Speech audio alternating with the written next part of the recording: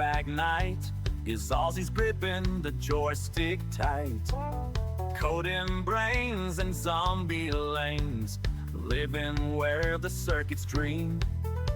From Twitch chat lives to headshot blasts, he's got the tech to make it last. He's on display, he's here tonight.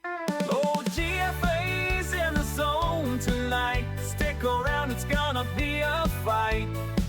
Chat's alive and the game's in drive. This tech stream's built to thrive. Raise your hands, feel the fire. We're taking this stream higher and higher.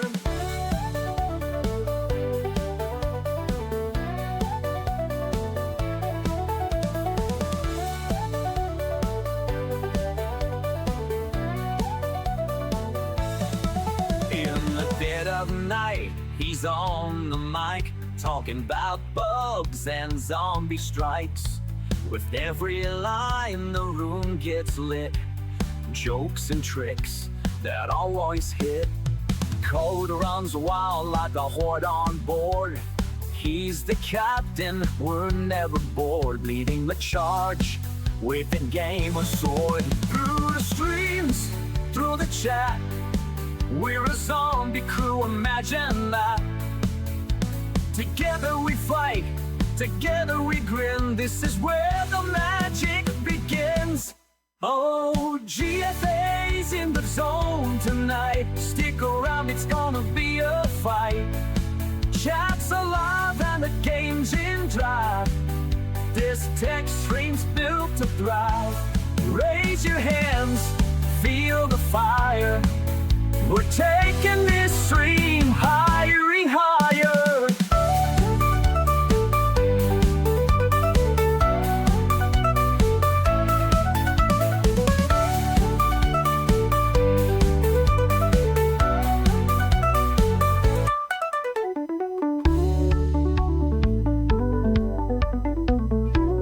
Zombies, beware.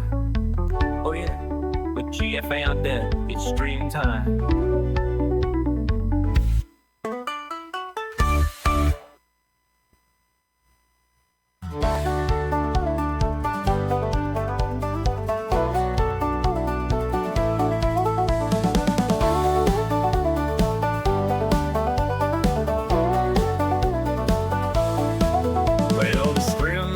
Up in the Outback night is Aussie's gripping the joystick tight.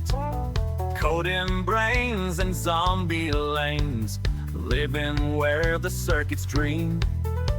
From Twitch chat lives to headshot blasts, he's got the tech to make it last. He's on display, he's here tonight. Oh, GFA's in the zone tonight. Stick around, it's gonna be a fight. Chat's alive and the game's in drive. This tech stream's built to thrive. Raise your hands, feel the fire. We're taking this stream higher and higher.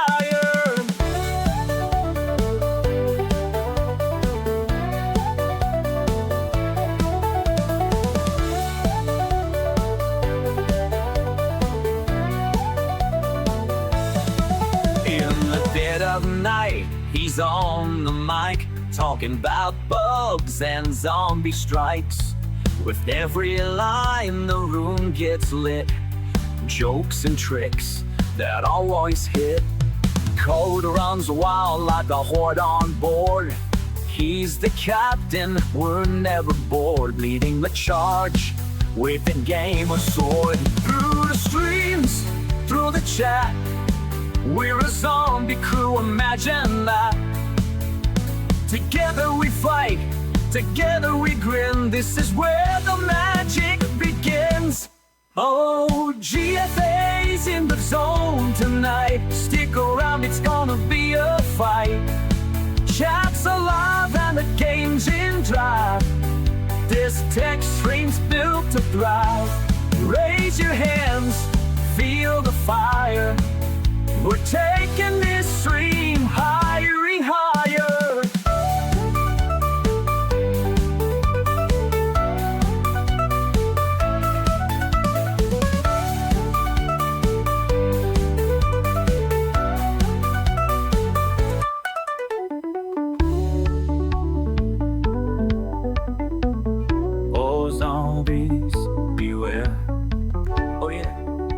GFA UnDead, it's stream time.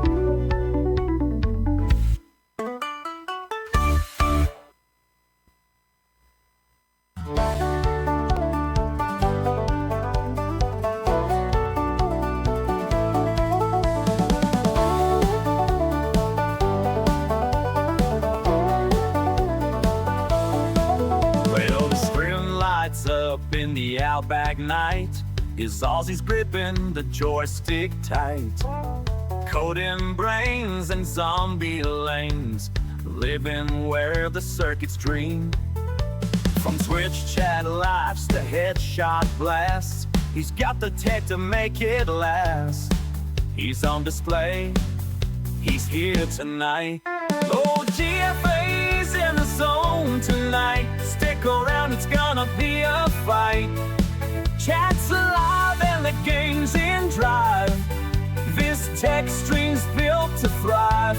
Raise your hands, feel the fire. We're taking this stream higher and higher.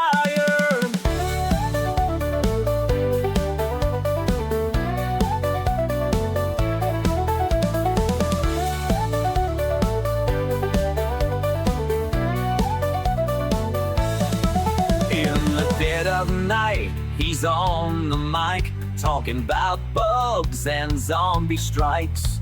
With every line the room gets lit, jokes and tricks that always hit. Code runs wild like a horde on board. He's the captain, we're never bored, leading the charge with a game of sword. Through the streams, through the chat, we're a zombie crew, imagine that. Together we fight, together we grin. This is where the magic begins. Oh, GFA's in the zone tonight. Stick around, it's gonna be a fight. Chat's alive and the game's in drive. This tech stream's built to thrive. Raise your hands, feel the fire. We're taking this stream higher and higher.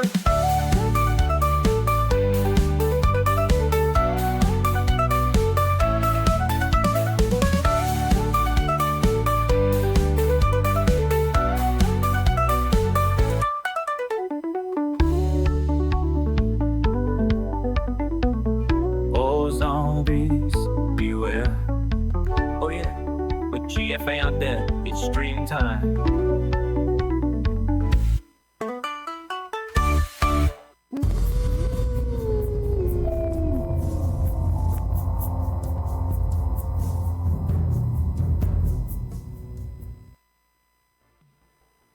Well, hello.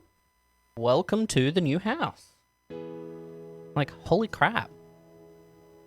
I have absolutely redesigned the entire setup.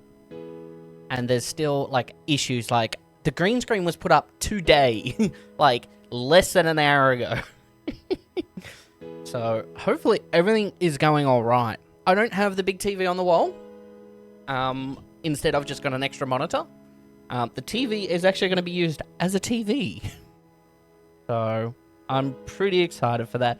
Troy's here, but Troy is unwell, which is very, very sad to hear. I hope you recover quickly. I really do. But yeah, this is the new setup. And yeah, few bugs to iron out still. I've finished doing all of my audio stuff. I did that last night, put the green screen up today. But yeah, everything is just, I don't know, working, I hope. So, yeah. I'm honestly not too sure what to, what I'm missing or what I should do next or anything, but the camera is up there. It's not as wide as I wanted it to be, but it's really hard to find a place to actually put it. So, yeah, I'm not too sure, but few bugs to iron out. It's probably the green shirt that I'm wearing. It's kind of like a bluey green, that is probably doing this artifact, but yeah. But yeah, the main OBS is up there. My monitoring is over here, so I can see all of my audio over here. My activity feed, which Troy has resubbed for 13 months. Wow. Holy crap. 13 months. That's a year and a month. That's insane. Thank you so much for that resub. There was a little bit of an issue with the bot just then. With the welcome messages, it kept just over and over again. But hopefully that is fixed. Yeah. And none of my alerts for the Twitch events are firing, so I have to figure out what's going on with that. But TGR is here. 28-month Tier 2 subscription. Thank you so much. Welcome to the new house. This is the new setup at the new house. We've moved now successfully for 2 weeks. We've been in this place. Maybe 3 weeks. It's been a blur. I have been flat out busy and just, I don't know, like, just been, Hey, listen! like, really, really busy. So, yeah. Yeah. That's what's up. Yeah. So, I don't know if things are going to move as yet. But you can't see the third screen over here. So there's one in front of me, which is the main screen. Then we've got screen 2, and then the one on my left, the top left, that is OBS.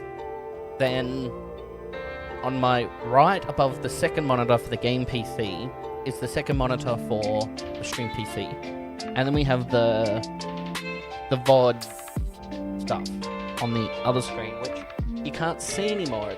It's over there. So, yeah. I don't know if I'm going to move that camera. I kind of like where it is, because it kind of like shows the mixer, the computers are there on the desk, they're not on the floor anymore. Which, being on the floor at the old place was fine. But yeah. It really just depends what's going to change in like the coming weeks. Now that I'm like fully settled and stuff like that. Is that an empty box? It is an empty box. So yeah, we're playing this new game. Well, it's new to me. I've had it like less than a week, and I've only put 10 hours into it. Something like that. Yeah, 10 hours.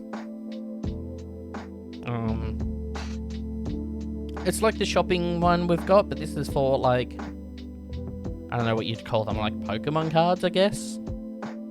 Which, I mean, is kind of cool, but yeah. But not much has changed on the OBS side of things. There's the new starting soon screen with the weird... I'm going to say weird because it is a little weird. It's an AI-generated song. I just come across the website one day and I'm like, oh, what's this? And then I just like, you know, said make a Twitch intro song, and that's, you know, I spent hours refining it, and that's what we landed on.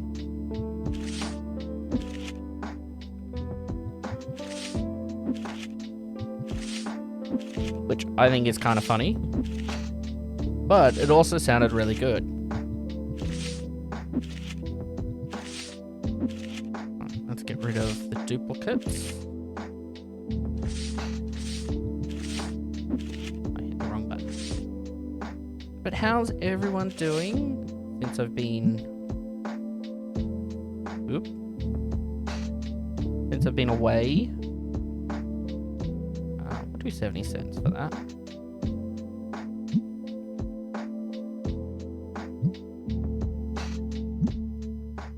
Uh, 75 cents.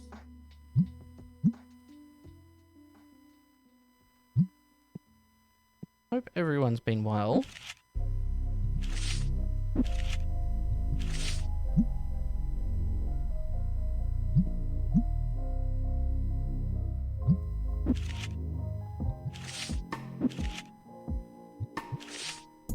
I've got some audio issues. I know that. Because I can hear like a hum. And I'll have to find where it is.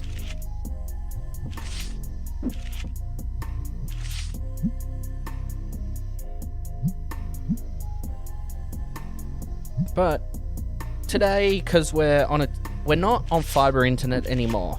So this stream is pretty much all dependent on how much we can brutally destroy the new connection.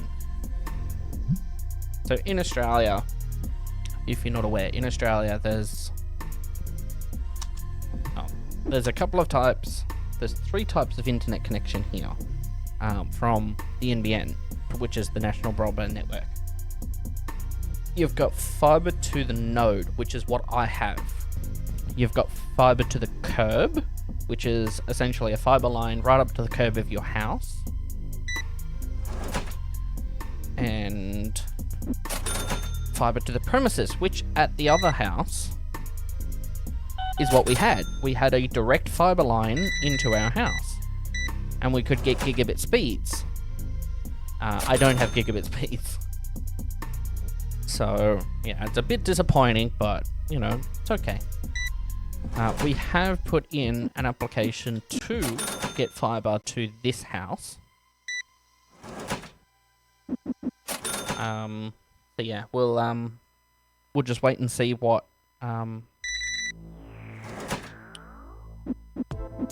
is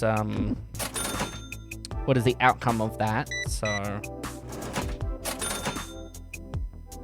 until then, it's $8.40. Yes, what would you like? I don't have any in my album. Market price is almost $70 and you want $79. Well, how about $65? Yep, I'll take $65. Thanks. And I'll add to my collection.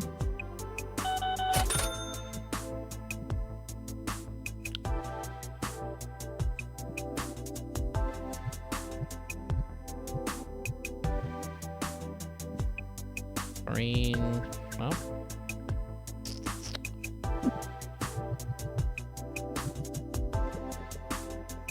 About there.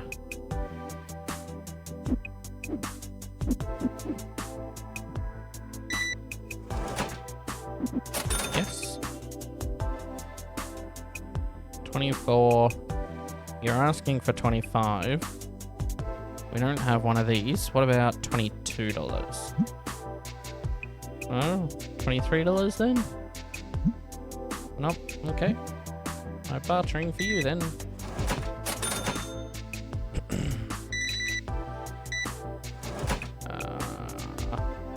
$28.30.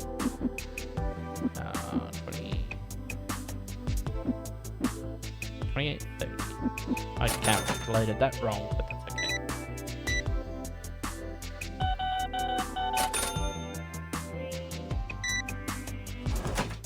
16. So what I really like about this game is that it's got like kind of like local currency. So these are actually Australian dollars, which is pretty cool.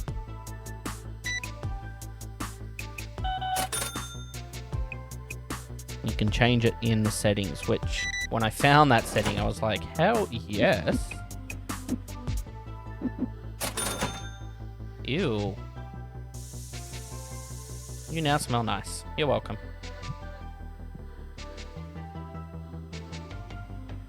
How are we going here?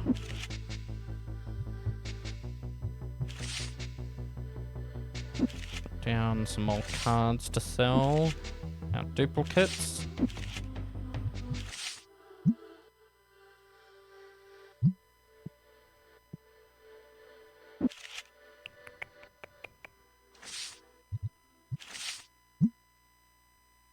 London.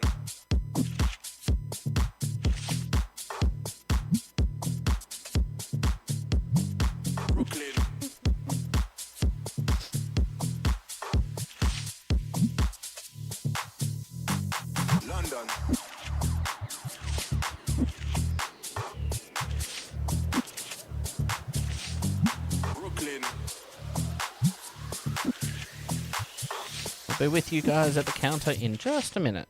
Atlanta.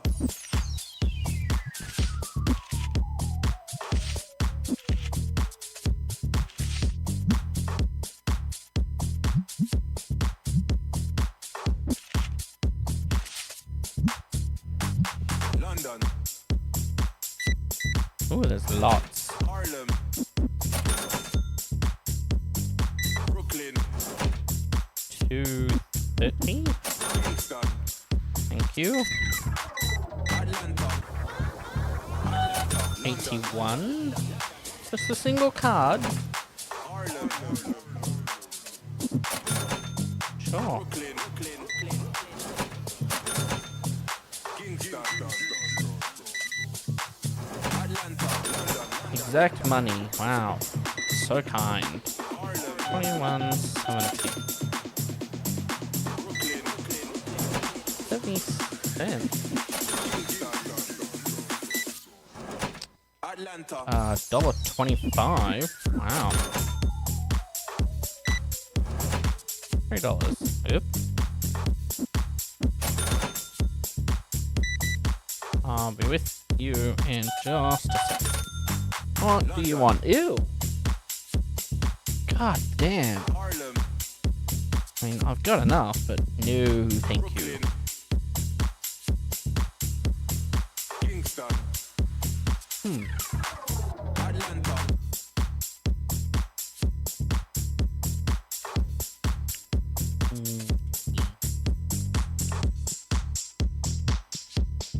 Maybe put there blue.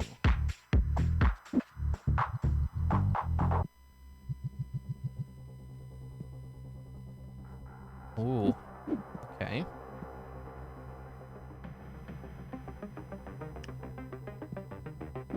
Red.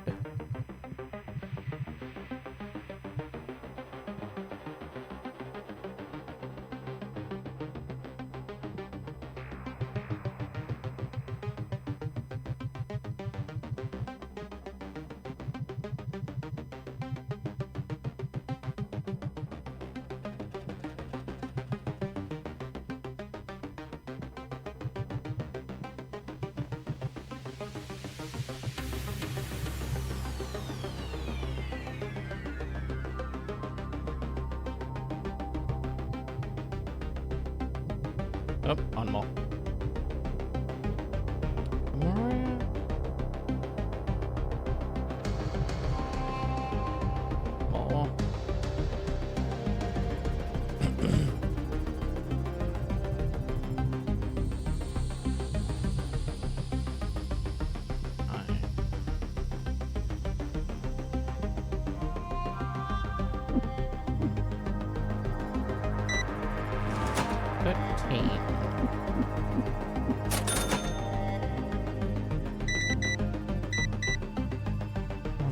$16.20.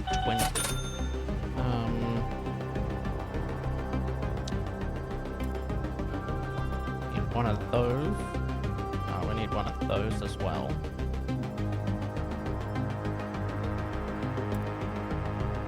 Pack of that.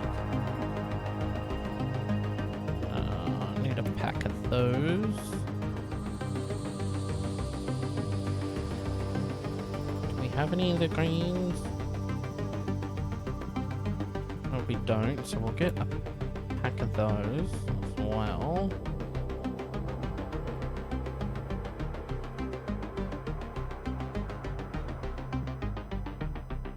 White dice.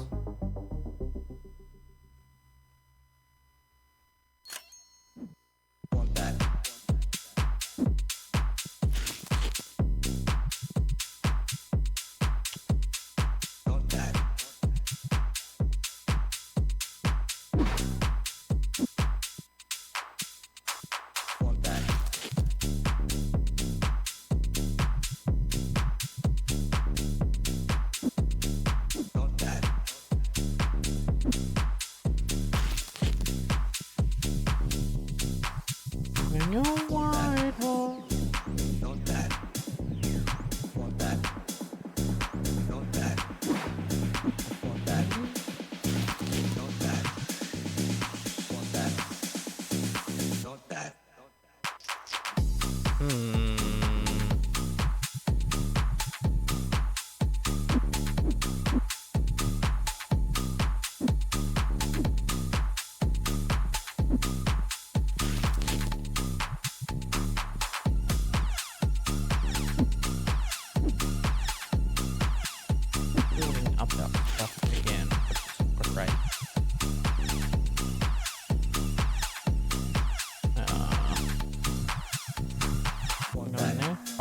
item. This is my new favorite song. This one. Really, really an amazing song.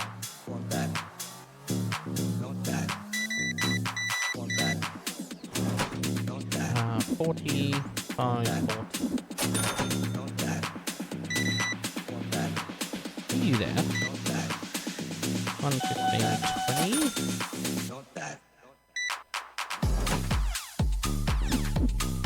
1940. 17.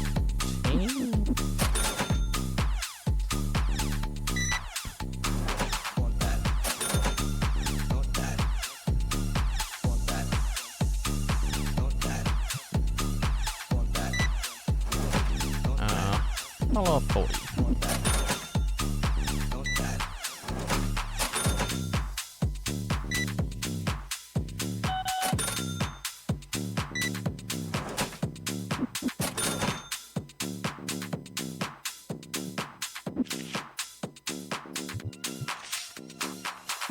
After midnight.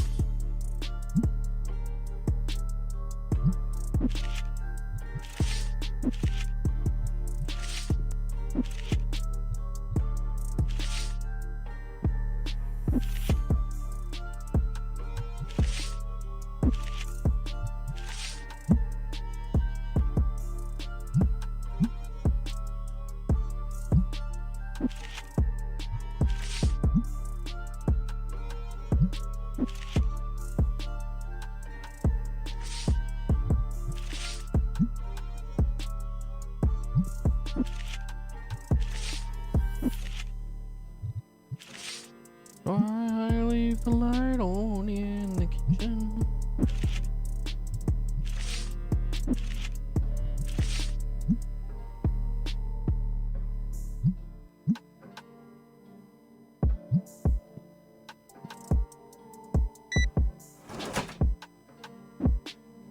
$1.10.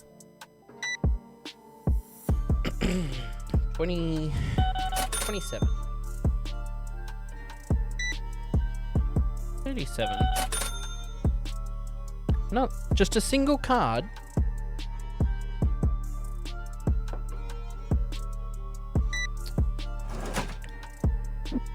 $9.40. Alright. Can fit 2 more tables in.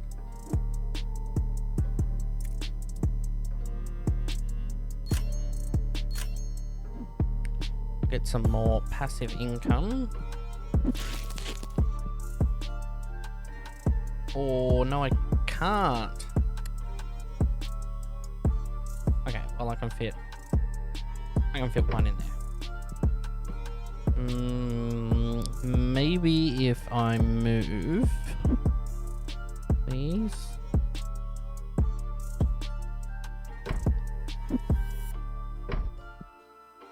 Move that down. Maybe we can do that. It's 9 PM. We're closed. Serving customers that are already here. 15. Got our last one. You want to trade? Sorry, I can't help you there. Oh.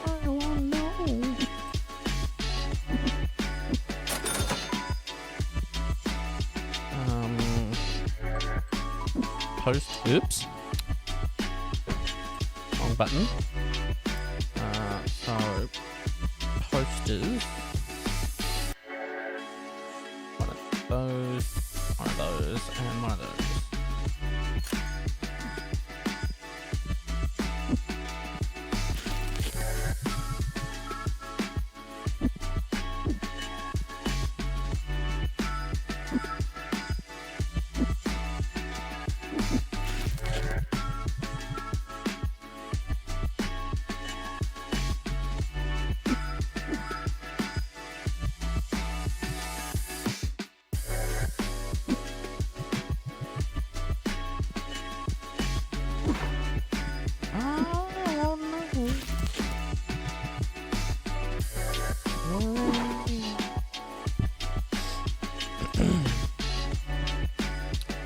Blue. Oh, I don't have any.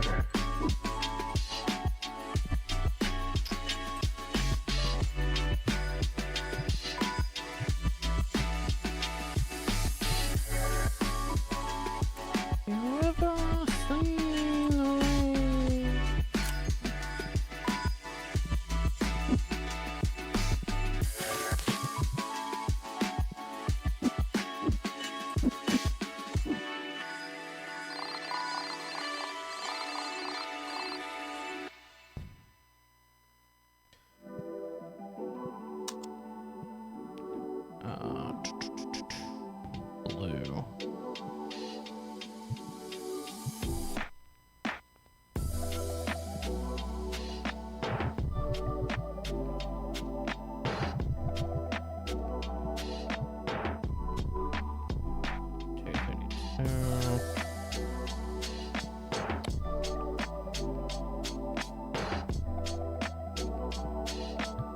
These can't be sold, can they?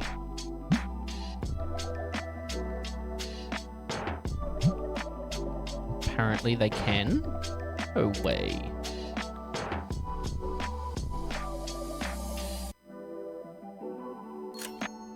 Really?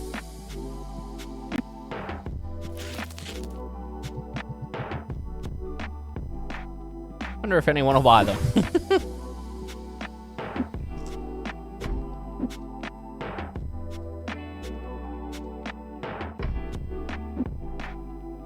Aha.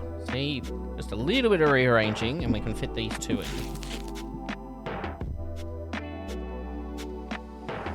There we go. We're open. Let's go. Now, bills. Rent, that's fine. And power. Alright, so we'll pay bills in what?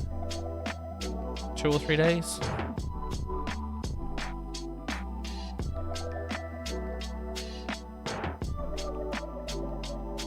Can you take a poster?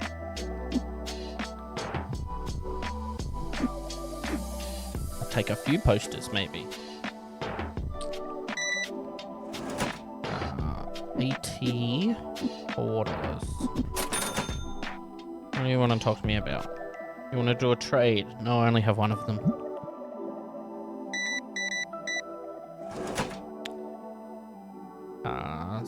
$780?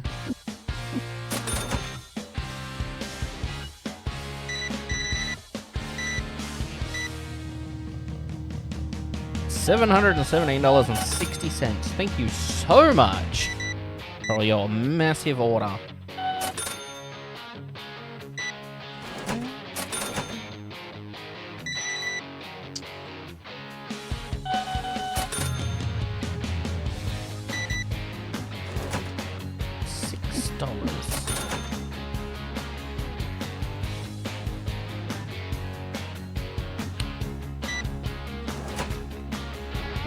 $9.40.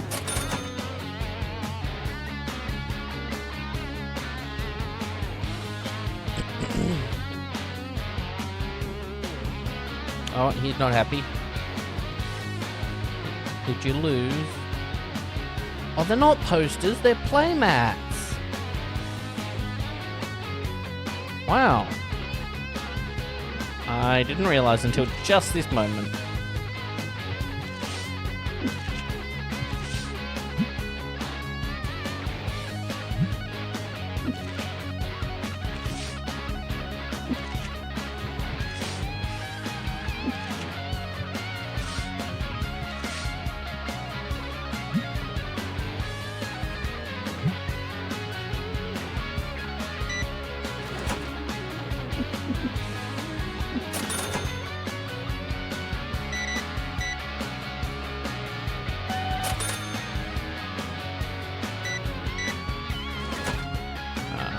$12.40.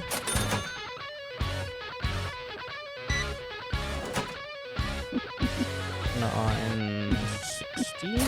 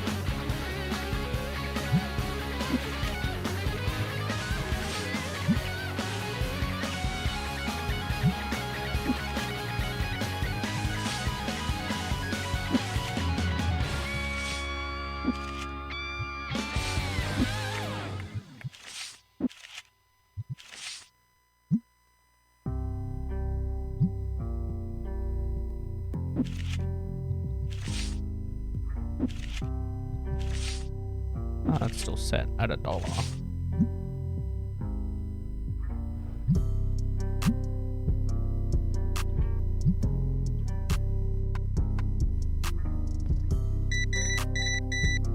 I'll have to check the stock of that now.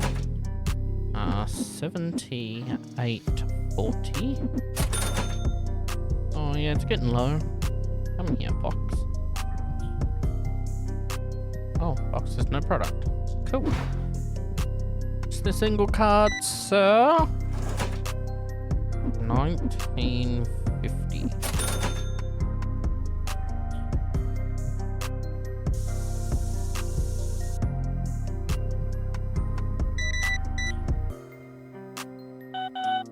Yep. I missed my enter key. $10.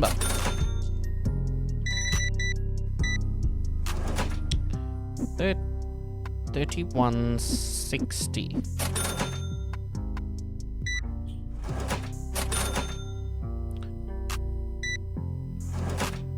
$9.60.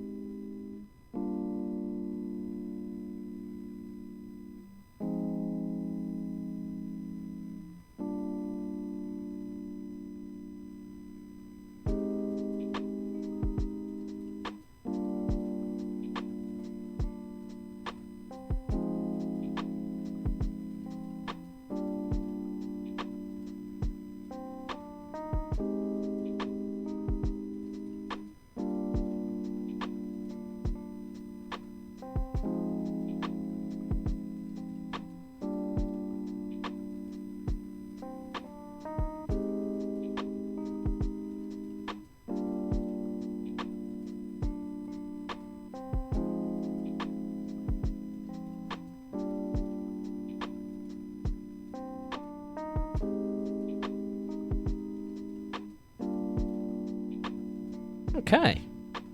Quick visit from some family wanting to order some stuff online. Quickly did that for them.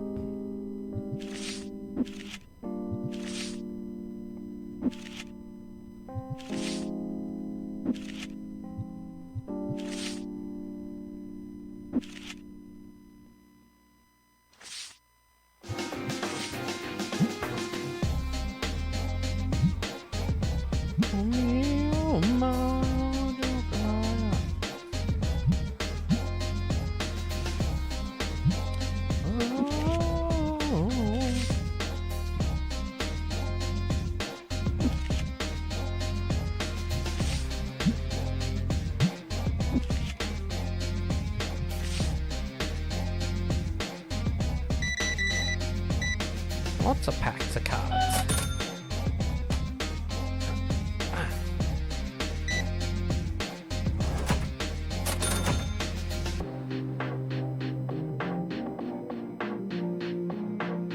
Old kitchen sink.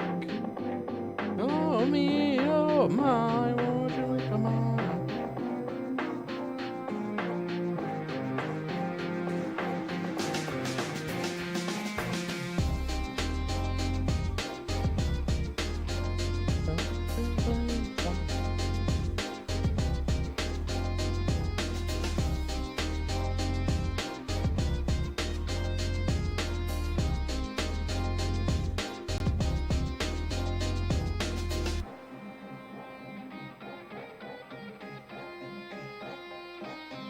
Oh my.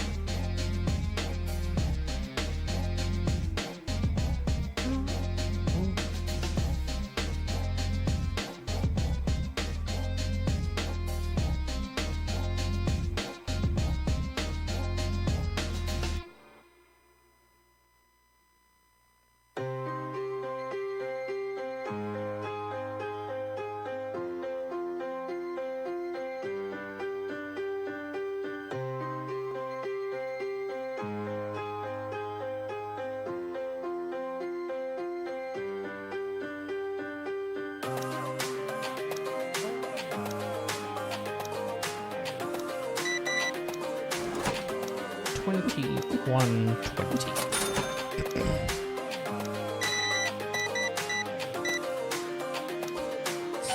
$60.80.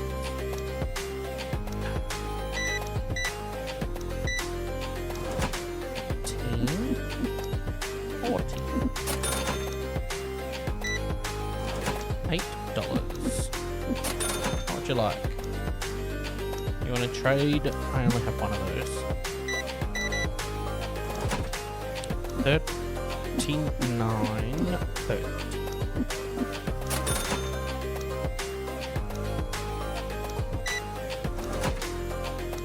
$9.60.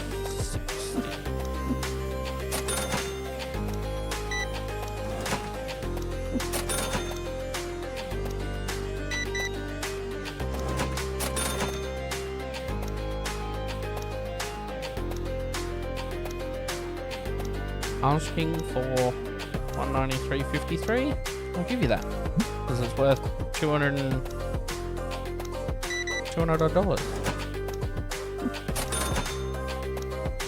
Okay, we got lots of money. Let's pay our bills now.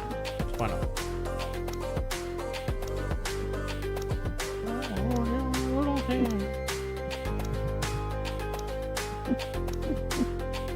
Like blue? Yep.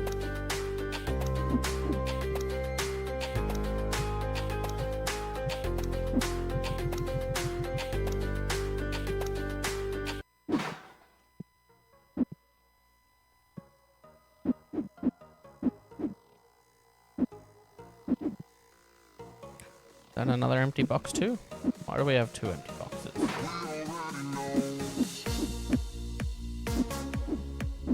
What is this? White.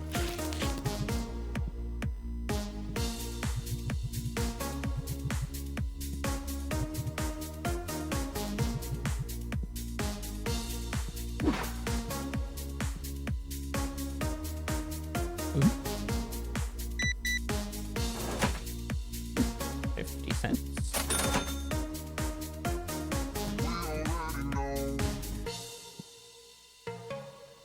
One blue.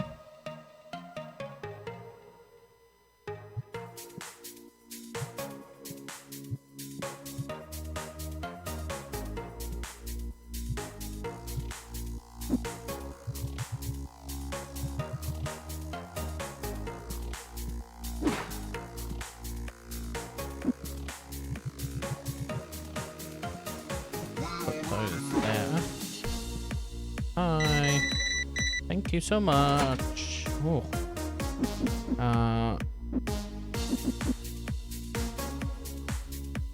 9260.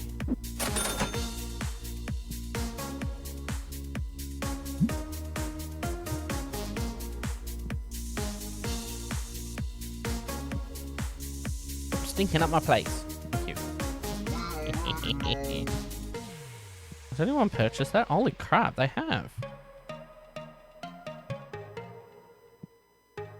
Cool.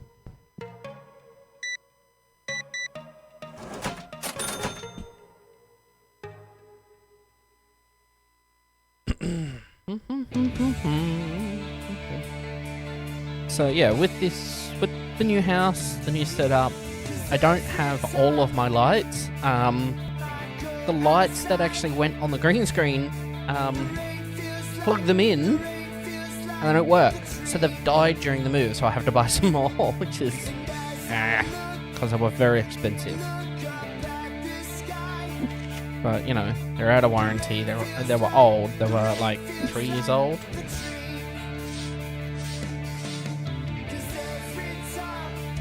So yeah, I was already thinking about starting to put some money aside to replace some of the lights.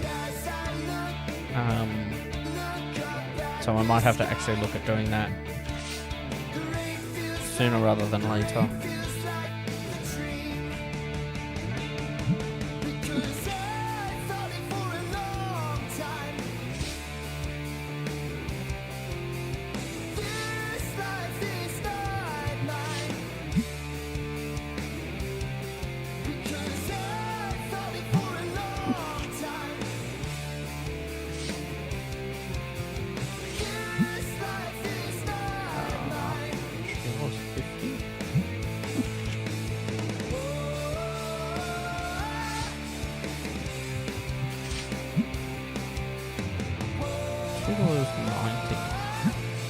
I'd probably get $3 for that, actually.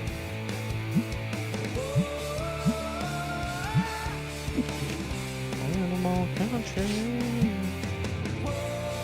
I'm gonna put $3 on that as well.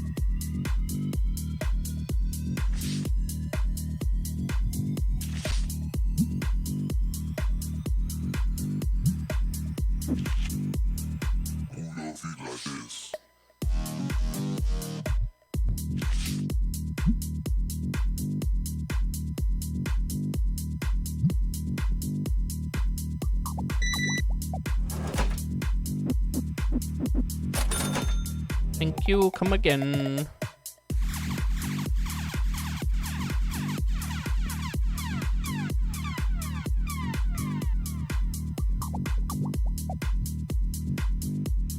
Everyone out?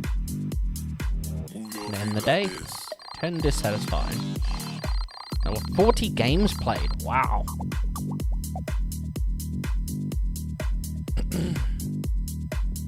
Oh no. That's okay. I need to order some stuff anyway.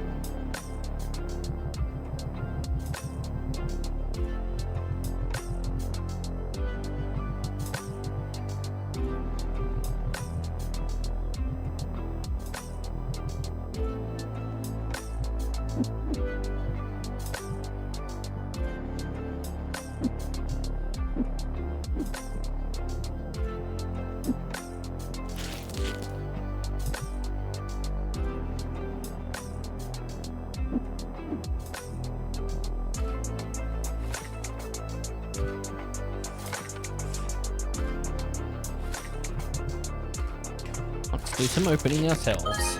Ooh.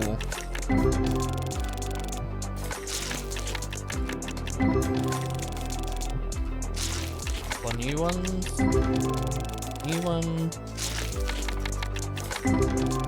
New one.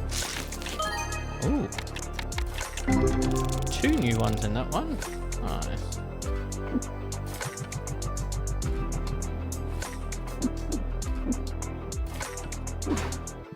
Yep, we're open. Come on in.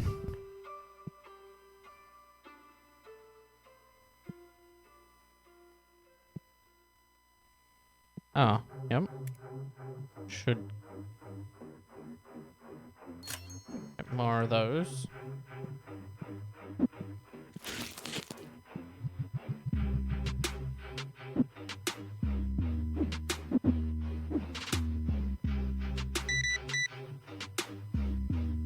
$34.40.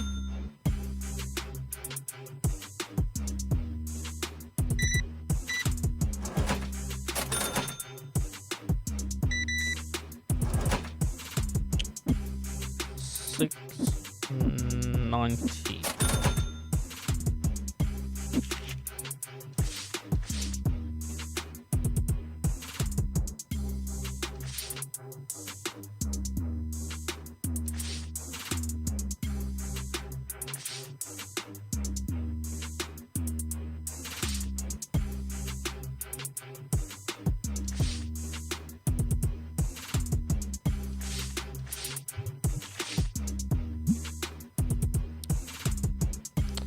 Probably get $8 for that.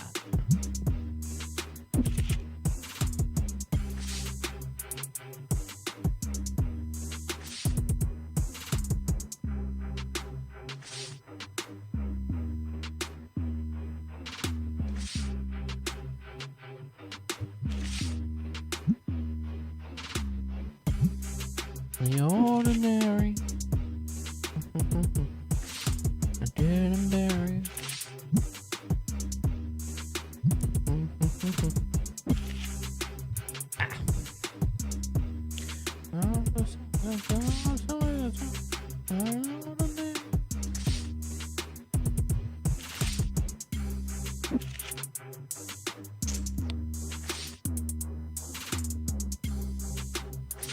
$0.20.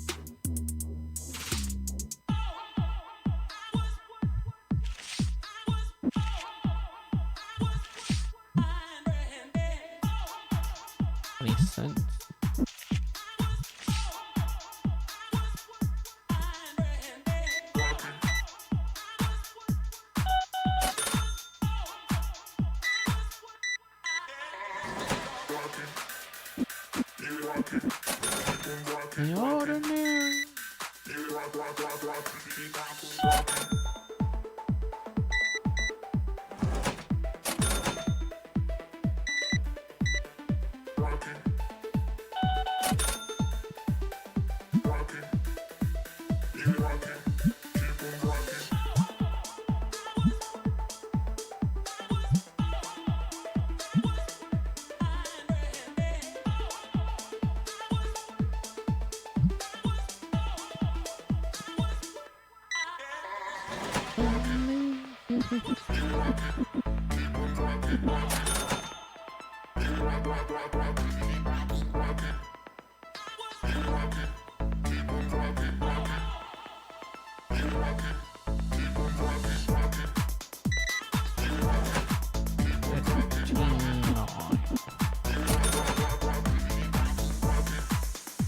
Now smell nice.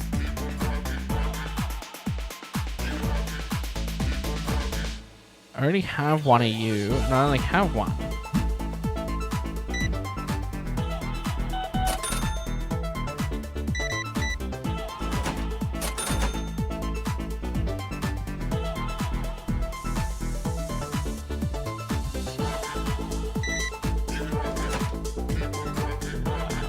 $4.50.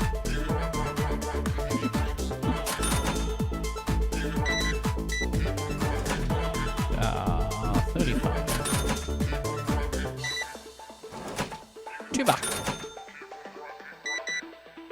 $8.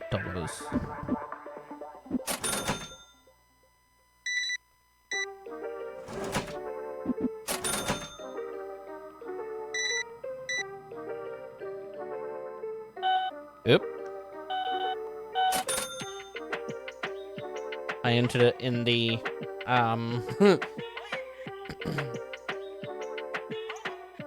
what's the word that I'm looking for? Opposite way?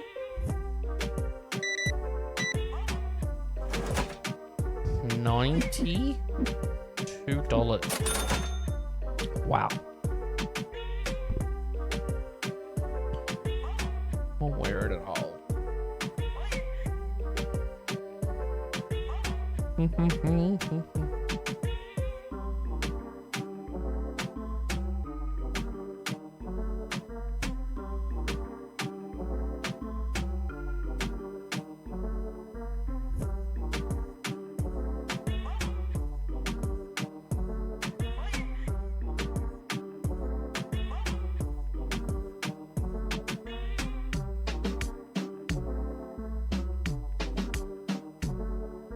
I'm ready, baby.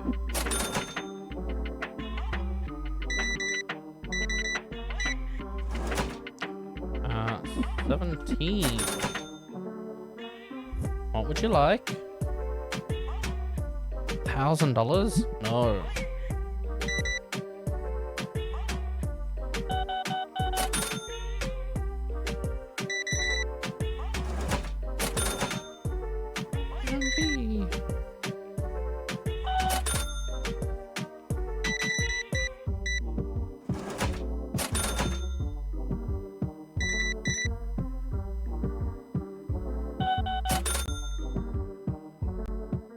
Off and ready.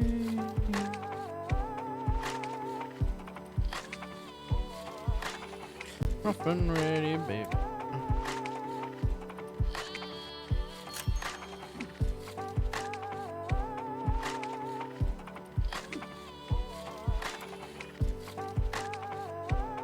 Card tape.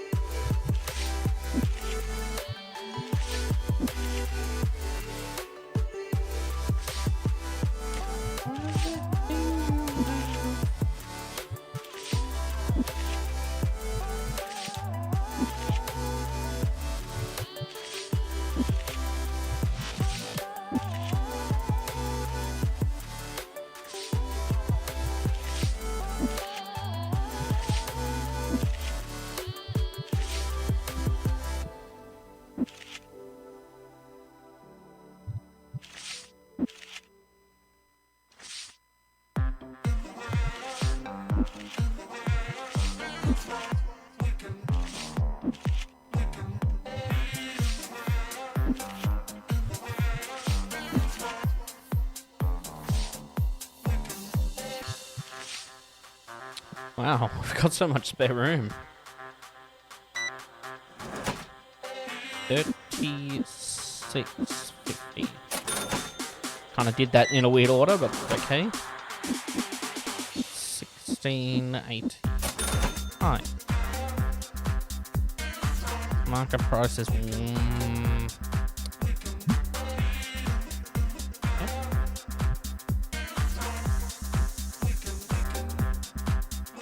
Oh, the can's empty?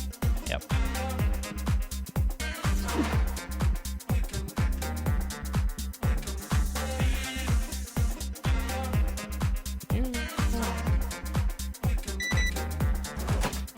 Zero. Single card.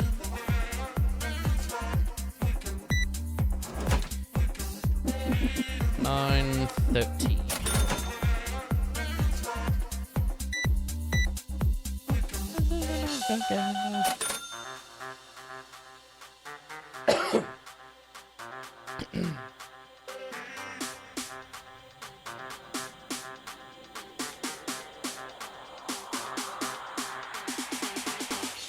That tea went cold.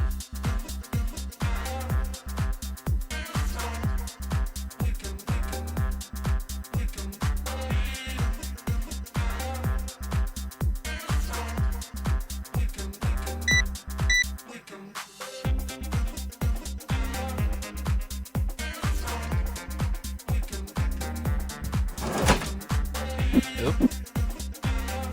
90 cents. No idea what I was thinking right there. $3.60. Oop. Excuse me. You are smelly. You too.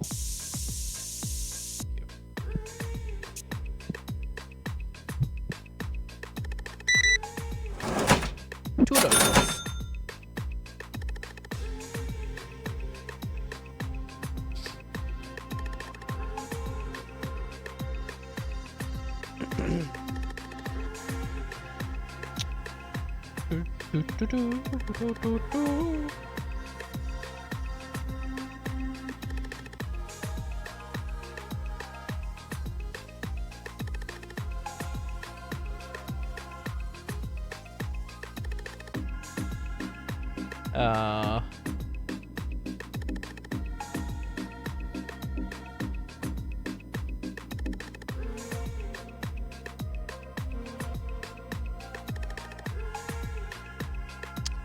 Yep.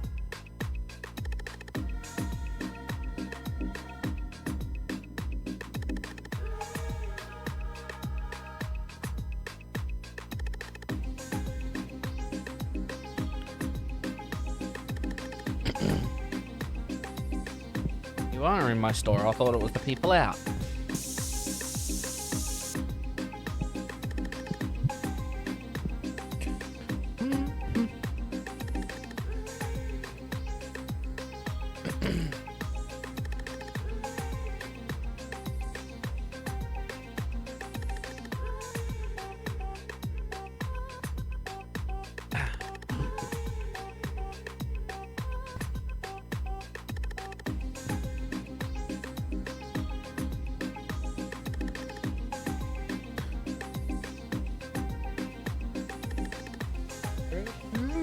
dee.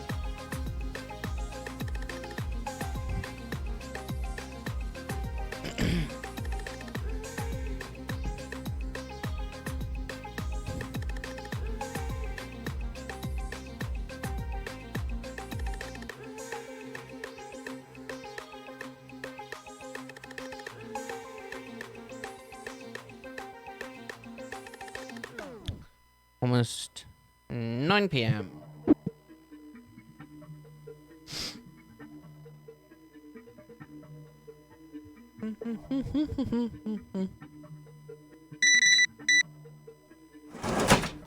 No change. Cool.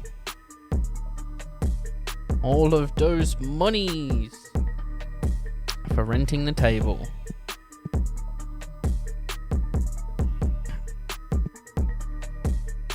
Thank you so much.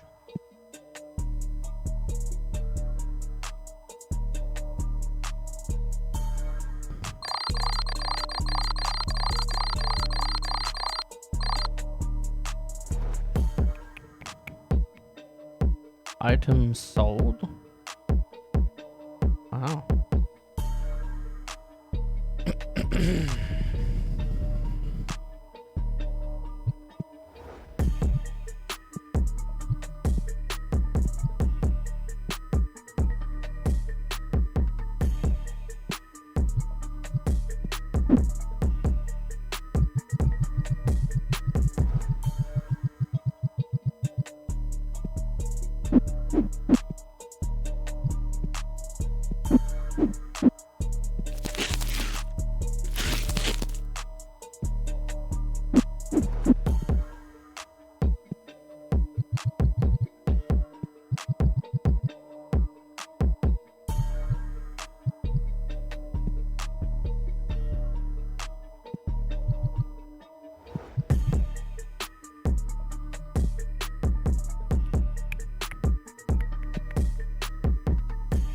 Okay.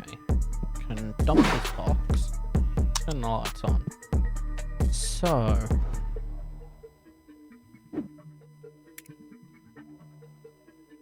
One of those. One of those. One of those.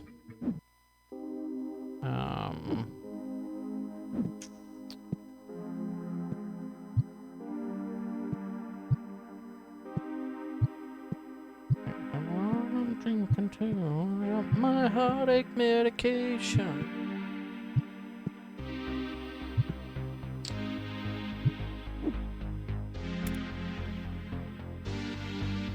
Deck box.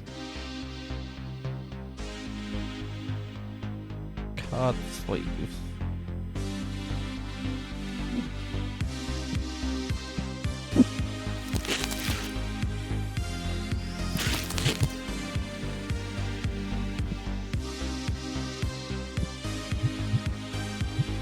Put that up there.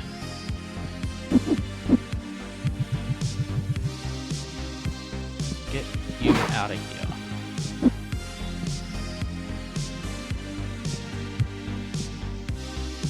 I go again, I'm drinking one, I'm drinking two.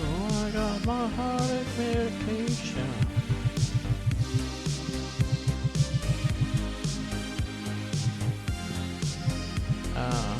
Two more.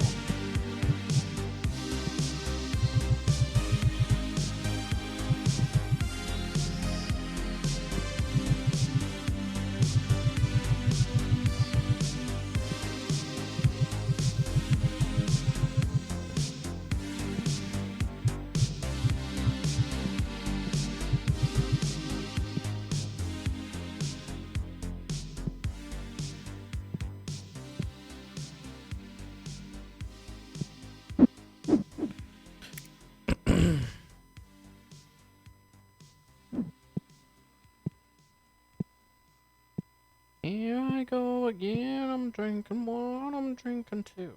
Got my heartache medication.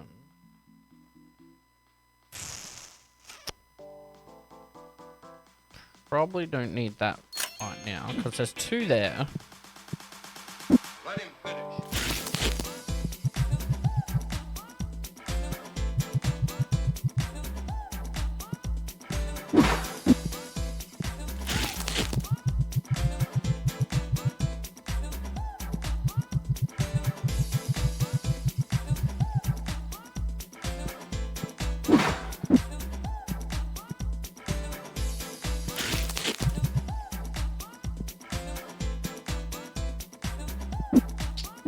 just sit on the ground.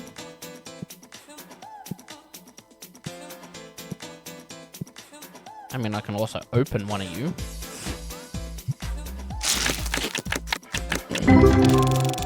Three new ones. Nice. Open 100 card packs. Really?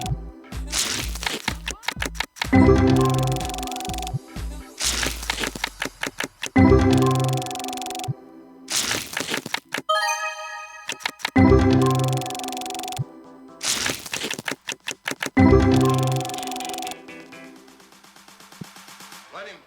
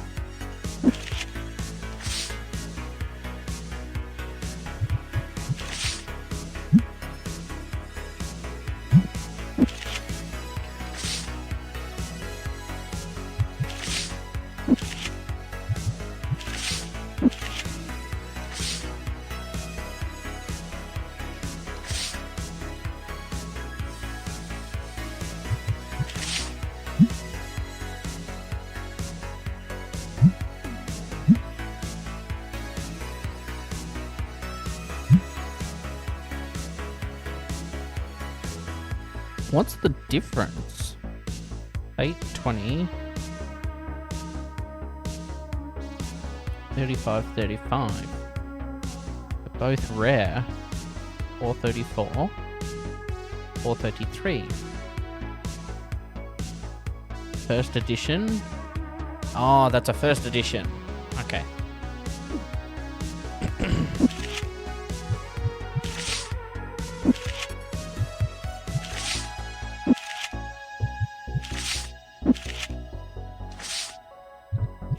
I was like, what the hell is the difference between those two cards? They're the exact same, but they're not. Well, they are, but they're not.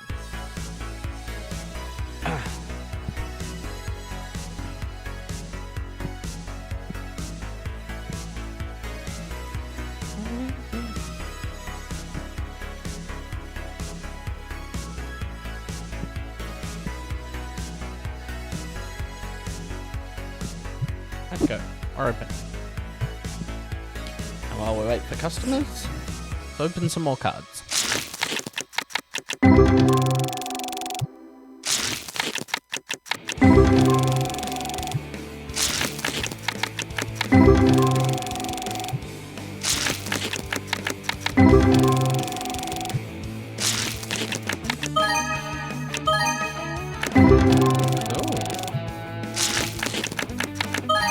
Oh, no way. Holy crap.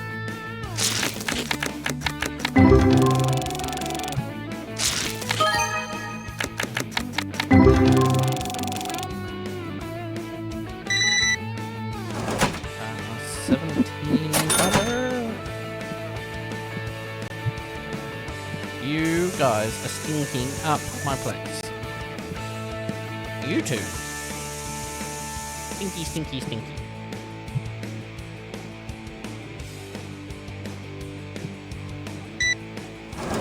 $3. You want 3,000? No. Oh wait.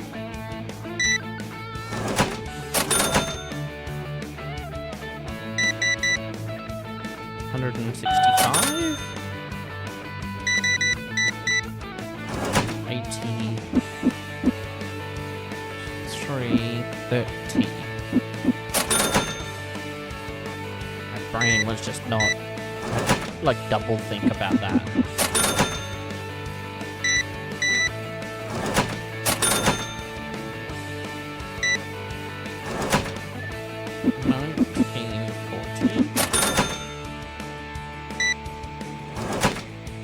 Another 1940. Like you ordered the same thing. I actually didn't pay attention. So they may have ordered the same thing.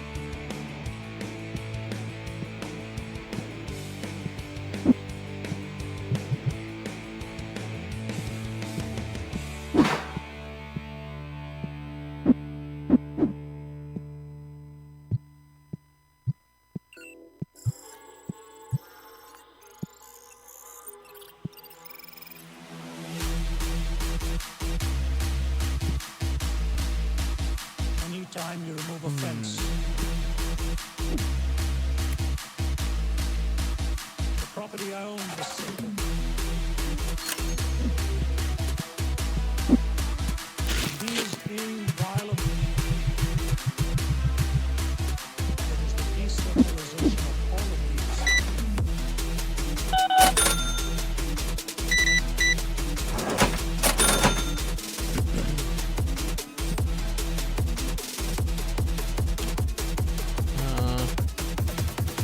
$50? Are you sure? $6.55 then. 15.40. Hey buddy. The cat is here. Hello.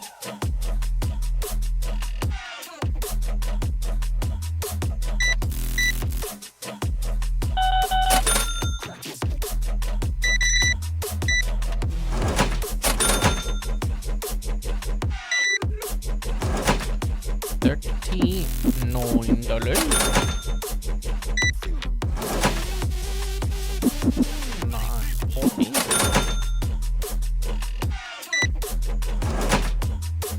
39 for 60.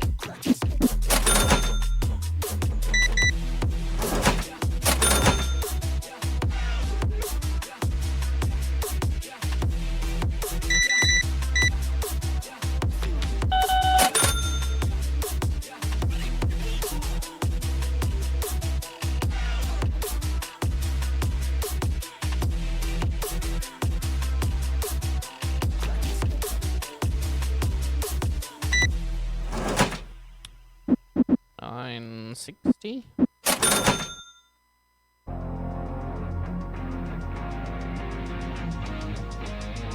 Scratches.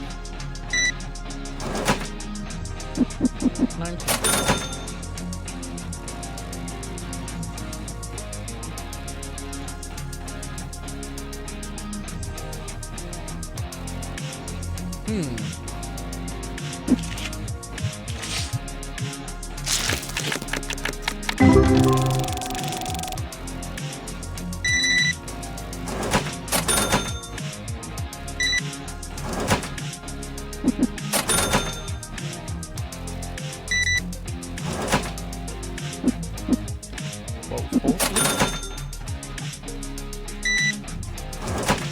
Back. You're gonna have your $2. Don't need any change. You gave me exact money. $4 back.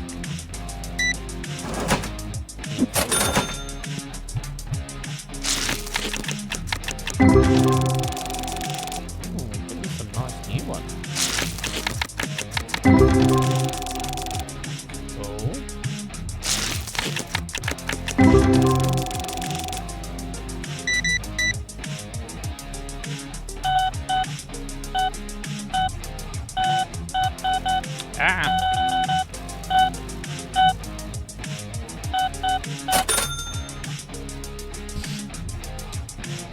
Hitting all the wrong buttons.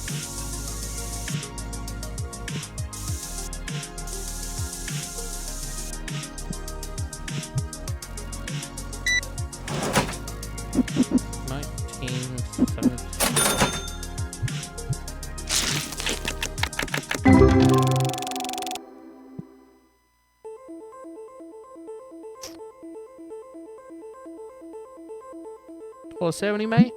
Yep.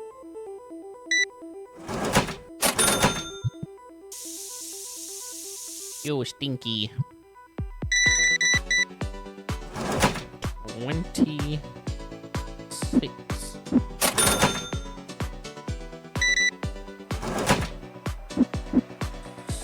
1660.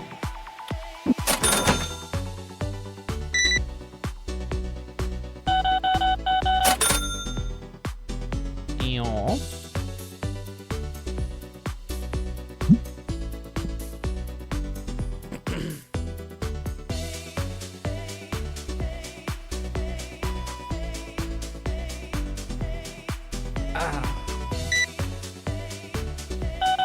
I'm not quite used to this new seat. Got a new chair. Because you'll remember correctly, my old chair at old house broke. Want $1.30? You can have $1.30.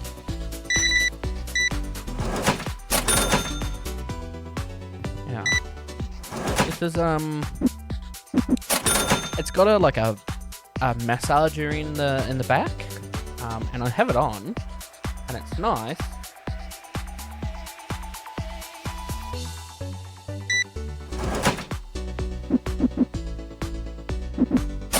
$19.40.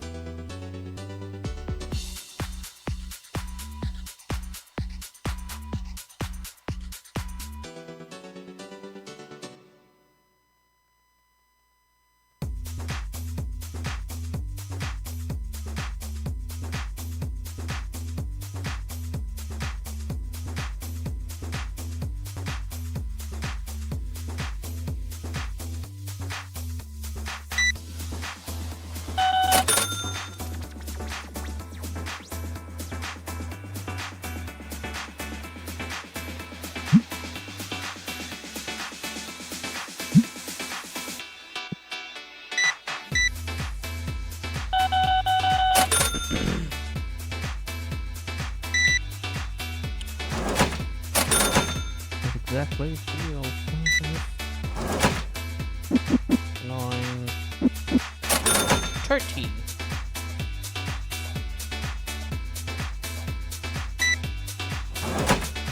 At the age of 21.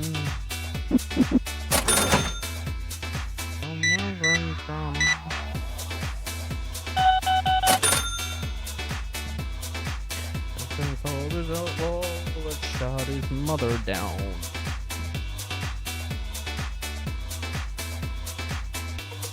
FBI.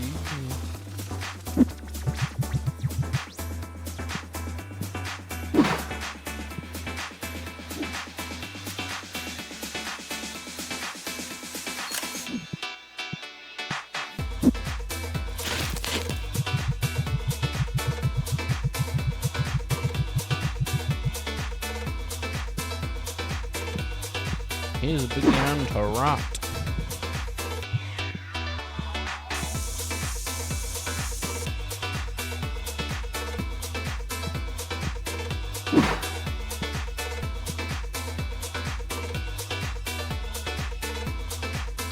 Haven't sent the man.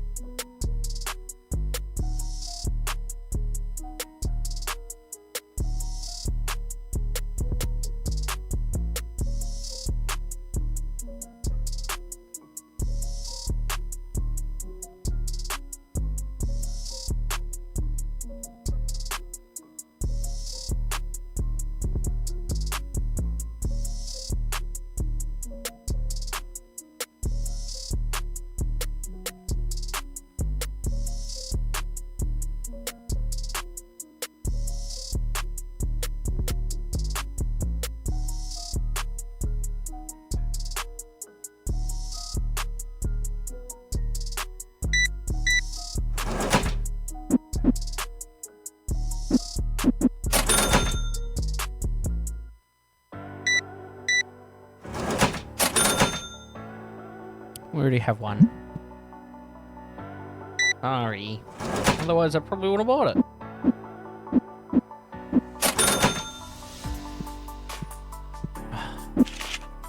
Keeping up with these display cards is a nightmare. I think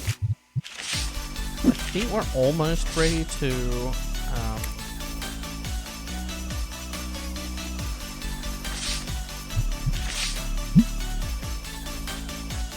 22, 13. I think we're almost ready to like hire someone. Holy crap. Whoa, they just took it. And I just put them out.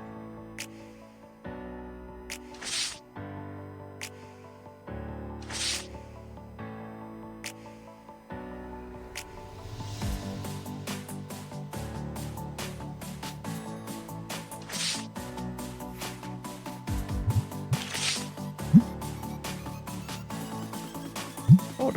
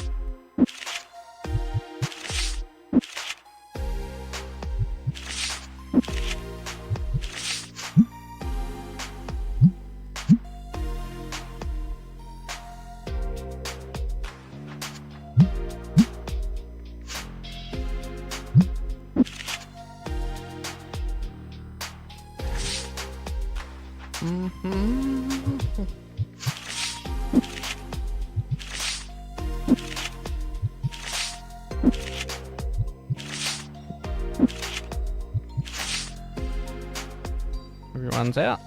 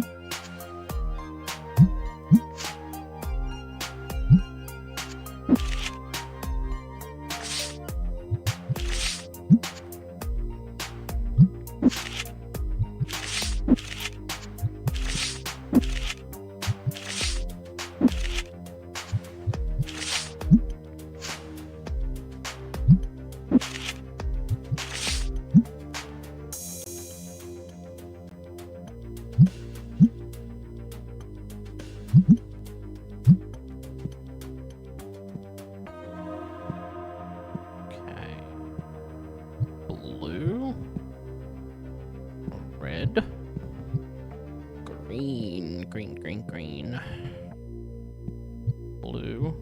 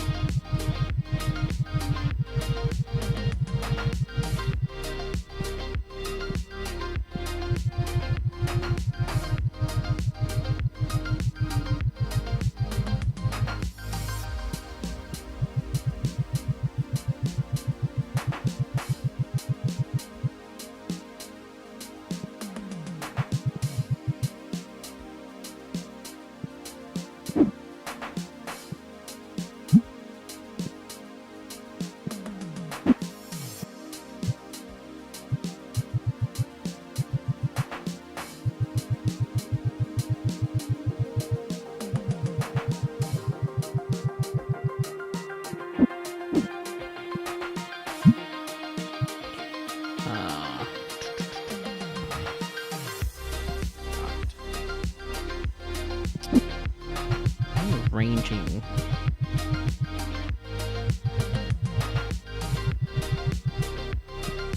So, like, everything's...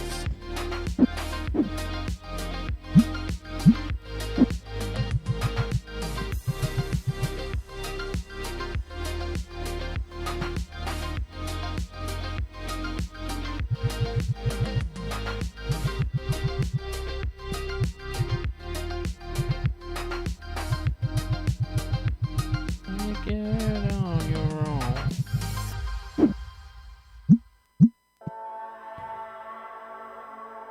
Wherever you will go. Okay, let's order those. Get these stock on the shelf. Keep bumping that mouse.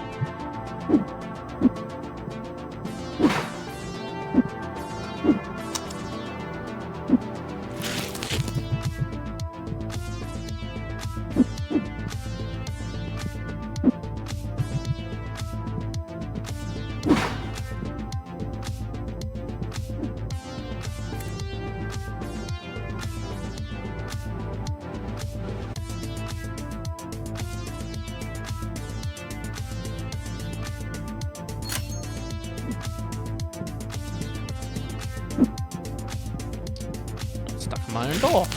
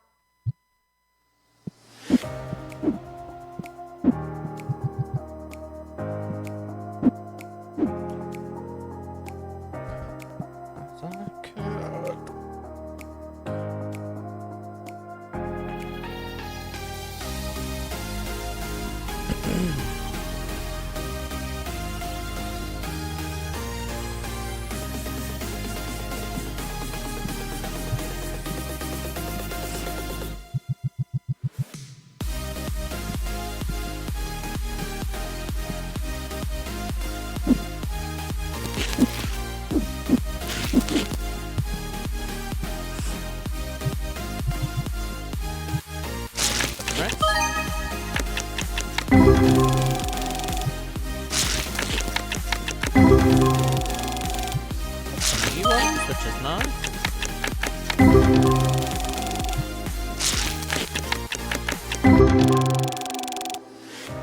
Ah.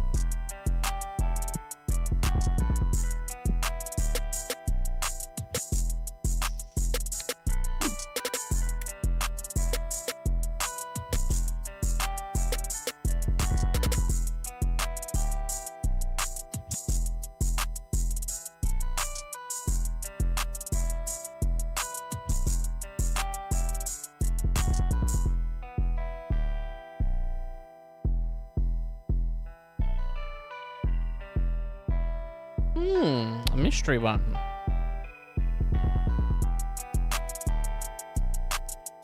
$1,800, $2,400, and $3,000. $2,000 for the next pack. I mean, that's okay. Let's go open. I got stuck on the door again.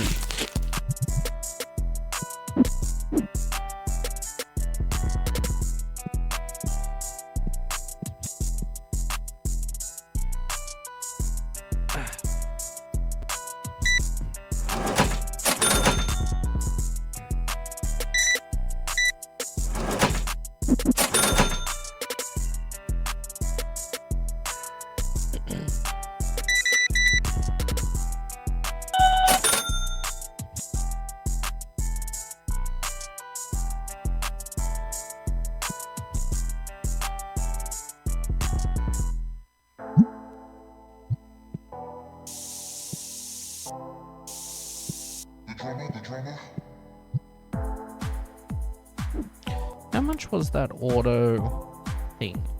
1,000, wasn't it?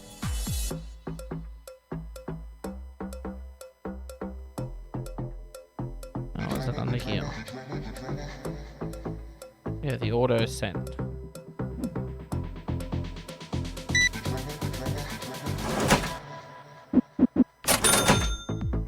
I'll probably look at getting that.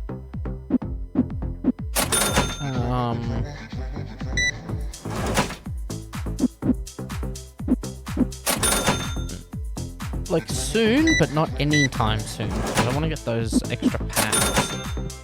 I want to get those boxes for those.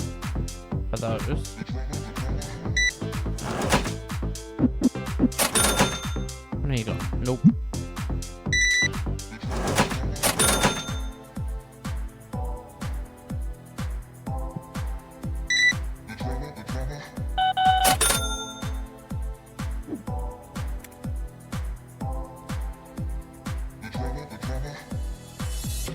And 20, so we're getting there. 2,000.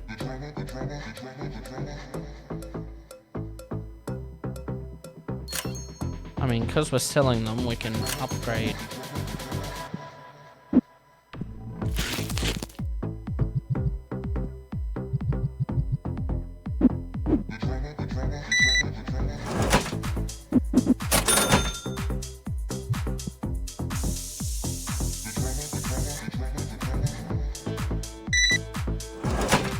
Go back.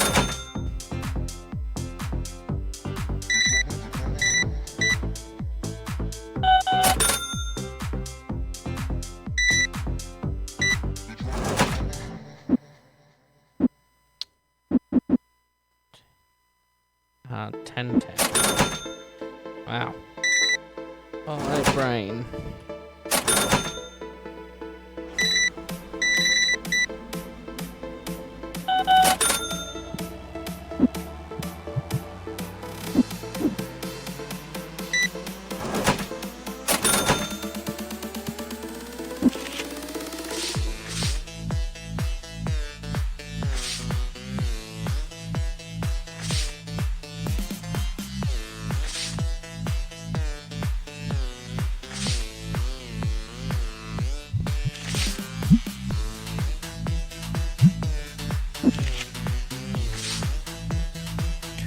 Wanna dance.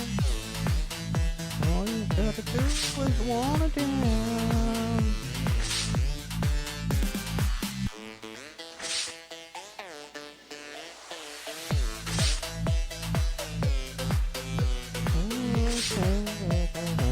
Ooh, there's some duplicate.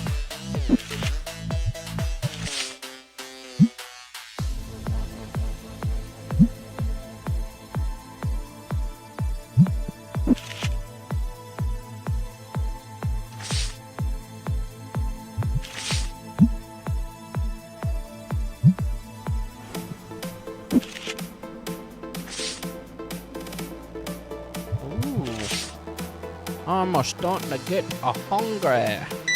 It is lunchtime. I think it is, yep. 1:14.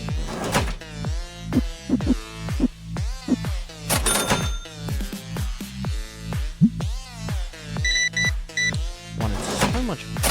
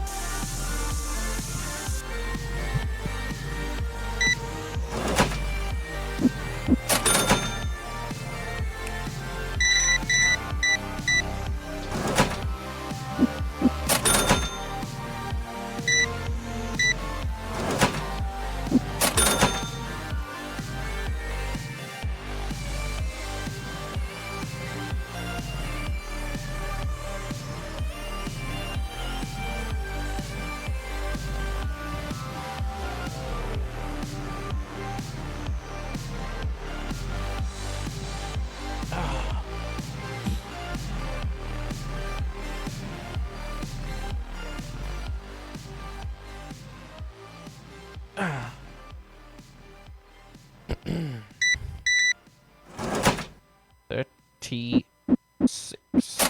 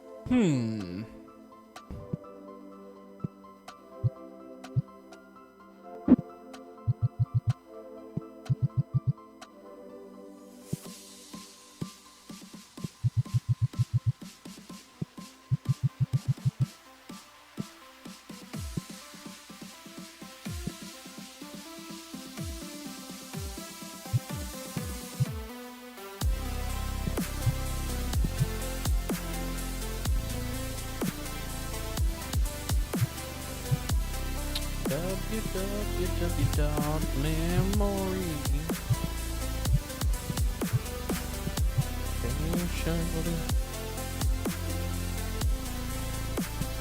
Click on me. www.memory. That's out of the box.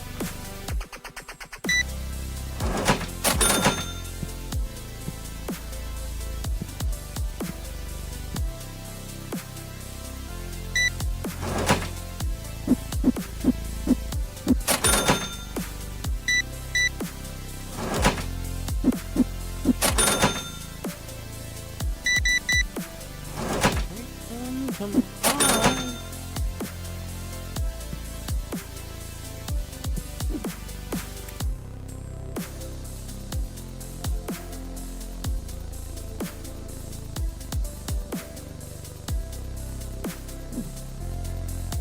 www.memory.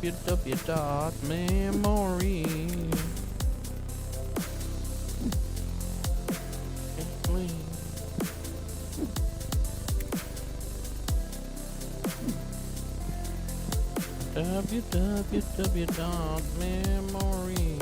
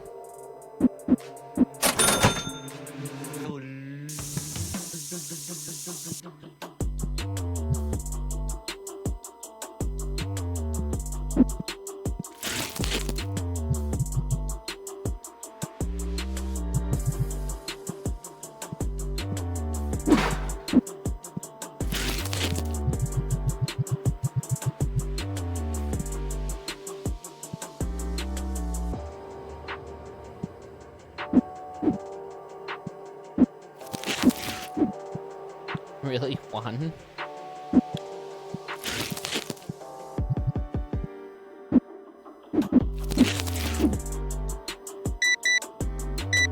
To cover the bruise. Ah.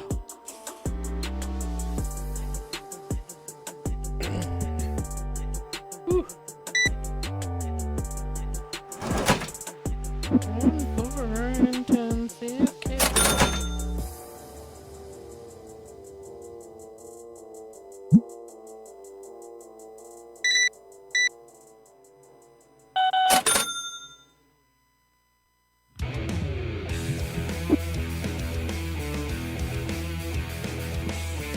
Had to die.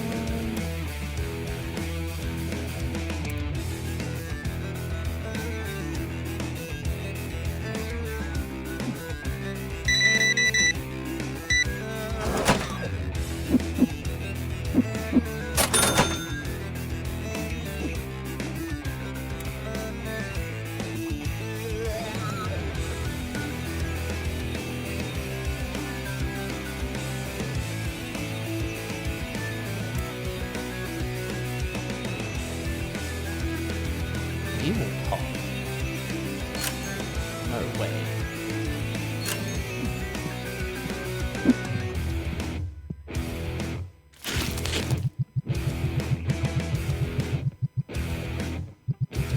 I mean, put them down.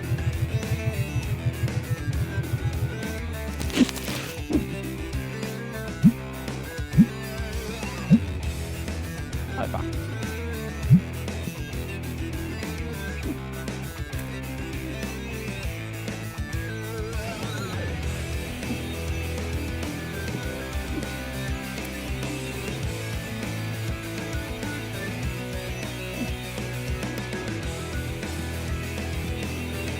Had to die.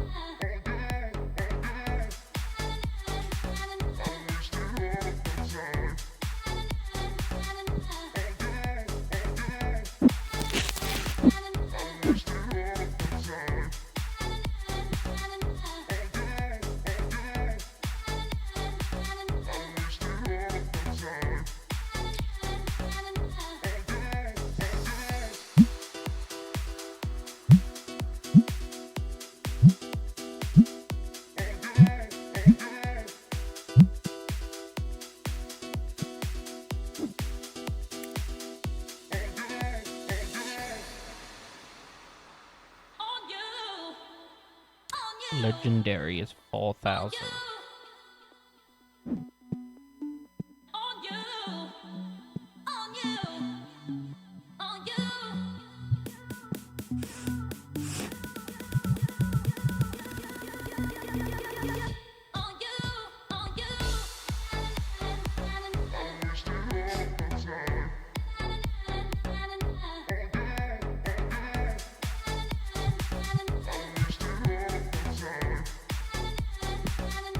Oh my god, they really like these.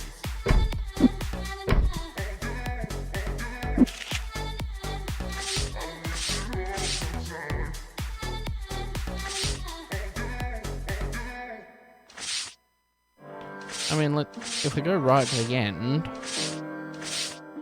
Oh, probably too far.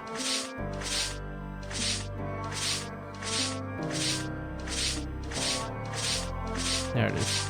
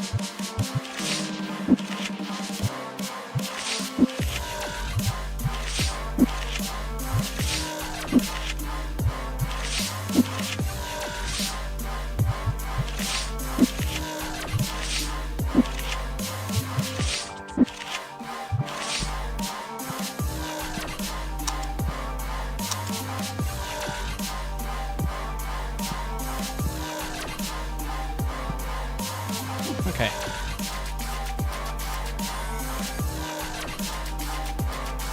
$100 a day.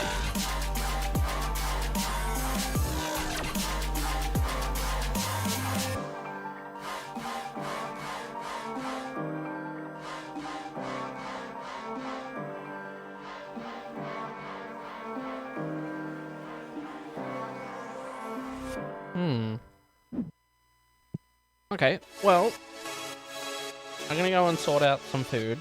I'll be right back.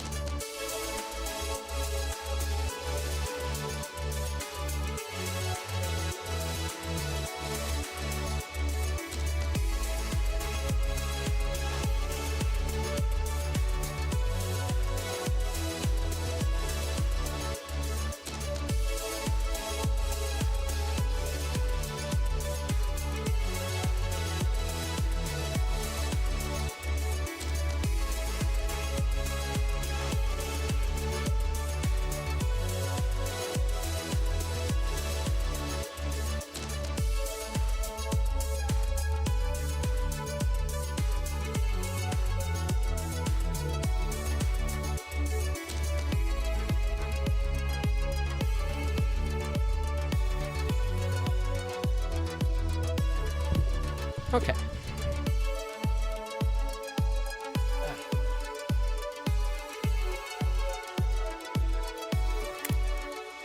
I got the leftover pizza from when we went out last night.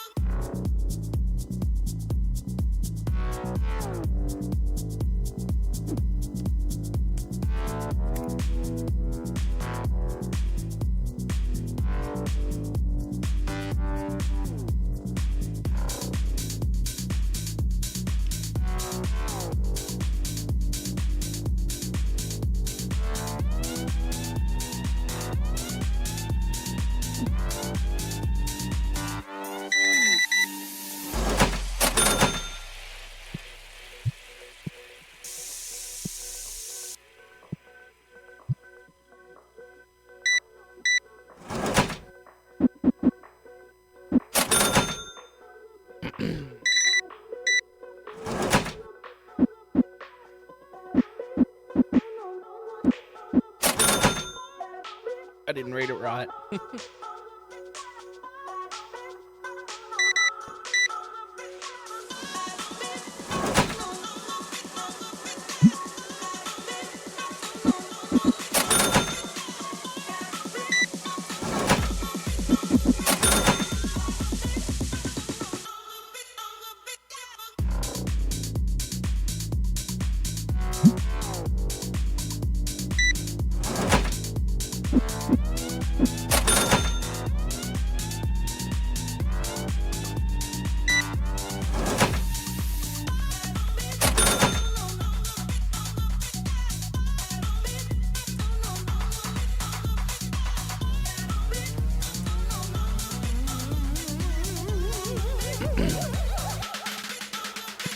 Everyone's playing. Do a little bit of restock.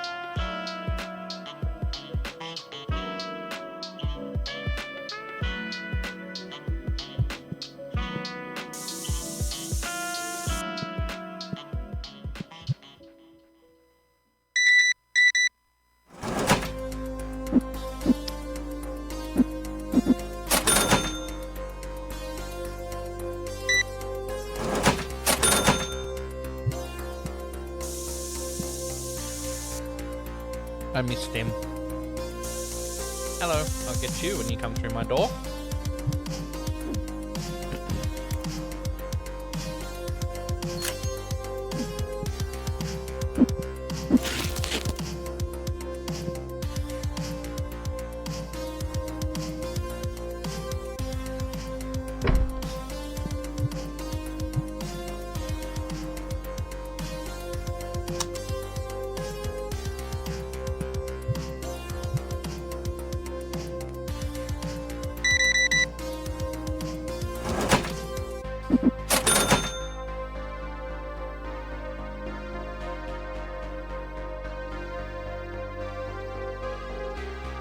Oh.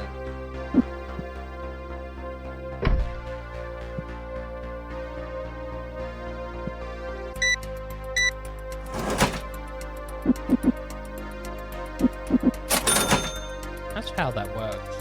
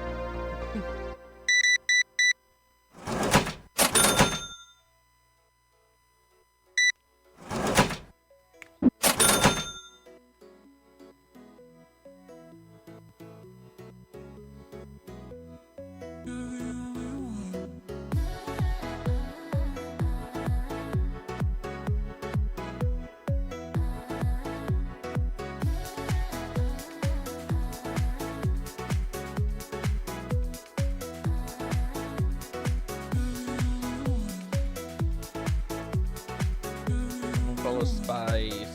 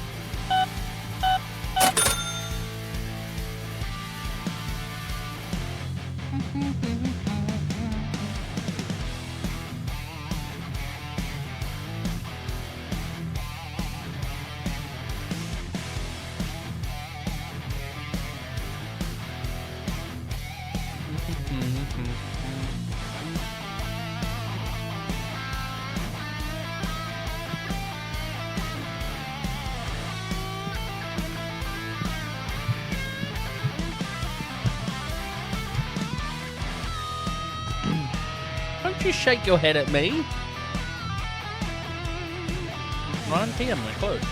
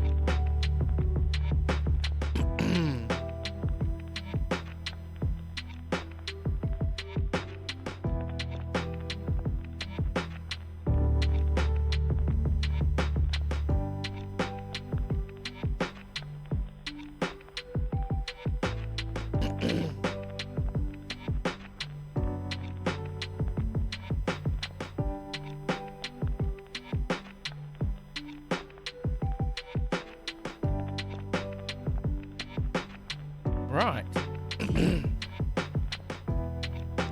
Lunch is done.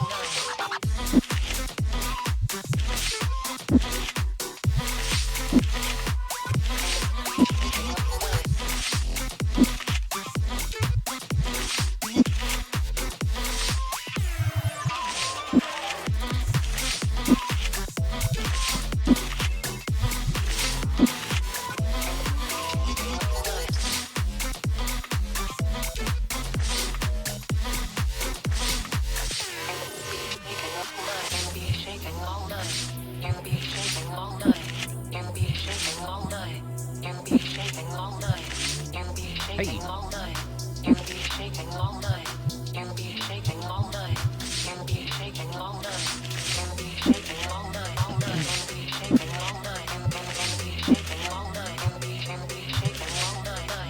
Almost did it again.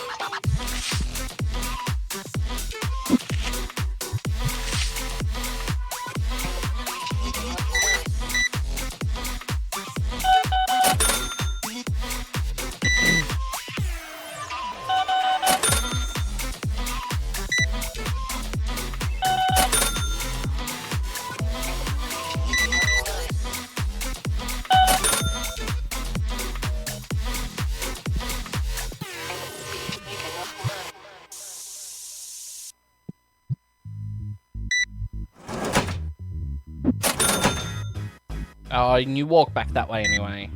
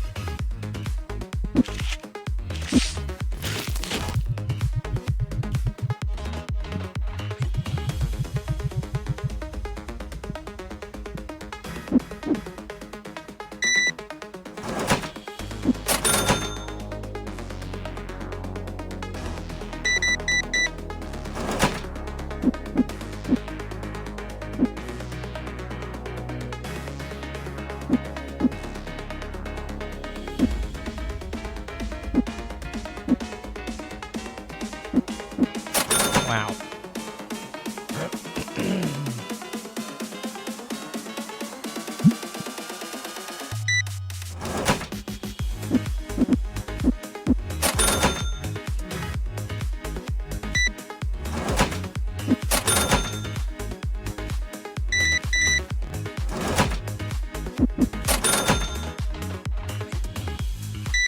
Oh, volume.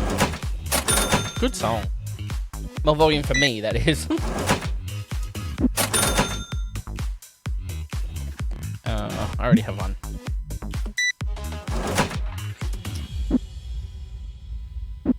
$19.14.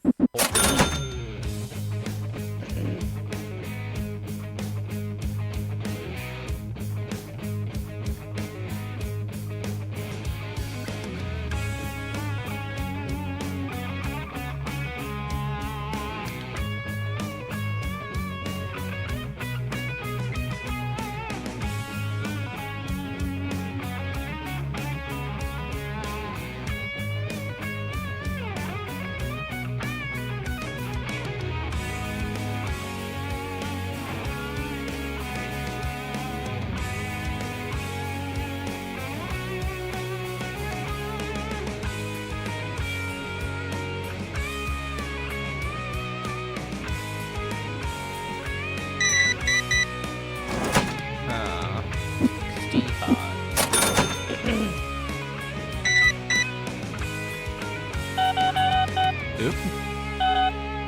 210.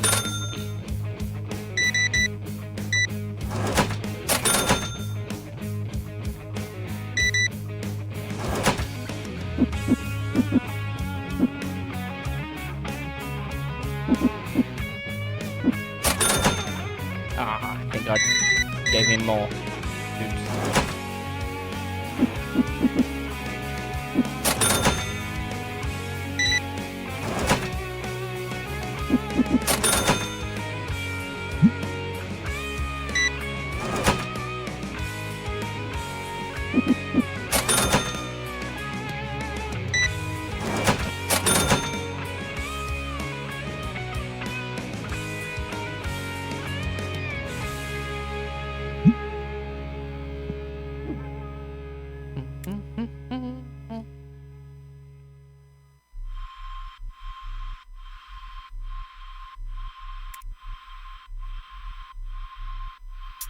10,000.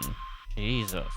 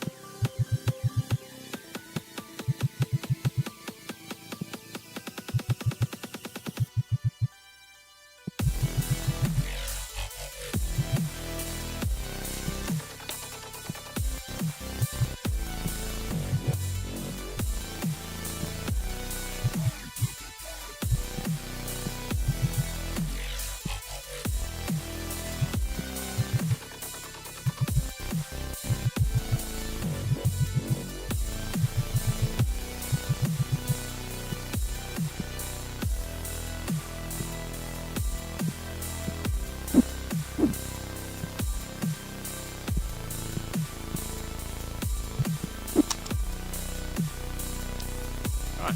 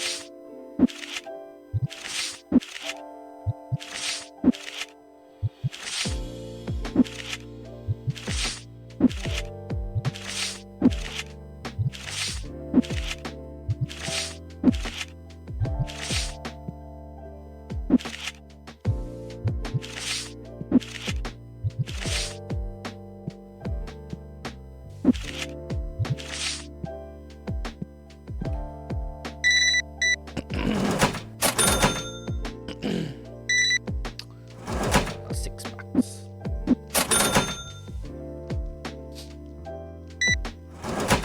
A fiver. Have a 5.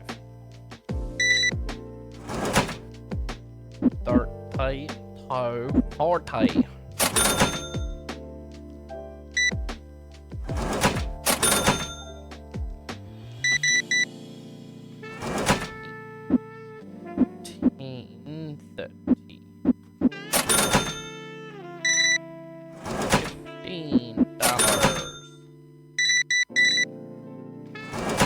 $29.40. One card, sir.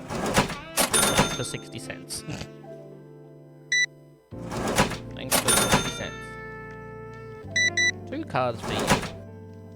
$1.30. Wow, and you want 38.70 back. From all of that.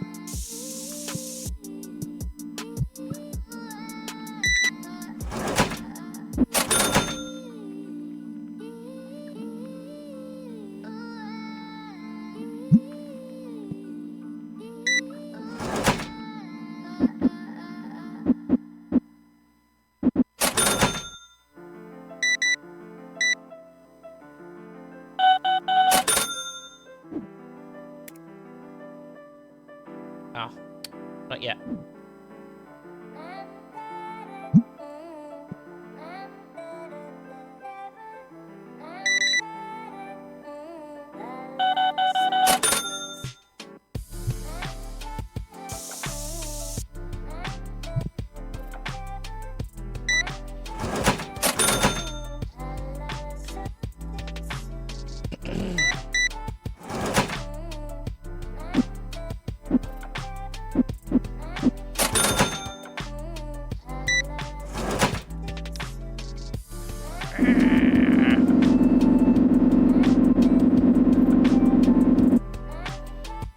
I'm gonna give you $5.05 coins.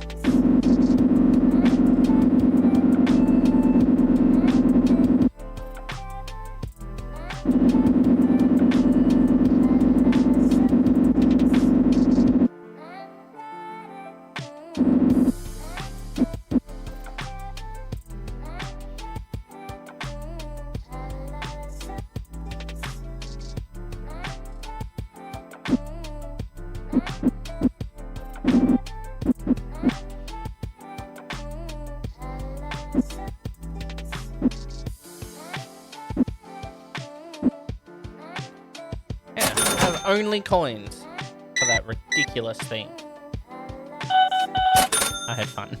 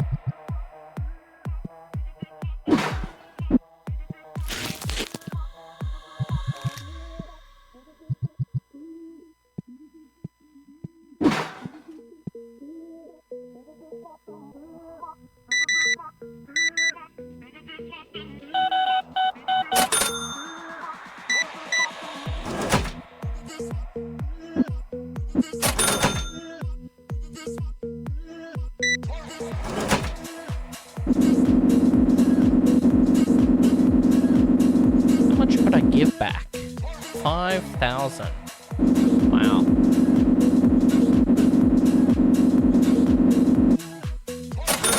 Any useful?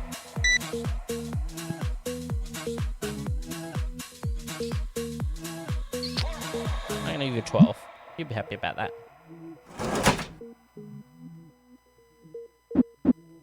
$13,940.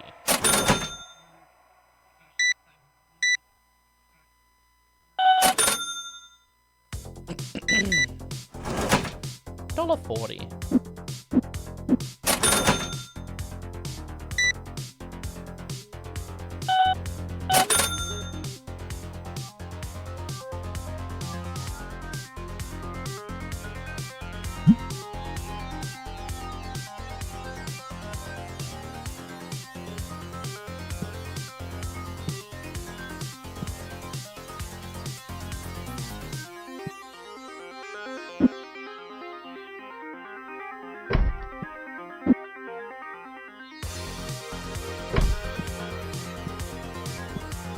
Red flag.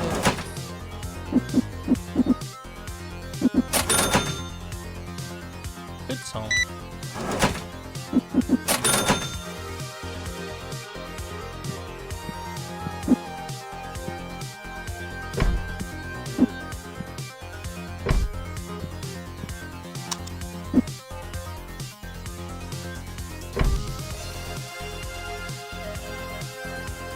Get up. Oh, what?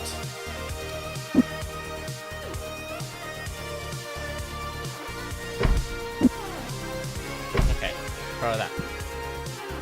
Fine. 4,000.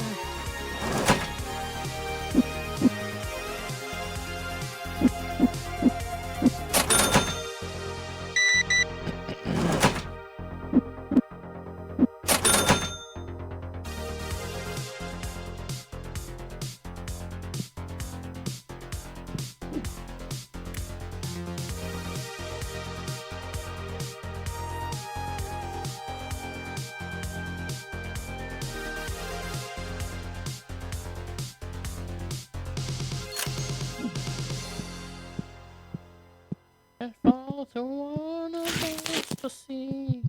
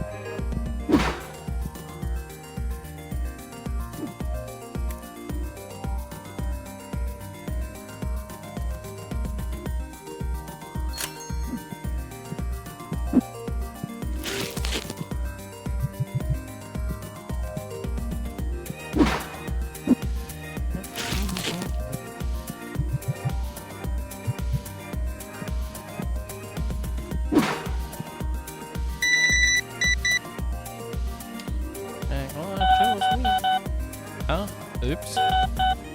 96.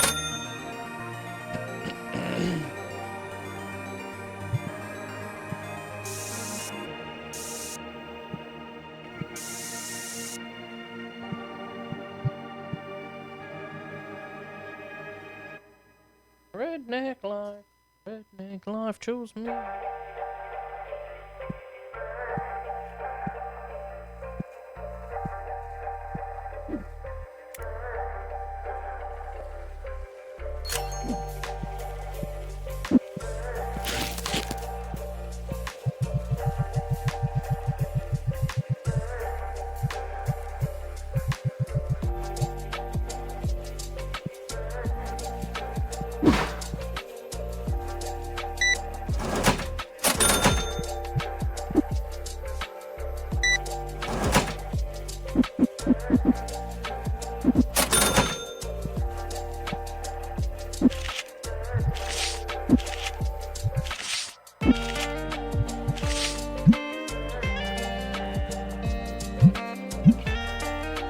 I didn't choose the redneck.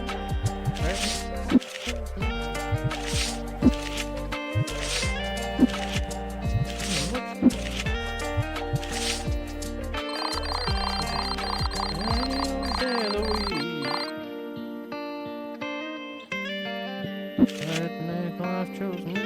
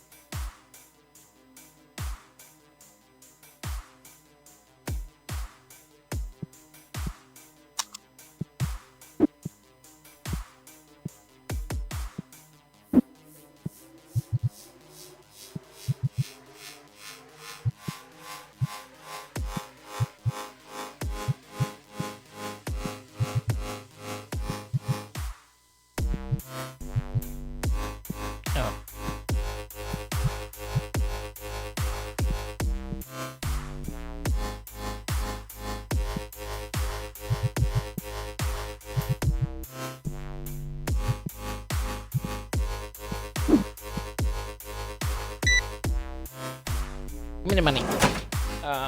8.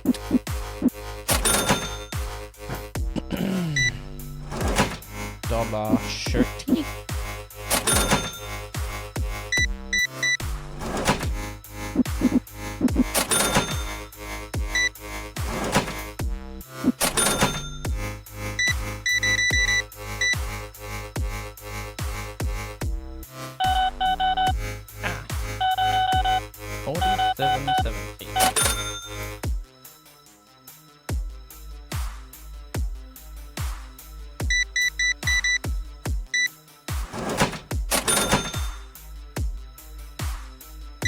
Ooh, big deal.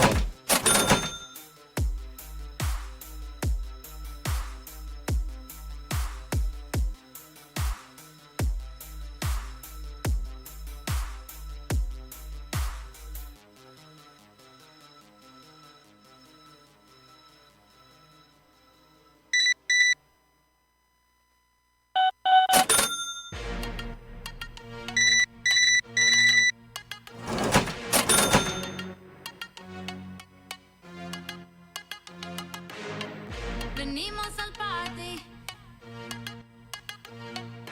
Me gusta nice, me gusta party. La música, mami. 8. Lo que he visto de ti no sé, normal. Venimos al party.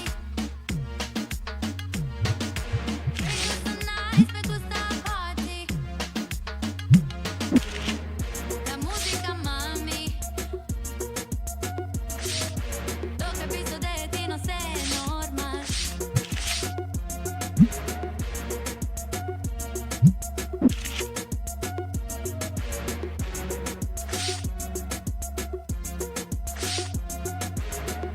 Venimos al party.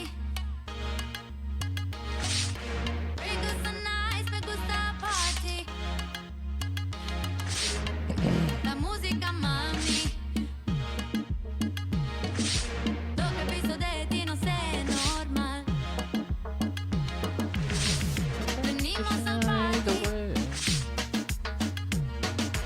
Me gusta nice, me gusta party. La música, mami.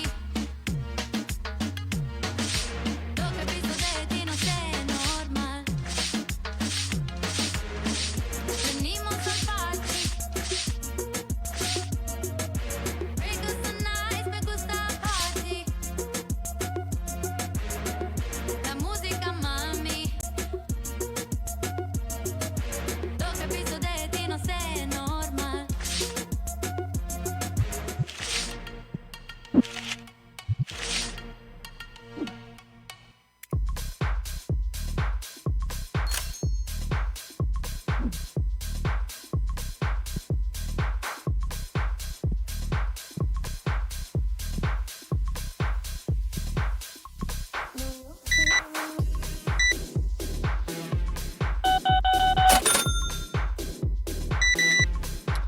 Thought he would just pop into an existence and help me, but no.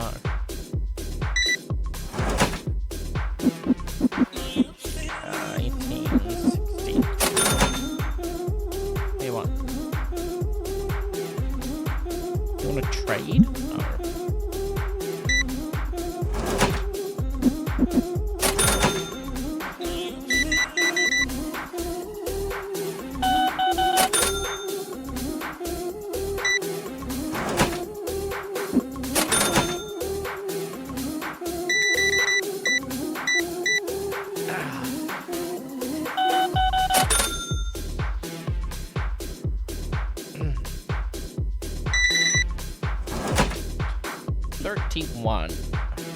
Thirty-one. Hi, Dre.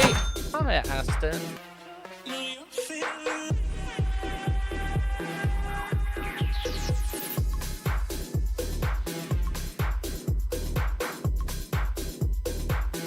You know you're late? You're not late.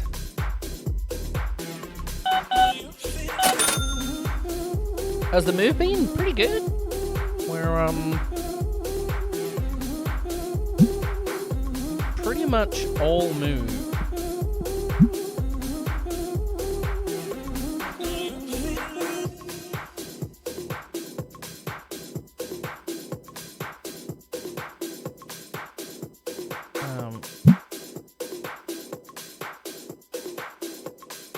Should I also fill up those with no label?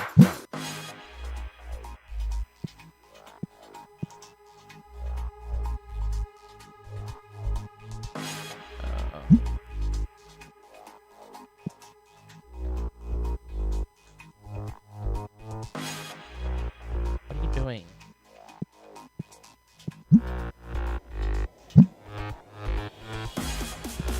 Don't tell me the stock has to be in boxes for you to restock.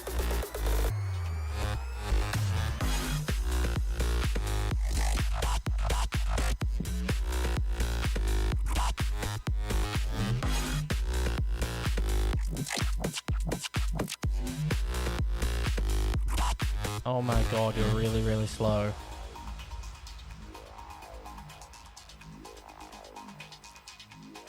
Okay.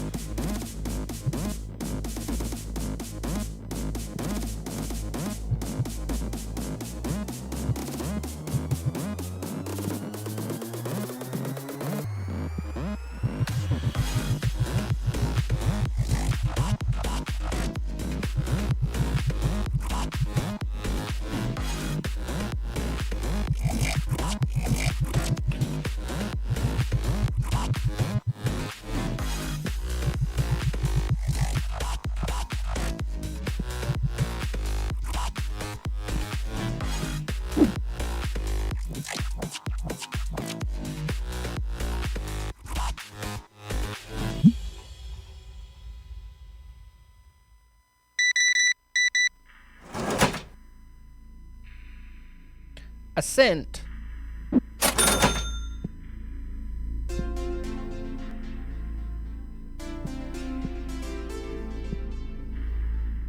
I not fix a card? Should all have leading zeros. Or ending zeros, I should say. Or be a whole number.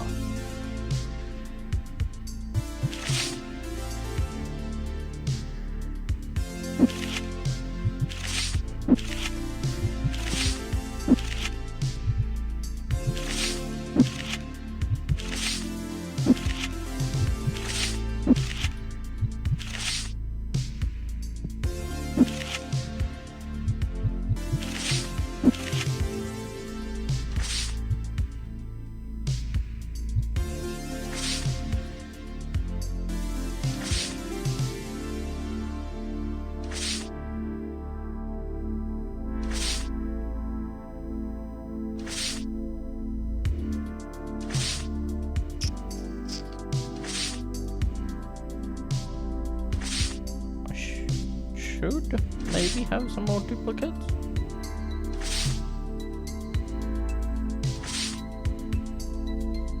Maybe? Maybe not.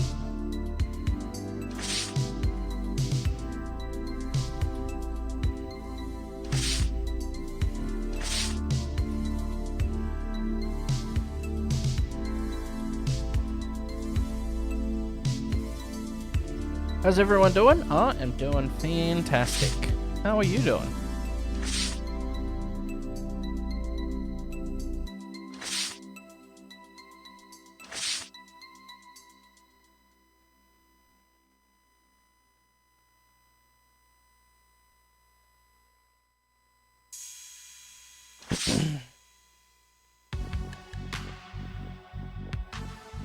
I have no more duplicates.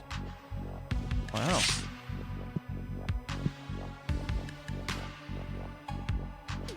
Theo Buster. Cleaned 50 smelly customers. Nice.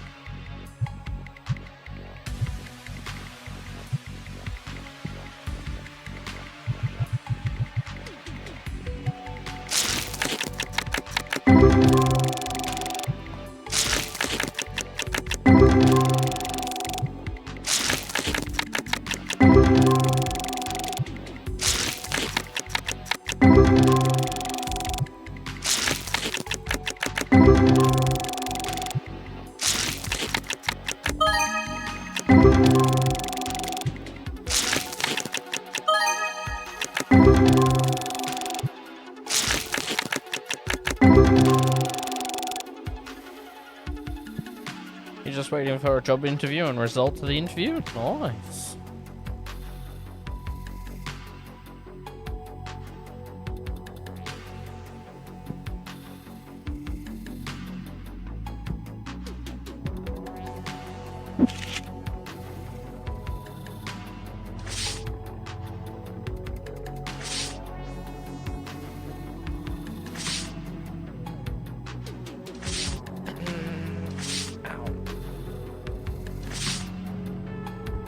This new chair.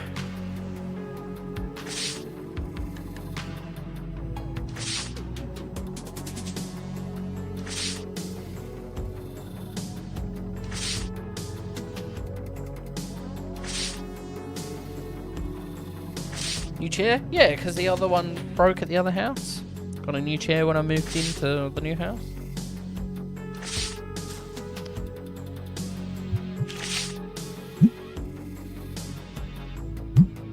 Yeah.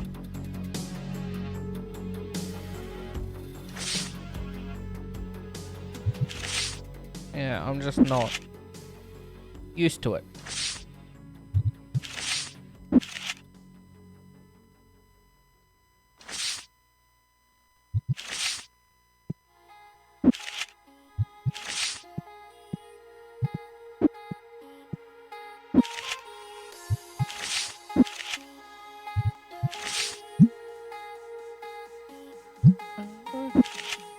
With you.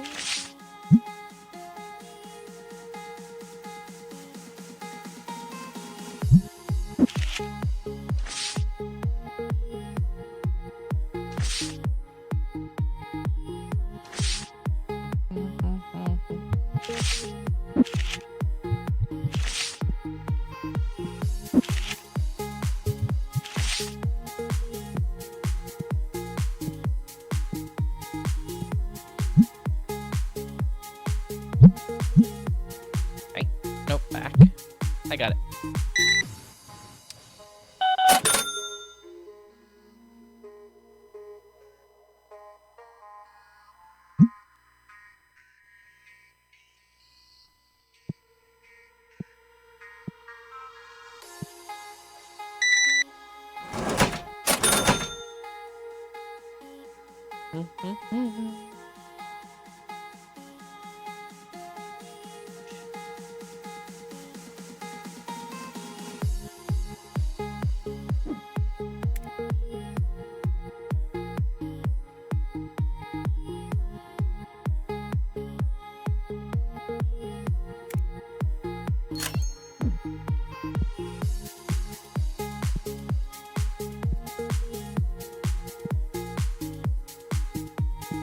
Are you finished? Come on. Thank you.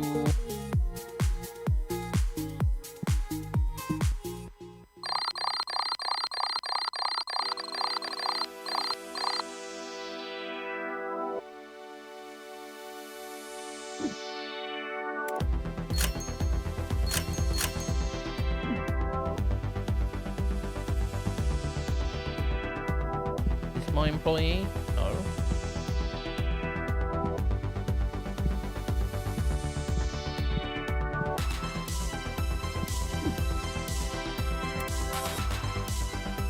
That's what he looks like.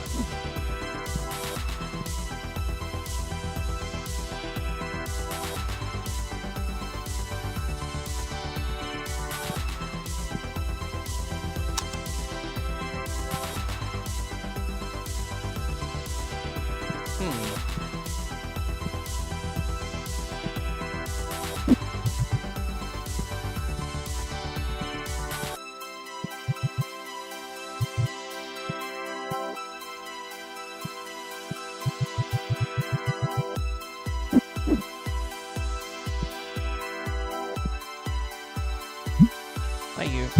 Restock shelves. Aha.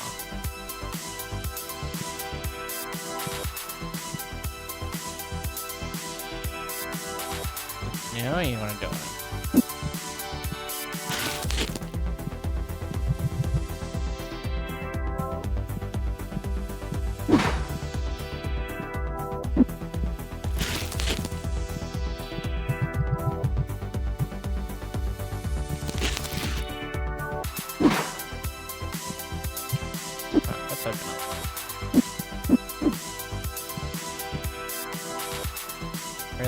that down there.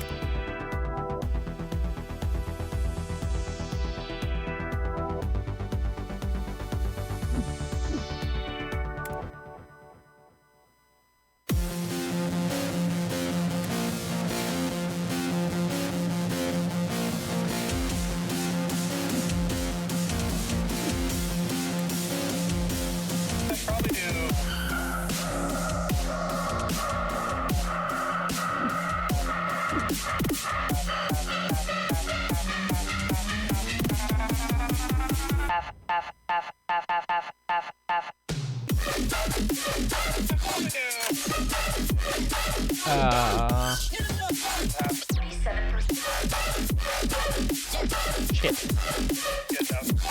That's probably just more. Now we have to earn some money back.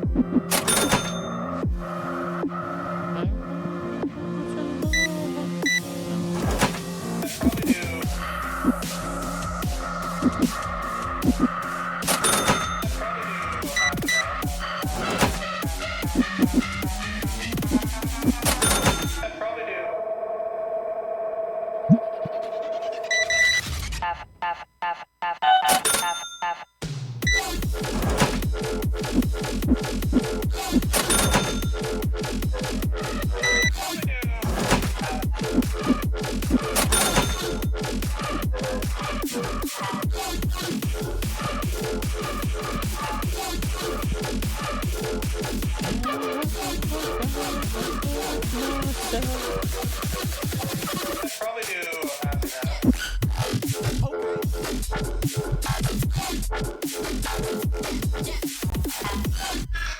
half. That's probably just more.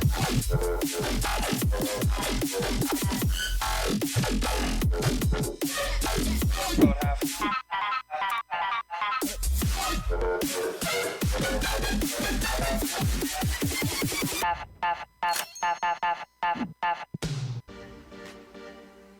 Spray.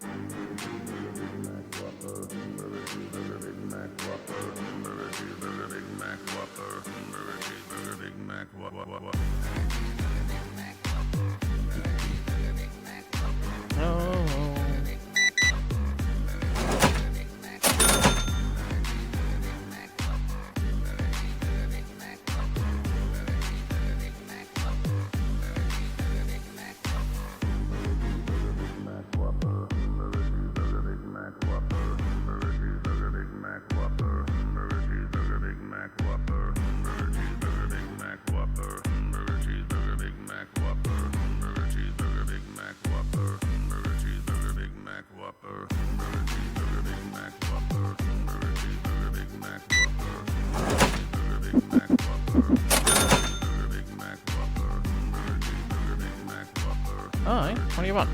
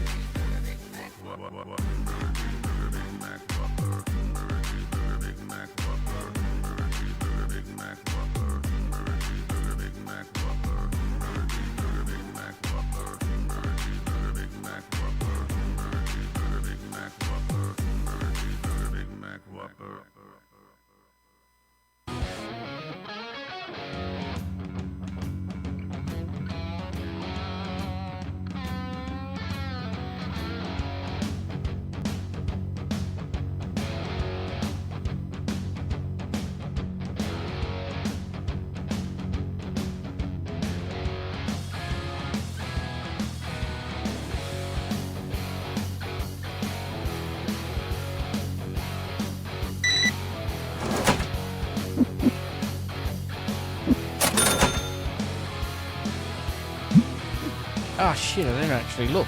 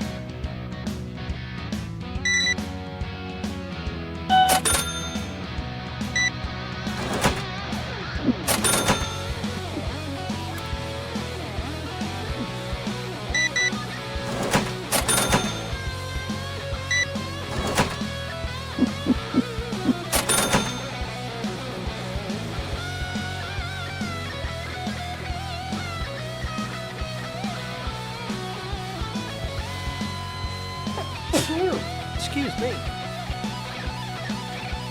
Whew.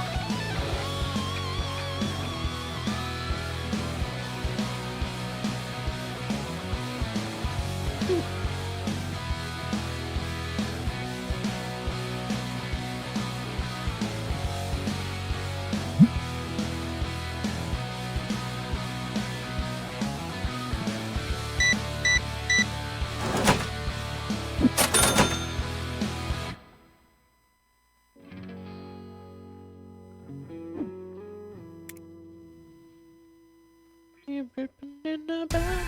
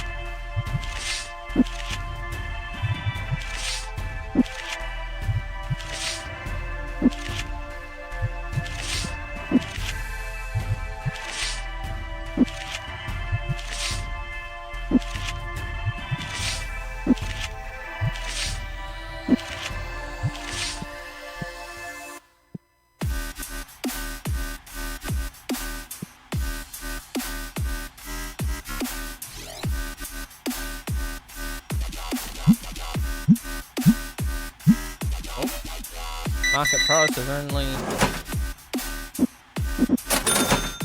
about $170. You're not getting any more than that.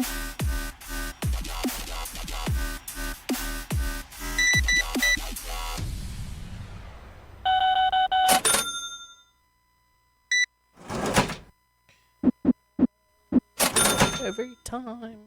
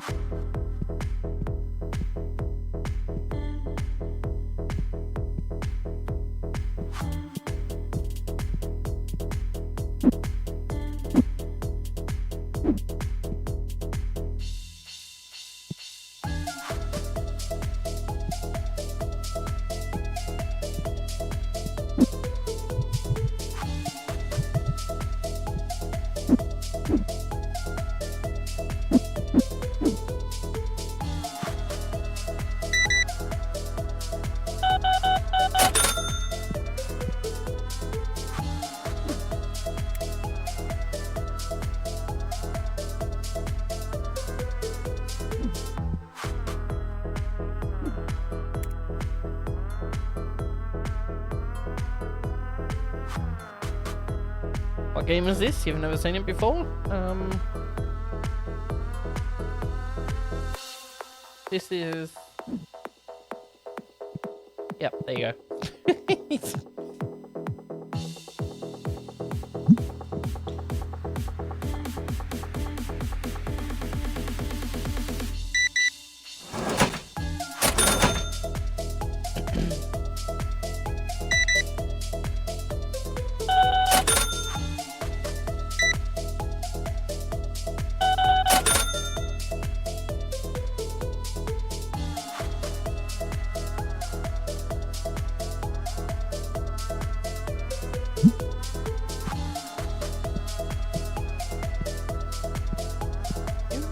The house was burning down. I had to get out.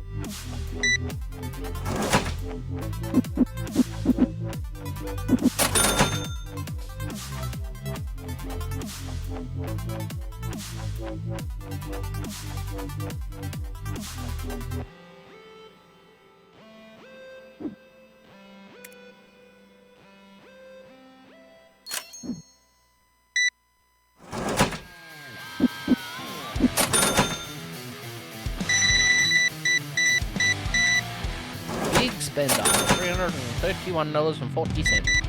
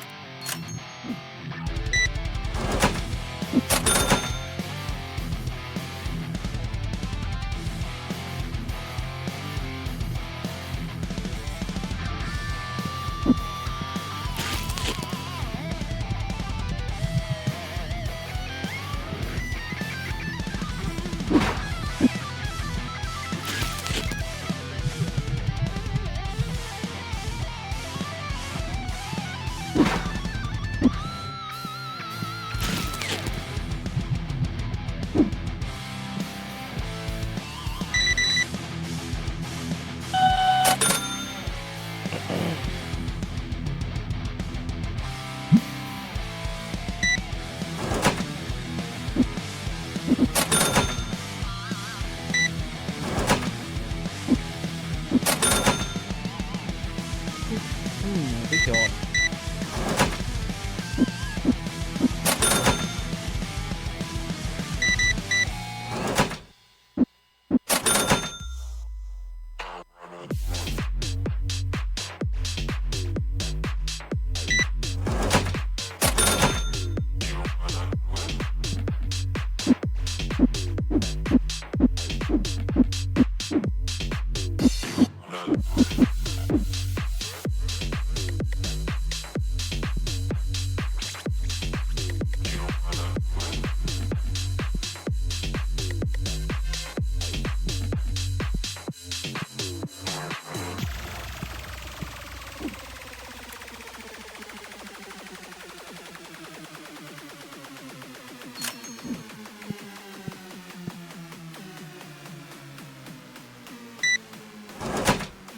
Oh my god, really?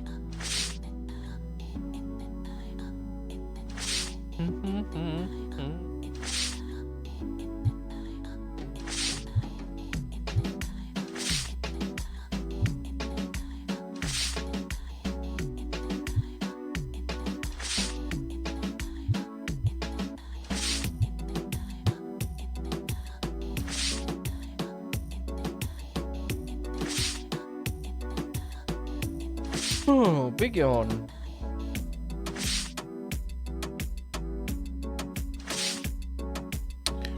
Wow. No more duplicates.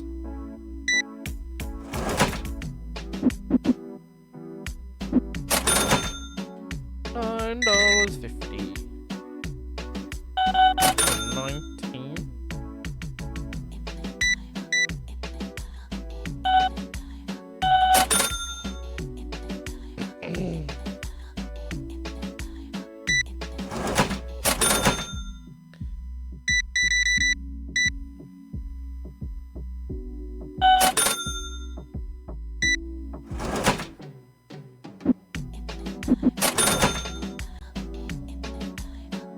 I was gonna give him a $2 coin, but then I decided against it.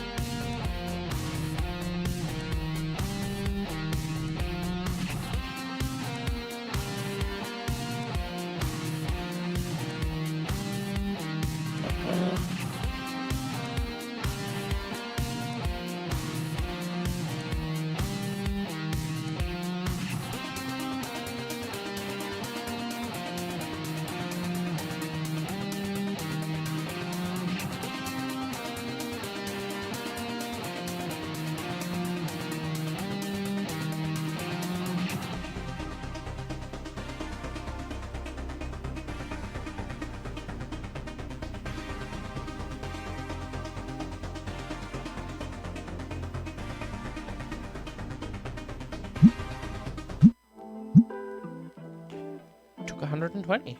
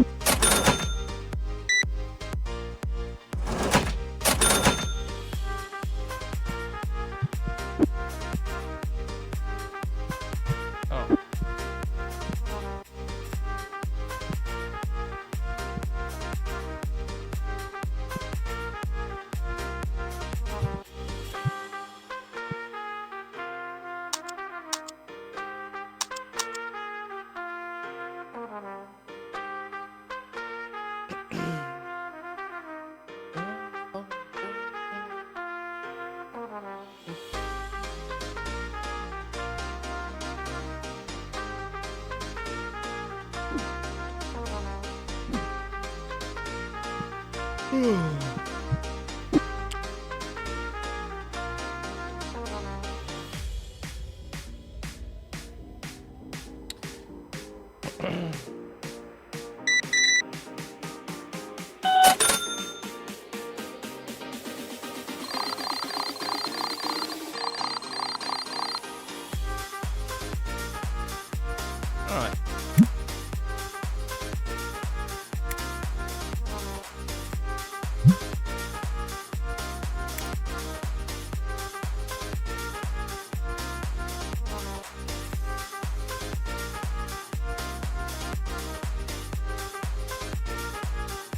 Ooh. Updates.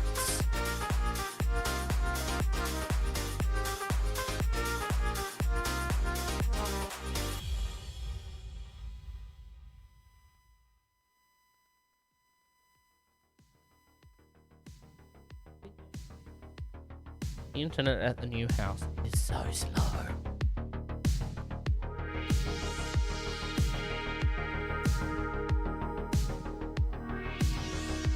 I mean, it's not terribly slow, but that's about as fast as it gets.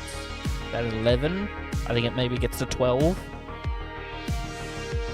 We're waiting for fiber. Oh yeah, there it is, 12.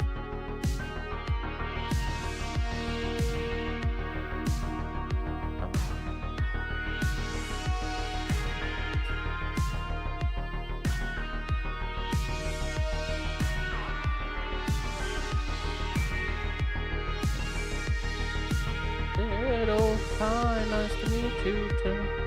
Maybe we could go and get off of our feet.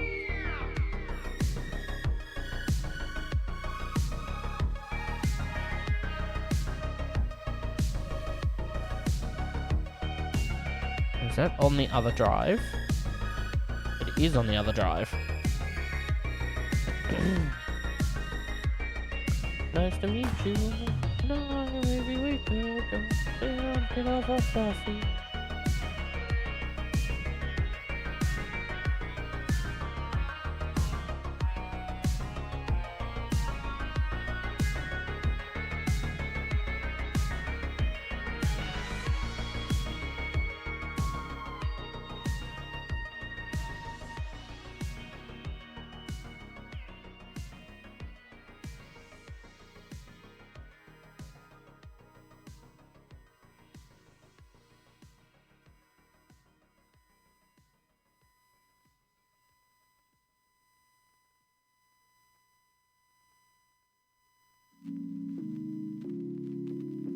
Get off of our feet.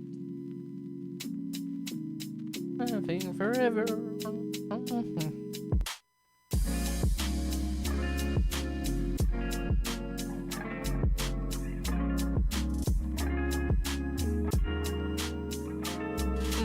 Okay, 1 second.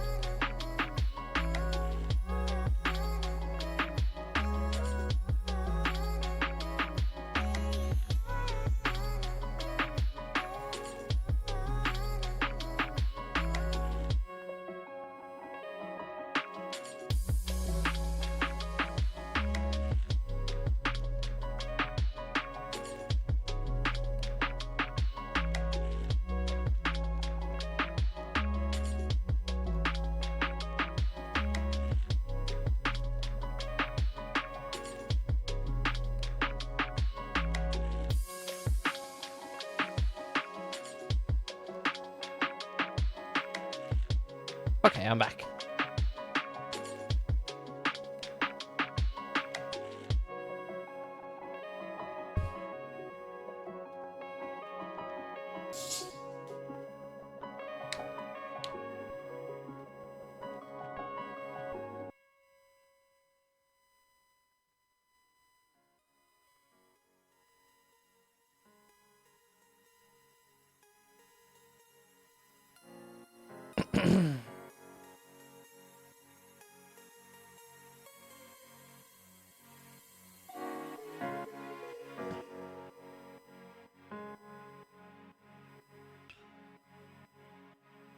Thanks. Yeah. I have that new AI here because someone that uses the bot, my bot, has that AI one, and it's got an API, and I've been looking into the API. So,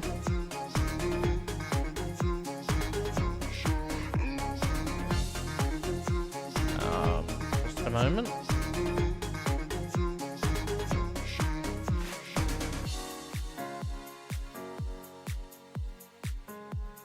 Oh, yep.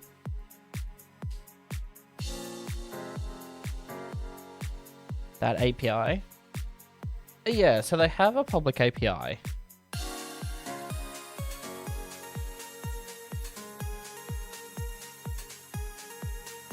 Yeah, this place.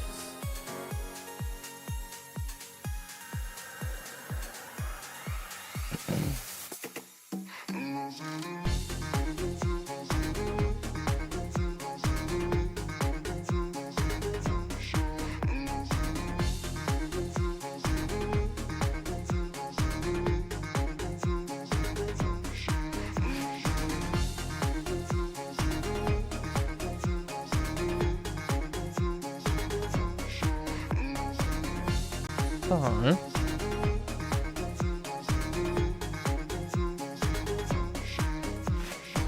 yeah, there's all types of like stuff. There's like characters and stuff like that. There's memory.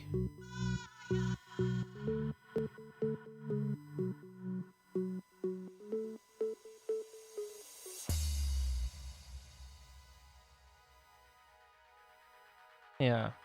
So like it starts to remember some stuff. It does. So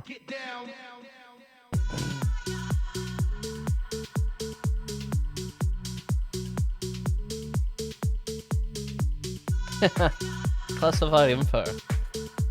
But if I told you, I'd have to self-destruct. Wow. Yeah. But it's got some good, like,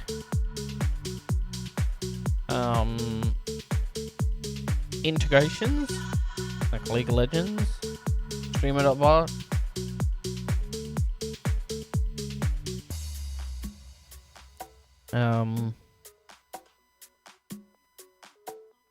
Yeah, the main thing that I quite like about it so far is the memory thing. So, yeah, but,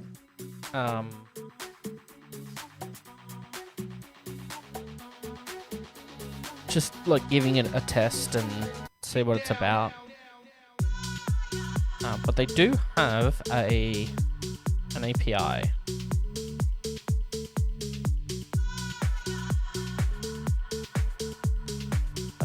Where do I find it again? API documentation.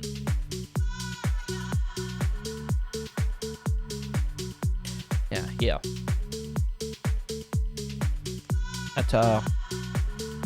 It's the same API type as Twitch, so it's a barrier.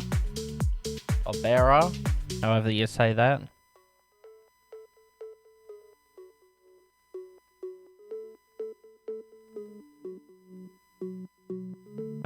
Yeah, and then you post to their events. So Yeah.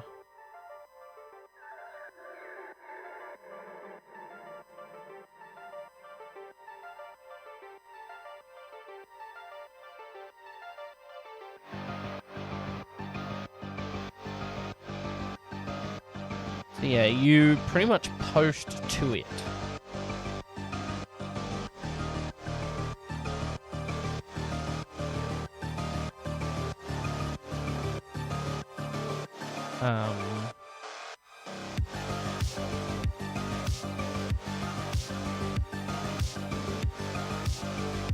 Yeah, but their documentation, you know, this is it. So, yeah.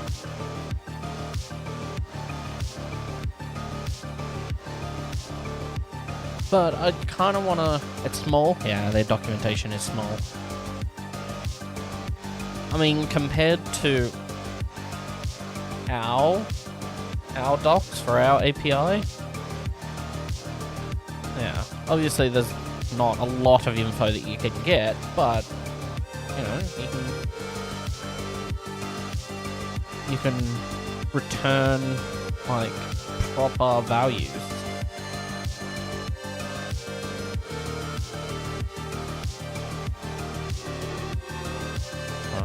Yeah. Yours is way worst. Yeah.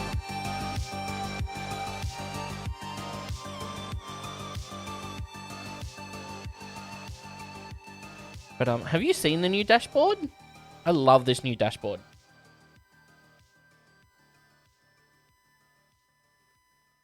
Oops. Relog in.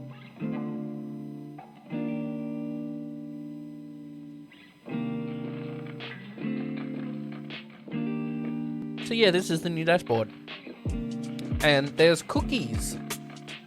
So if you accept cookies, right, go for reset cookies, right, and go back to the home page. It'll ask you down the bottom here. We use cookies to enhance your experience on our site. By clicking accept, you consent to the use of cookies in accordance with our privacy policy. We use cookies to remember your bot version preference. This helps us provide a better experience for you. If you choose to decline cookies, we will not be able to remember your preference, and you may need to select your bot version each time you visit our site. So obviously you accept it. And now what it does is, now that you've accepted it, you can tell the system that you want the beta bot. And now this is loaded. There's a little, you know, bot equals beta in the URL.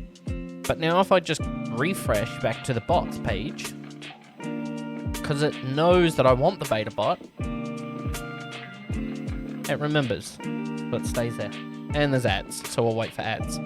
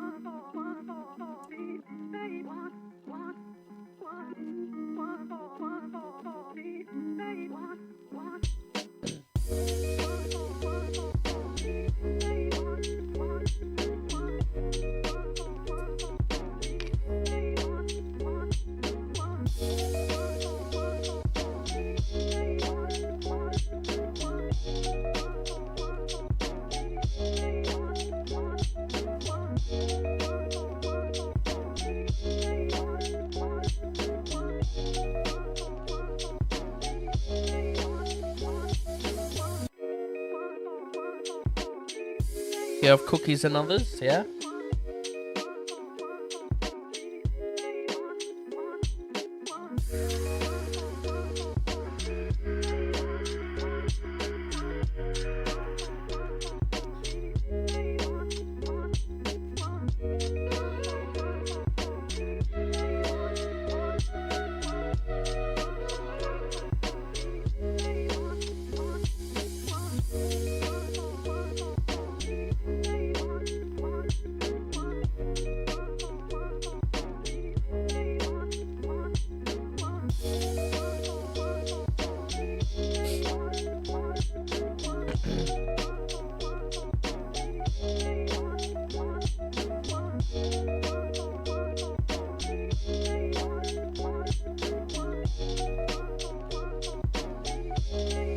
Come on, ads.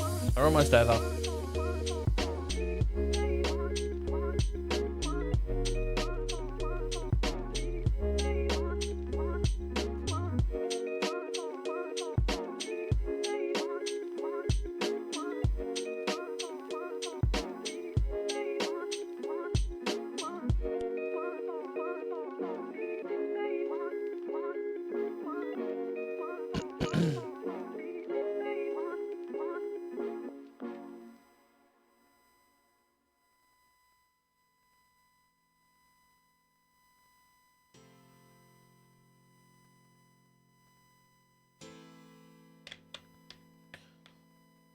And there's the ads.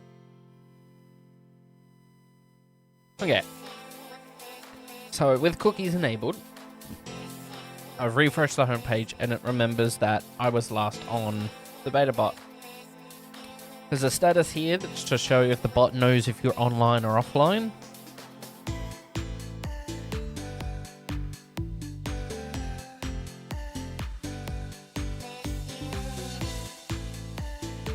Okay, I'm okay.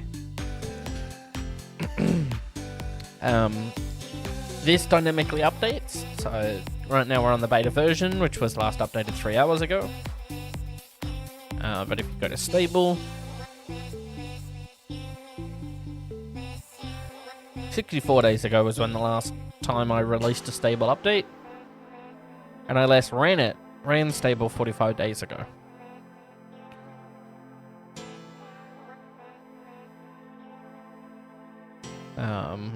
And then alpha, I'm going to remove alpha from the website because there's so much happening in beta that alpha is actually now outdated.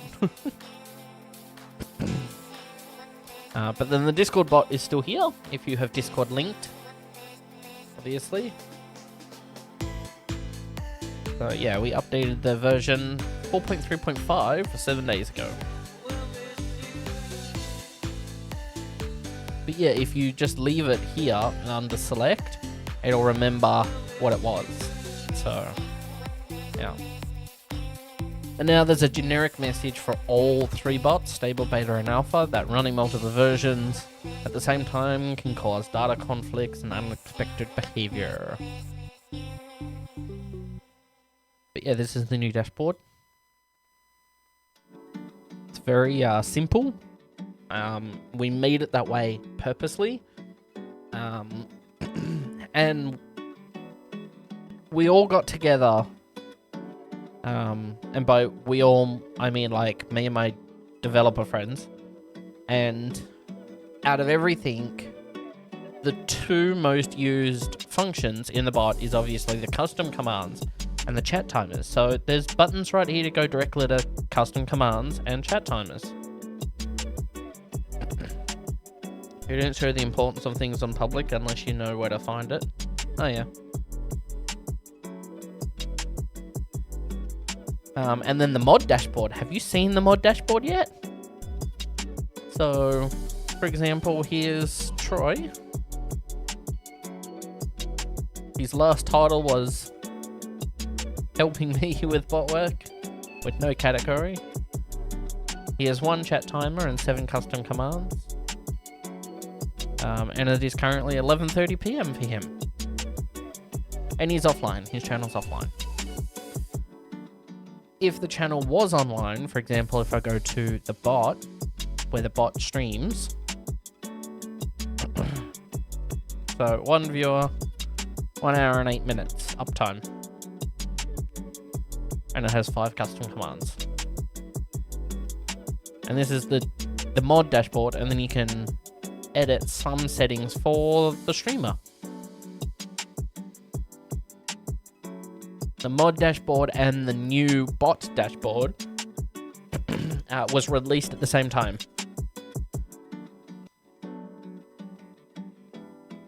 And then you go to Twitch data, your mods,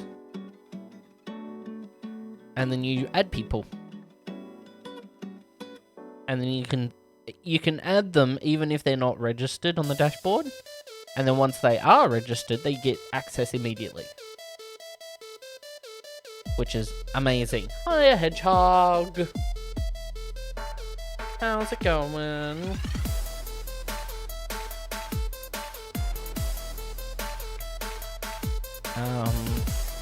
Channel points have changed. There's a new function called user streak, which is broken, but it's added. Obviously, it's meant to, you know, say how long someone's been on a streak for. For example, the first. Your first in today's stream, you've claimed first X amount of times and is currently on a X amount number streak. And if someone else claims first before you, they take over. Your streak stops. So that's new. You doing okay? How am I? I guess I'm doing alright. Yeah. Plans today kind of changed, so I decided, why not? Let's get ready for stream. So I hooked up. I've been streaming now for, what, 4 hours? So I set up my green screen 5 hours ago. Not all the lighting is done properly, so yeah. And then this is sort of, I don't know if the camera's going to stay there, but that's what it looks like. And I haven't even got all of my lights in the correct positions. Like there's a light here, a light here, and a light there, and I'm still missing one. But yeah. Mixer's now over here. The computers are up on the table. So yeah. And I have 2 desks now instead of just the one. And I don't have the big TV because the TV is actually being used as a TV.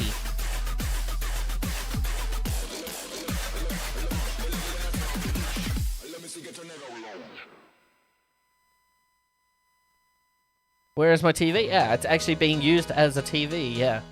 So this screen up here, that's got OBS on it. And then this screen right above me is my activity feed, my audio monitor, my stream timers, and anything else that I want to put up there.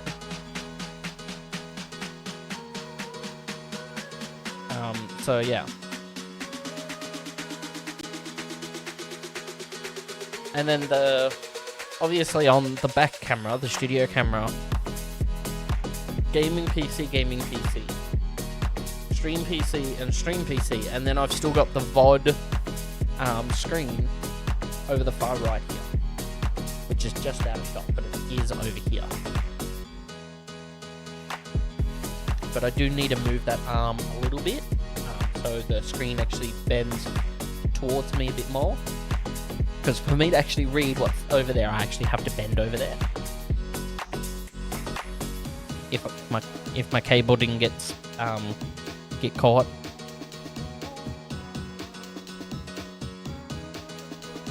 Yeah, so the VOD music is currently broadcasting at about between -3 and -1 decibel in volume.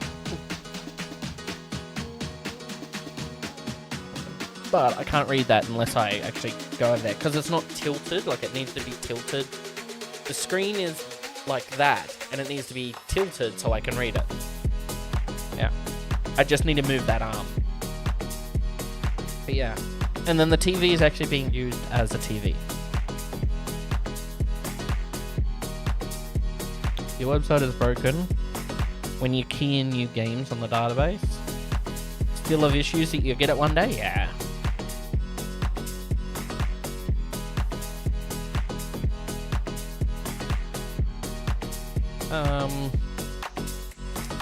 What else have I been working on? Bot modules. So,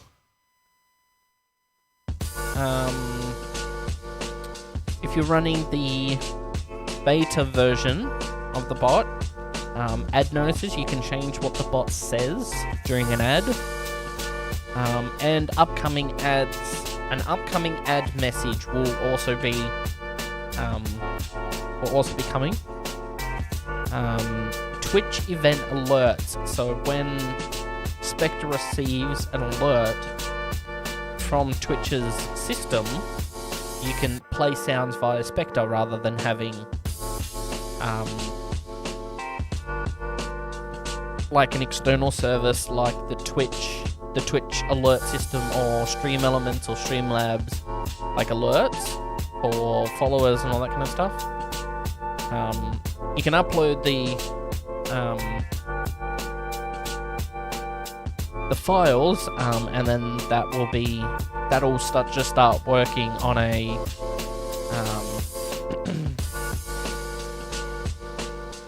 on a sound alert overlay. And then you can configure these chat alerts as well. So when you get a follow,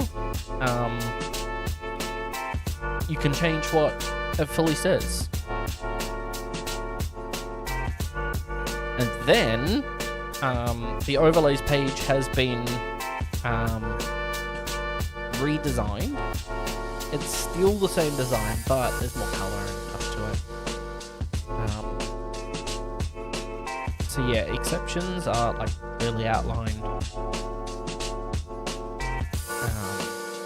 Stream ending credits are still coming soon. I'm still working out that bug. The music overlay, so the new music dashboard, which is here, so VOD music. I'm slowly working on this. I've been working on this for the last...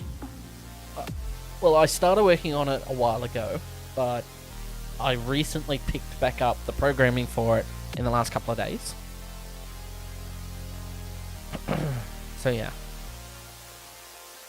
That will connect to this overlay. And then Fourth Wall, Ko-Fi, and Patreon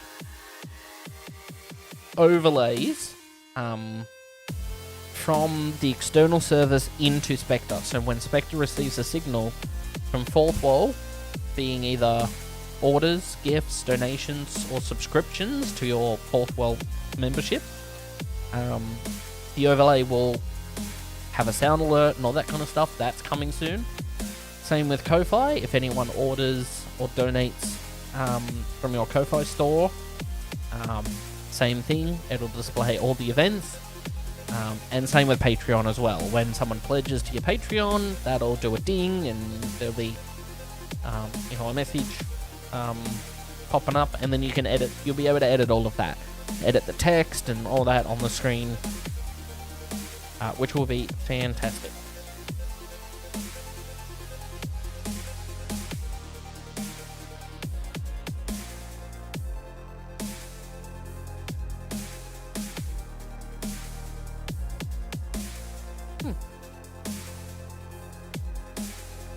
But yeah, it's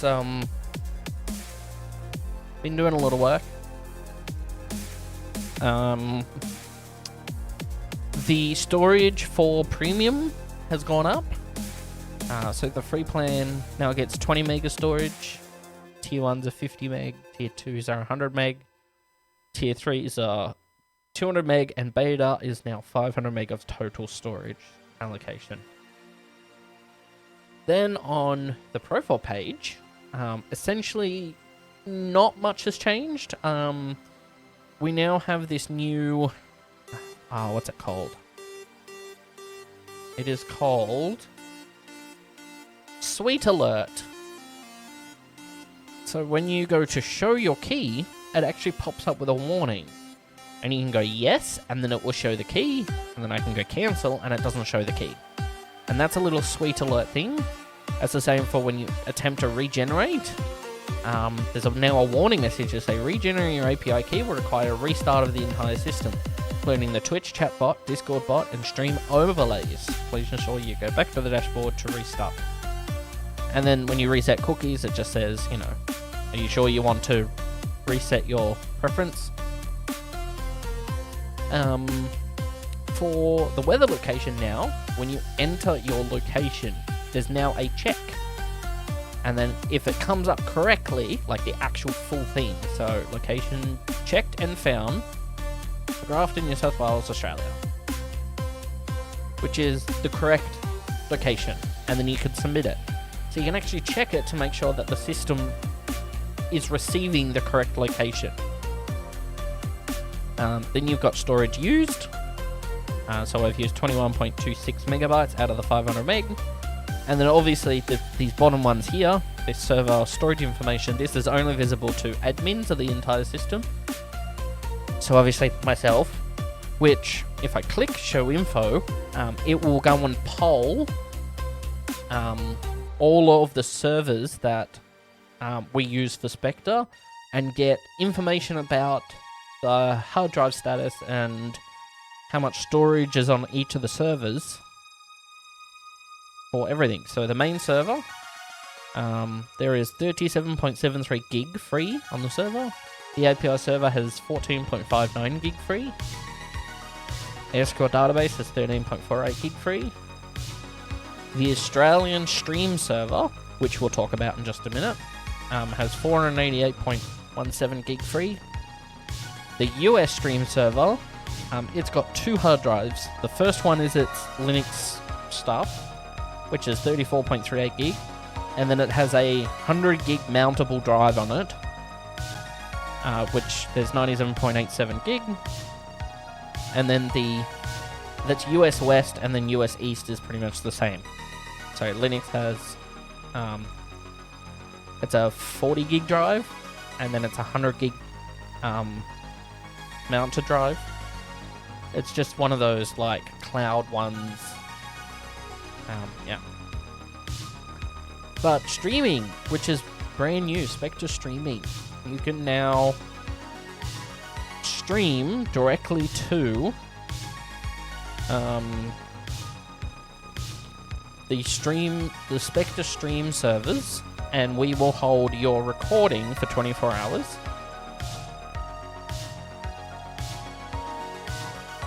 Which is fantastic.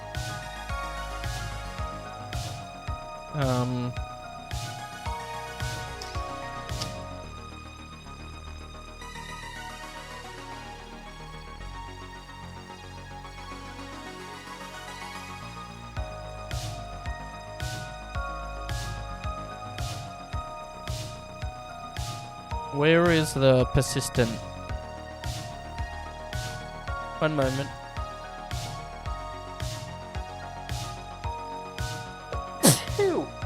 Woo!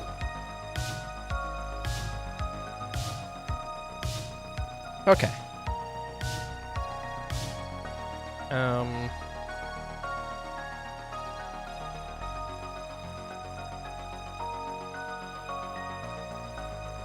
Streaming.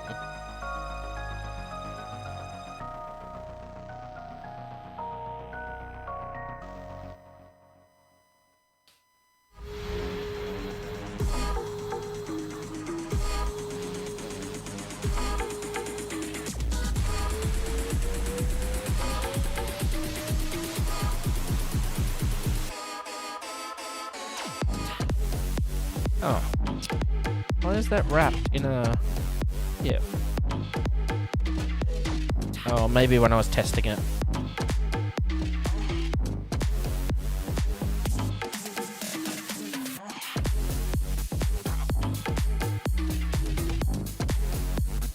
Okay.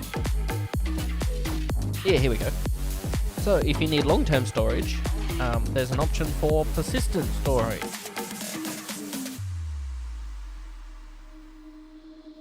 Which... Oh, cancel? Oh, that's all during my testing. I was making sure that everything is working. Let's go in and reactivate that. Billing.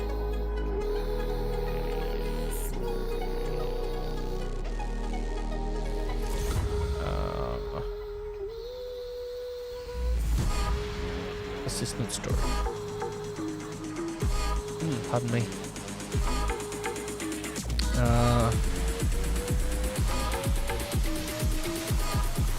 Client order.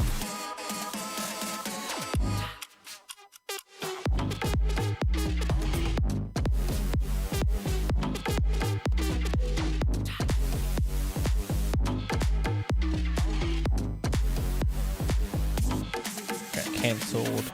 I need to set that back to active. Alright. And there we go. Right. And so when you So persistent storage keeps files safe and accessible for as long as your subscription is inactive. Files uploaded here will not expire automatically. You can upload files from the temporary storage stream recordings. So you can go back here. When you stream, there's a little action upload button, and it will upload to the well, not really upload, but it will pretty much move it over to the persistent S3. So I have an S3 account, and everyone's got a folder within the S3 as long as they're subscribed. Yeah.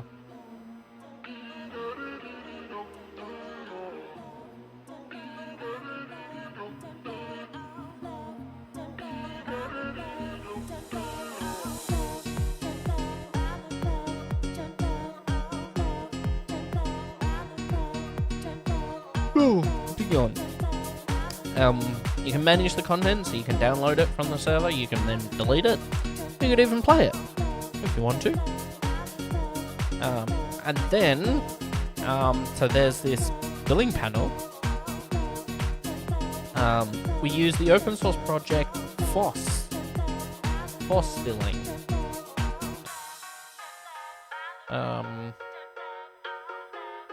Let me just get logged in too.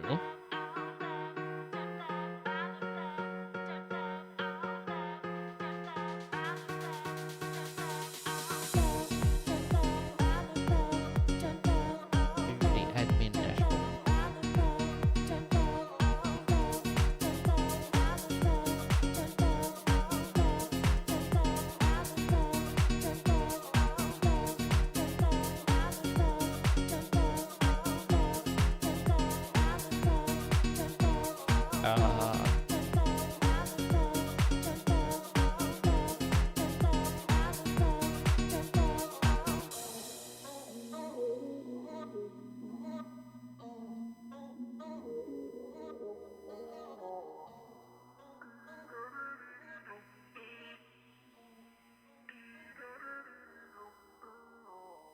Someone's here.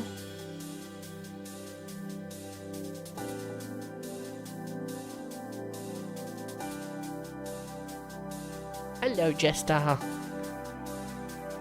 Hello, buddy. You gonna... Yep.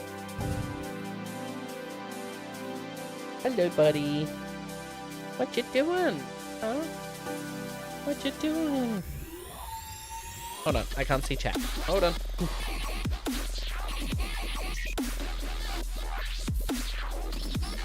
Right, I have chat. Hi, buddy. What you doing? Where'd you come from, huh? See, we're all on one level here now. So he's got free range of the entire house rather than having to go upstairs. And then he has to socialise with all the other cats. Don't you? Yes. Alright. You good now? I'm good now.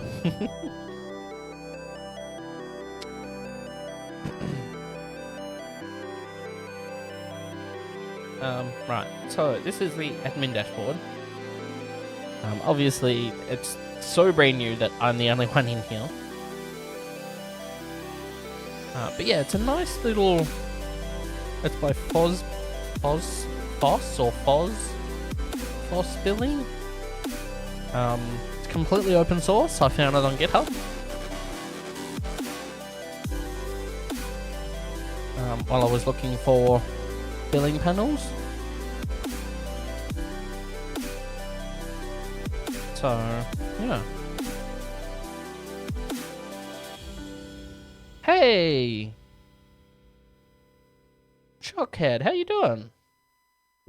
Long time no see. Yeah, I'm doing well. I just moved house, so yeah, I haven't been streaming for the last, I don't know, month while I've been moving. Yeah, and I'm just talking about all the newer features that's happened since I haven't been streaming.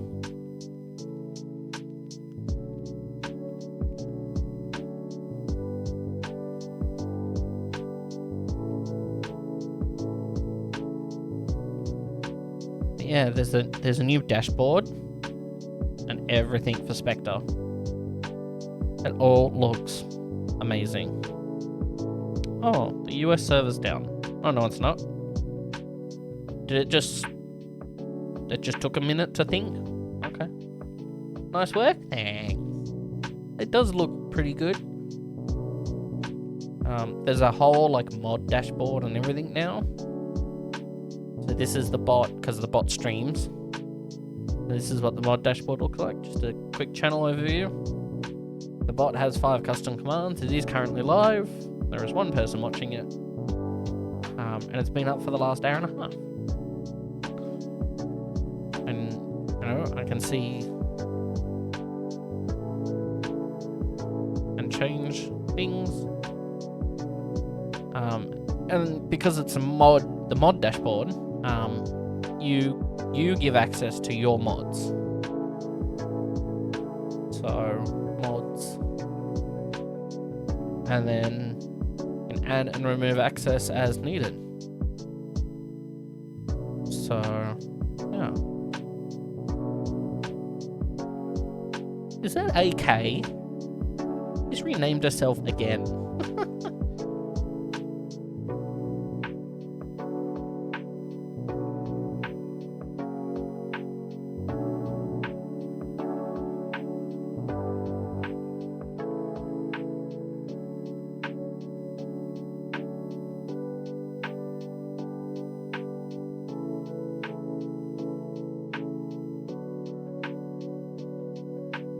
Right, does that update?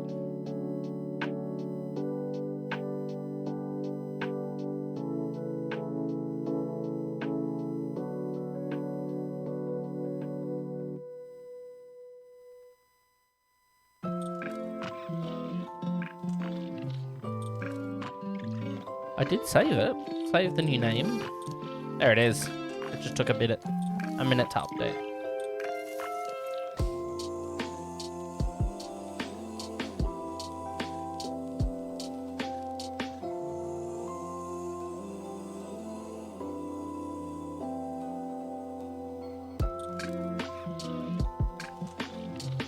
Yeah, that's probably something that I need to update.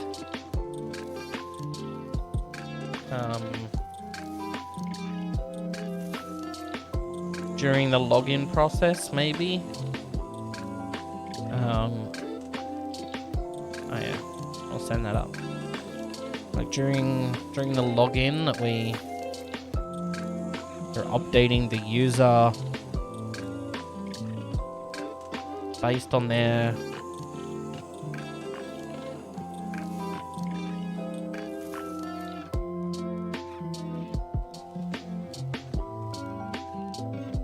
not their username, but their Twitch ID.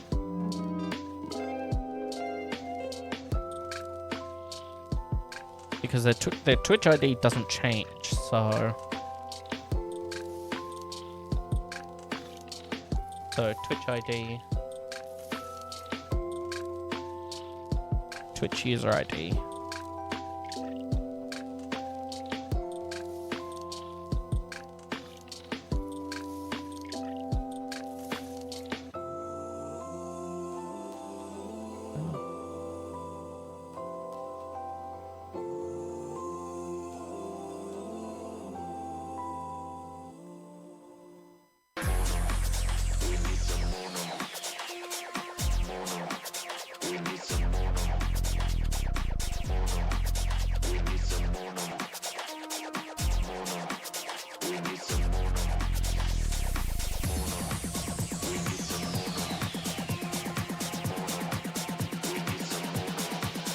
Can we do a where or? Is that a thing? Let's do.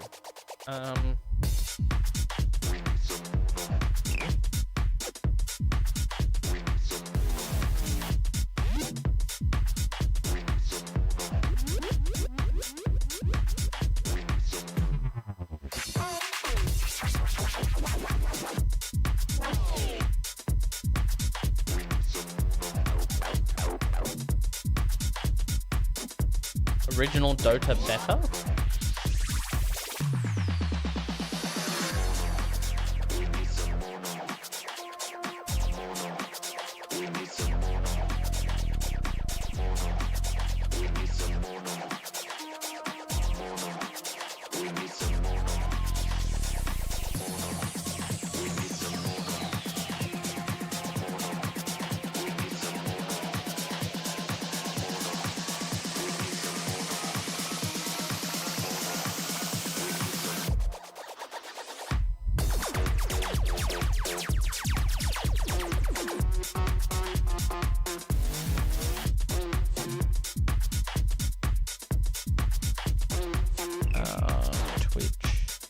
Which username?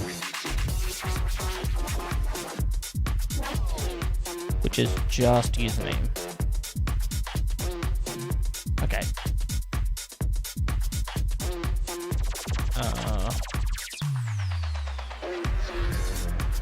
Is that valid?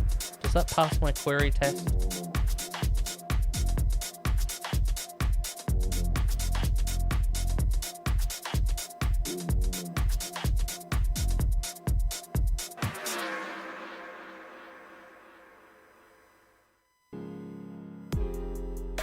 I used to rock Base Hunter on the bus to school in 8th grade every day. Oh yeah? Dota, what? Well, no, it is a great game. It wasn't. I was gonna say it was a great game, but it still is a good song. A good song. A good game. Yeah.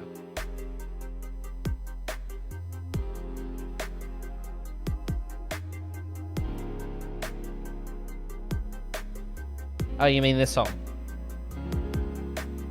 It's a remake of the original song. Oh, okay.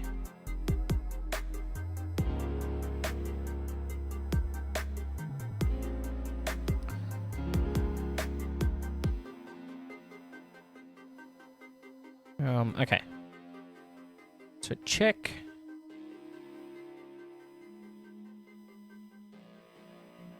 So select ID.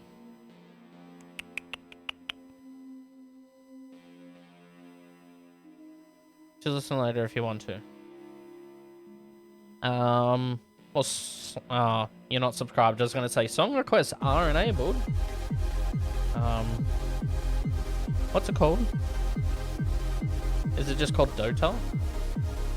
By Base Hunter?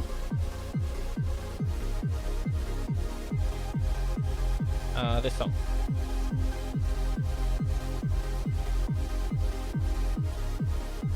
Oh, I remember this song, yeah.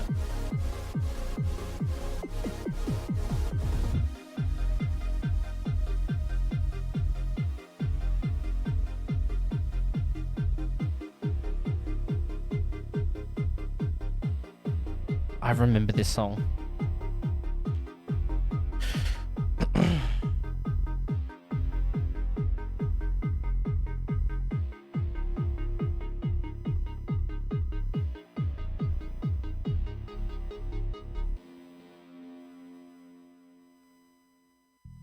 Twitch user ID.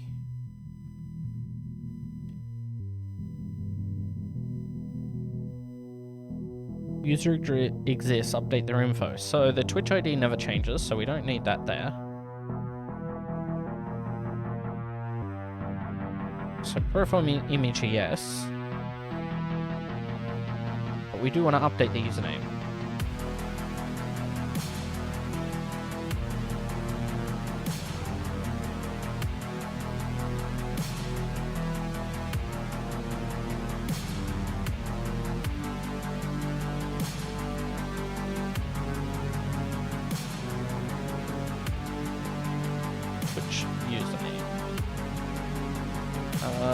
I'll maybe get into making techno, which he made a bunch of shitty videos on YouTube.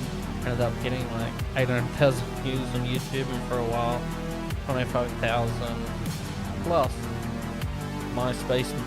MySpace music plays a day. Wow, MySpace. Jesus. I was around. See, I'm not that old. I'm only 27, but I was around when MySpace died. Is it actually still a website? What is it, myspace.com? Holy shit.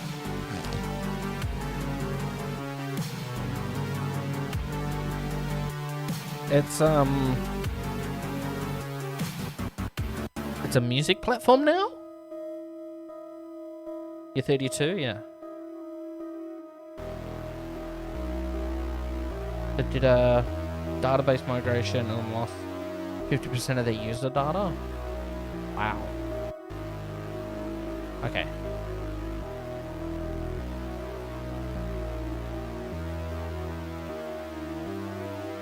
I've got no saved passwords, but I'm gonna guess that it's like my Hotmail account that I don't use anymore. And I believe it's probably that password. Email or password is incorrect. Okay.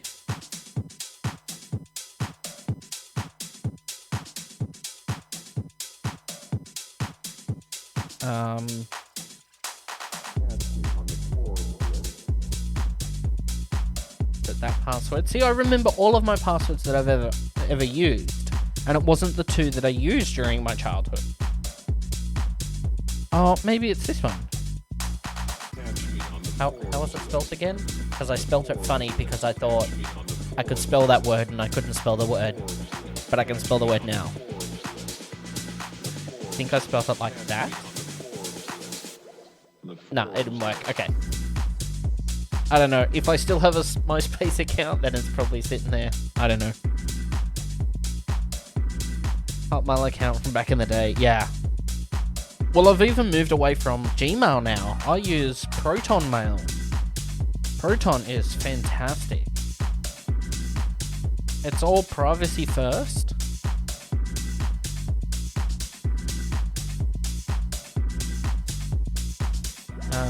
Yeah, and it's like, you can use it for free, but I pay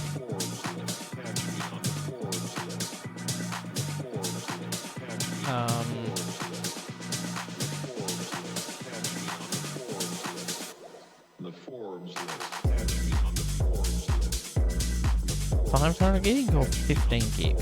Hold on. Let me actually log into Proton.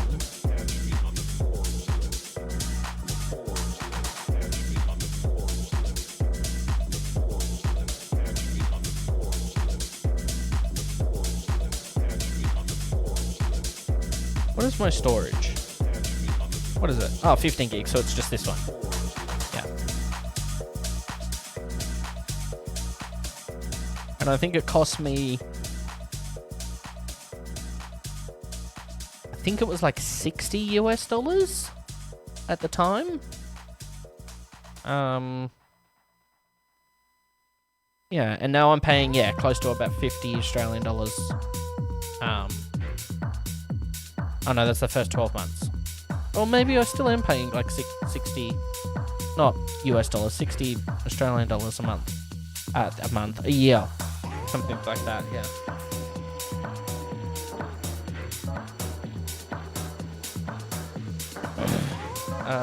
You should switch your main email from Gmail. It's got a decade worth of being sold to advertisers at this point. Yeah. And like, that's why I kind of switched over to Proton. Like, it's decent enough to stop the spam. And so all I did was where the companies that I trust enough have got my new Proton address, and then others have got these aliases, so these 10 extra ones, hide my email alias. So I got one for like Netflix. I've got one for something else too. Hold on. View all aliases.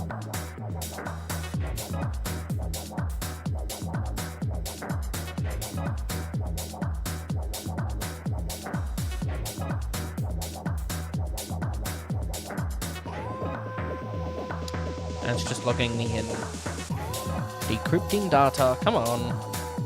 Okay, yeah, so there's a Discord one. So it's got Discord dot and then it's random, like, it's a random name, few numbers, and then it's at passinbox.com is their alias address. And so my Discord account's email is now that email. So if I receive an email that's not from Discord and it says Discord dot and then that code, then I know Discord sold my stuff, and then I can go to Discord and go, "You've sold my stuff, stop it." Same with Netflix. I have one for Stan. So Stan is an Australian broadcasting one. So stan.com.au. This is another streaming platform, but it's Australian only. So I've got an email for that, one for Netflix, one for Disney Plus, and one for Hubble. So Hubble is where I watch all of my sports. So Hubble. Yeah, here we go. Hubble Hub. KO Sports, that's what it's called. Yeah. And you can also like subscribe to like Binge, Netflix, Paramount, all using your Hubble account. But I just pay for the KO one. I'm happy to pay Netflix directly. You can alias Gmail as well and add a plus. Yeah, I know. Yeah.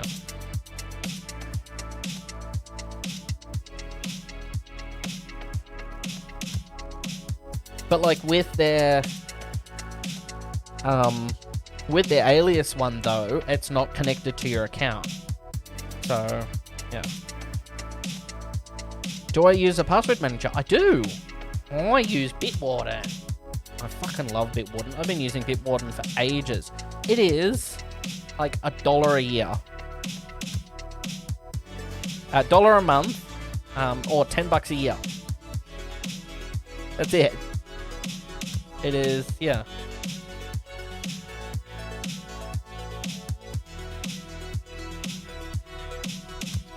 I love Bitwarden. It's like right at the top here.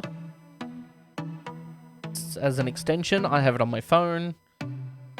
There's not really any way that I can show you.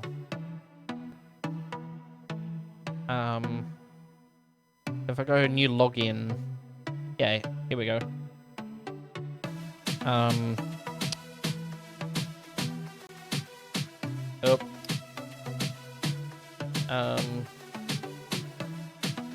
Hold on. You tried Bitwarden? Somehow you messed it up. Then like a year later, you've been using one password. Never heard of them.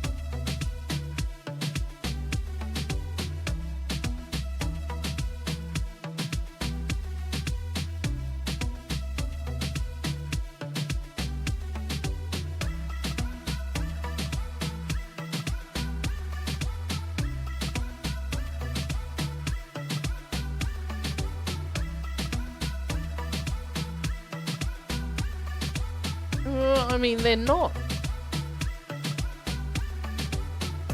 They're a little bit more expensive.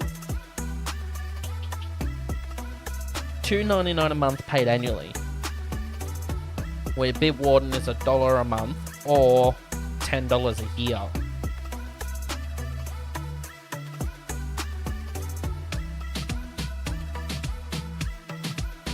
But yeah, Bitwarden has been my go-to password manager forever.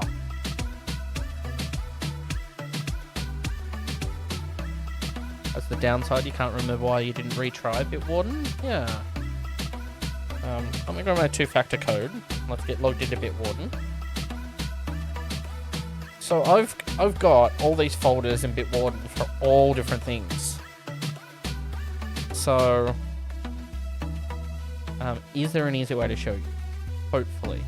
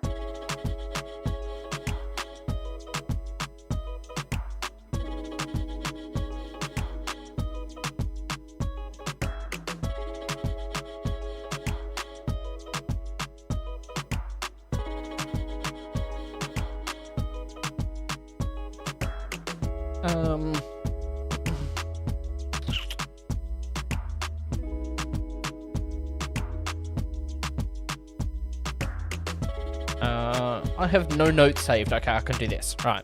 So this is Bitwarden. I was just trying to find... So, my identity documents in here. My card information, login information is all in here. I don't store any SSH keys. So this is blank as well. But I moved from Dropbox passwords. So there's actually a folder here that I'm still filtering through because I have thousands of passwords saved. What's the right word? I have a folder from my grandparents, and it's all of their information, all of their login information for all of the stuff that they use, from Facebook to their phone bill, their internet bill. I have everything saved in here for my grandparents. Then I have an old folder, so like, it's like I've updated the password, but I've kept it just in case. So I've created a new login with the new password, and I've moved the old one into the old folder. True is exactly that. It is the true password. So I go into the true folder, and then that's the password. And then no folder is I've just dumped it in there, and I haven't filtered it yet. And then I actually use Bitwarden for my company. So Lock Studios is my company, if no one's aware. And all of the business login information for the employees are all in here, and they all have access to that team. And they have access to all the passwords. And it's just so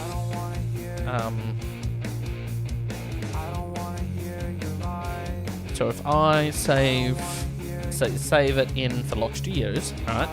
Just because that drop down shows my email, all these passwords are just randomly generated, and I normally do 20 of that and avoid, and 3 and 3, and that's it. And that's how I generate my passwords.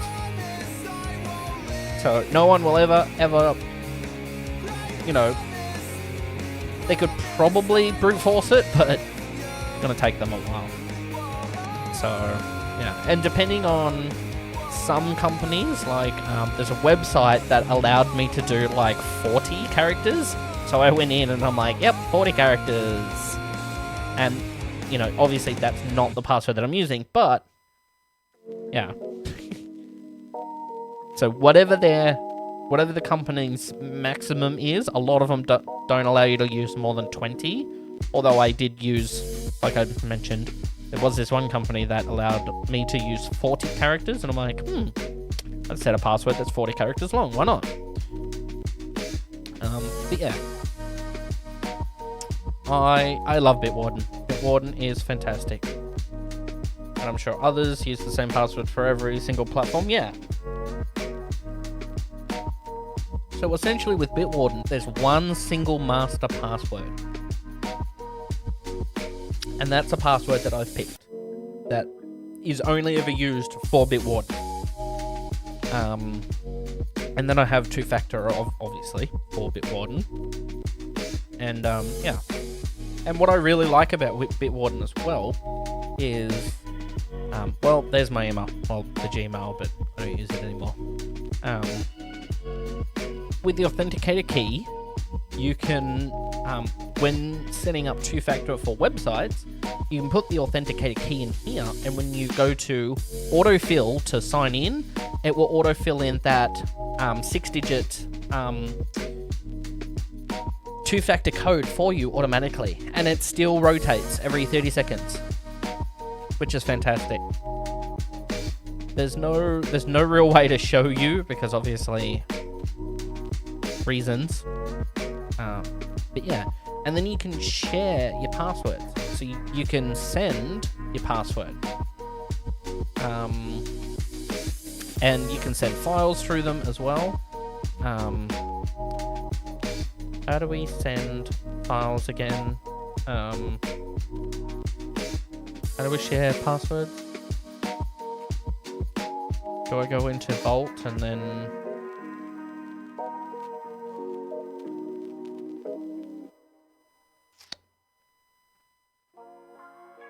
No, I think it's the team. that shares it. Anyway, but yeah, I just come in here and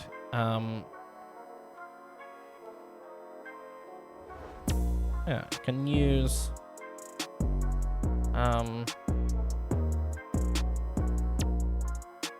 yeah, plus address. There's my old Gmail, which I don't care about. Go for it. Forwarded alias service.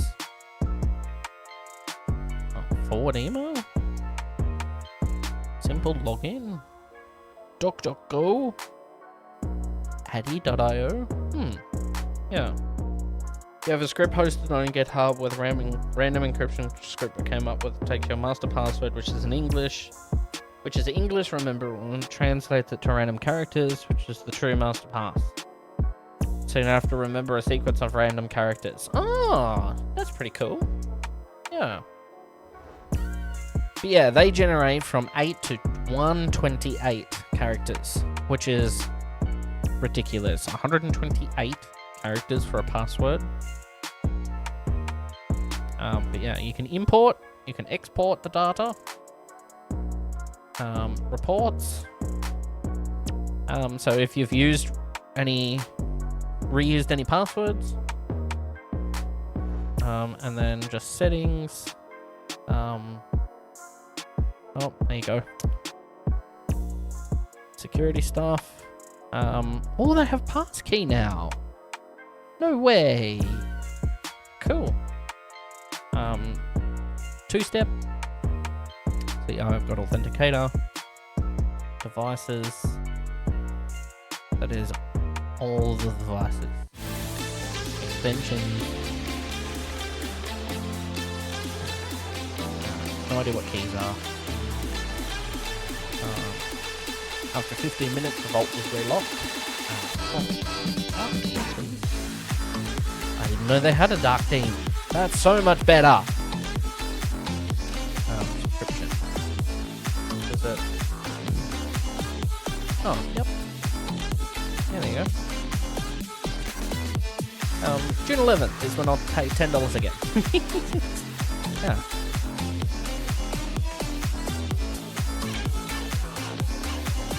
June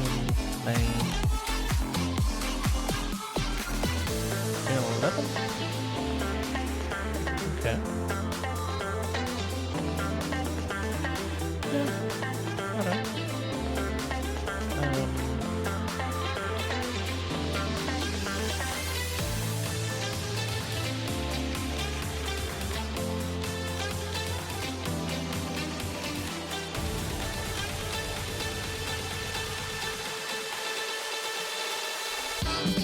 Yeah, anyway, so this bit wasn't.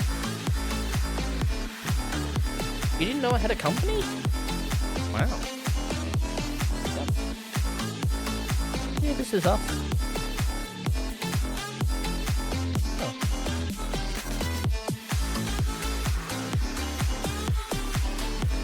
Yeah, we do websites and servers. I've been doing... I don't know, we've been doing it for many years. 7 or 8 years, something like that.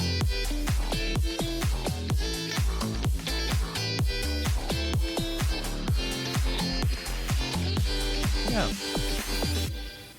Am I hiring? No. No, we're not hiring. But yeah, this is just generally the info site, essentially.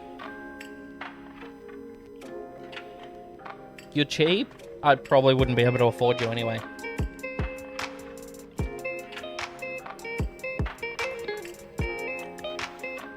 That was a piece of ice. A large piece of ice.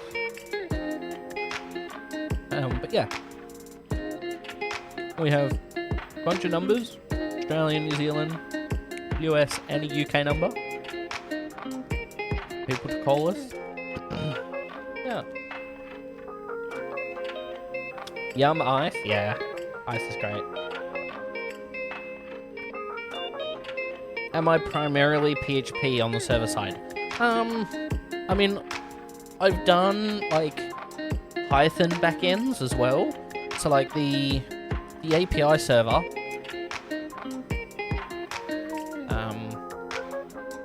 This API server for Bottle Spectre, that's built in Python. And the WebSocket server as well is built in Python. Oh. Fast API? Yes. Yeah, Fast API. Which is... So here's the WebSocket server, which uses Socket.io. Socket.io.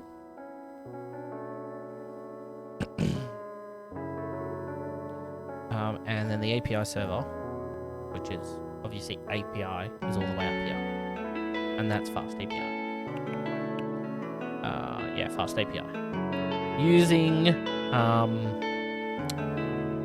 UVcorn, I believe. Yeah, UVcorn to run.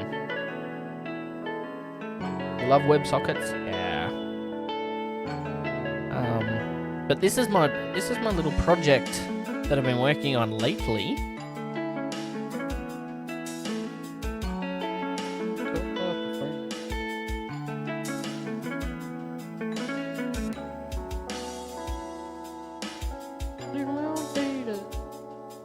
Oh, of course, it's going to open up on that screen. Hold on, I can't see chat.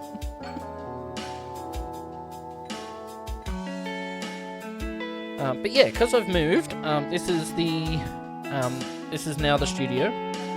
I don't have the big TV on the wall anymore. Plug my phone in. Don't have the big TV on the wall anymore. And I'm not even too sure if the camera's actually going to stay mounted up there. Yeah. Oh, ads.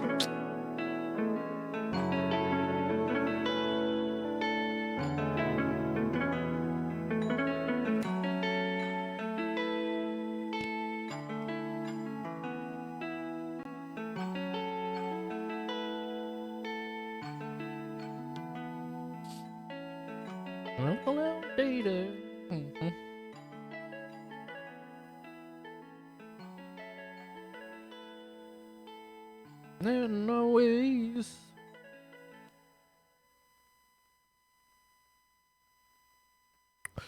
Where is it?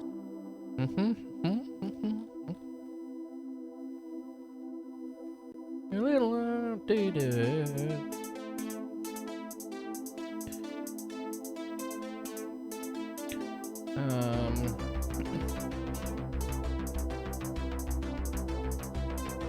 You love that I have a whole mixer? Yeah. Are you back from ads? Because there's a lot more than just a mixer here.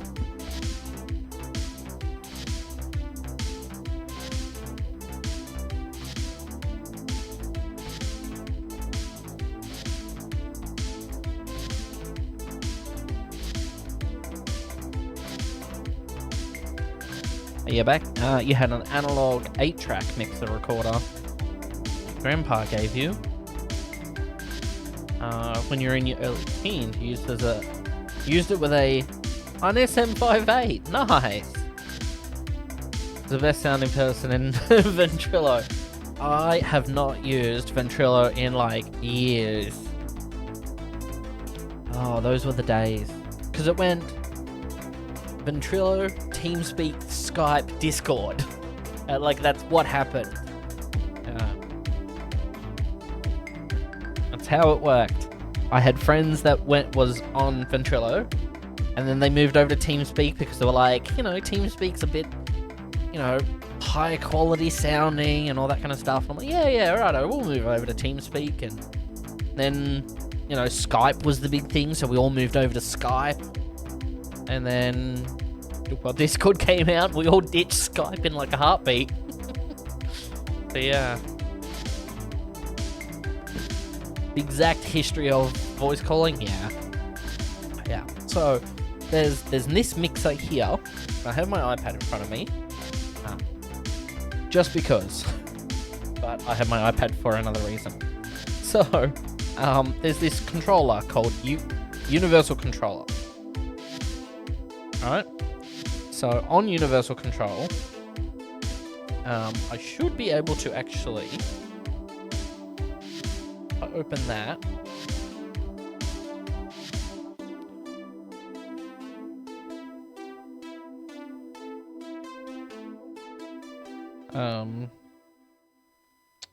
mirror.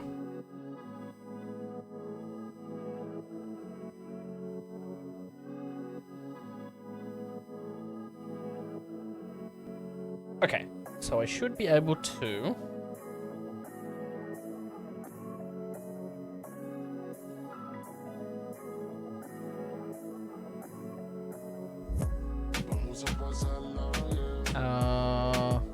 I mean that works enough. Alright, so here's my iPad, right? That's exactly what you're seeing on your screen. So, top left is the big mixer. Right? The big mixer over here. Underneath this desk is a rack, like a network rack. And it's got my Switch in it, and this other Studio Live 16R, which is another mixer. There's two mixers here. So, right now, so this is the live music. This is what you're listening to. And then, there's a mix 1, which is the game PC sound coming from the gaming PC. So I can watch YouTube videos, I could watch Netflix while I'm streaming, and you guys can't hear it.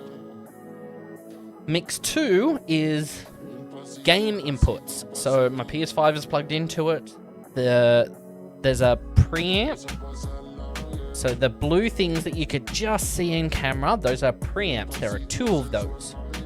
One is the audio for the actual gaming PC, and the other one is the audio for all of the games. And that feeds into here. So when we're running a game, I can move this slider on my iPad to put the audio up and down for the stream. And then mix 3 is sending to my ears. So it's just a copy of pretty much everything. So it gets sent to my ears so I can hear it. But yeah, the main out is the live audio. Mix 1 out is game PC, and mix 2 out is pretty much just game audio. And because they're plugged into the network, I can just switch between them. So here's the big mixer. When it loads. There it is. And so main mix is what you're hearing live. And then so that's the microphone on the far left, and there's the wireless microphone. Game audio. Now game PC, obviously, I don't want you guys to hear it during stream. Live music. You can't hear the VOD music. There's a spare mix. Stream alerts. And then there's the Discord mic. So Discord has a send for voice chat.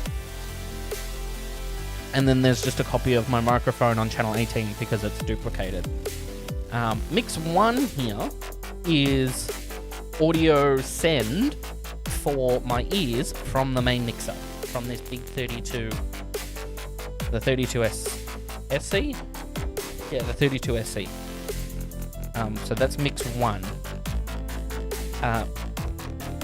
Mix 2, which is essentially like mix 3.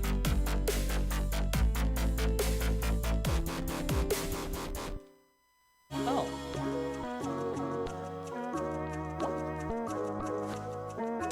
Okay. Hey. Got a bag of chippies. So mix 1 here is actually a stereo mix of 1 and 2.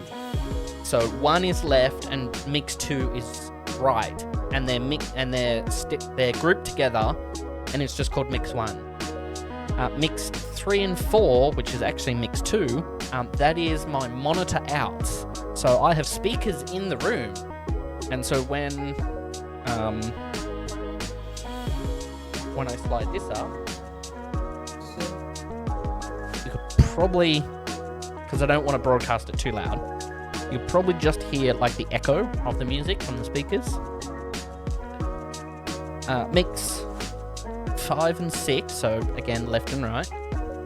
This is VOD. So this is what Twitch VODs, this is the audio that they get. So they get the VOD music, they get alerts, they get the game sounds, they get my microphone, and that's it. And then mix 7 is the Discord send, so there's the Discord mic. And then if I'm talking to someone on Discord and I'm like, hey, listen to this song, I can turn this up, and then they can hear the song that I'm playing. Or hear my game, or if I'm streaming, I can send like my stream alerts to Discord, and they can hear it over the microphone on Discord. And then there's like FX channels as well. So these FXs is like delay and echo on the microphone and stuff like that, which I don't use, but this mixer has. But this is the entire mixer. So this is all of the audio inputs coming in at this moment. And what's going out. So mix 1 and 2 out, those are my ears. Mix 5 and 6 out is obviously VODs. And then 7 and 8, because they're stereo, so they're grouped together. 7 and 8 is just obviously my microphone for Discord, which it's always on anyway. I'm not in a Discord call right now, but so if we were, yeah. But yeah, there's and there's the patch. So that's how all the audio works. So channel 1 is my my mic, this mic. And then for Discord, channel 17 is a copy and channel 18 is a copy. It's just a spare microphone on channel 18, just in case I want to like do something with another mic that, you know. But yeah, and then obviously there's up to 32 channels, and it's just pretty much a copy, but I don't use more than 18. Yeah. What mic am I using? I'm using the Rode Pod mic. Rode is an Australian audio company.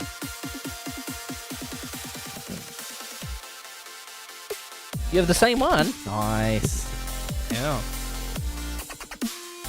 But yeah, that's the 32, and then this is the 16. So it's just pretty much all the patches are there. And then both mixers have a talkback, which I never use. I did use at the old house, but I never set it up for here, and I don't care enough about it. So, yeah.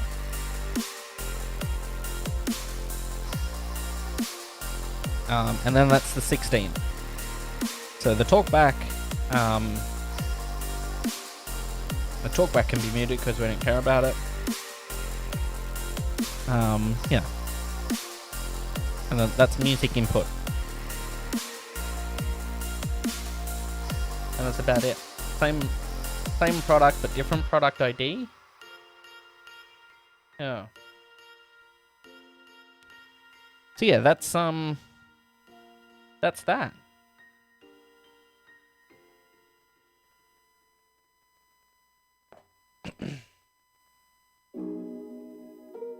Yeah.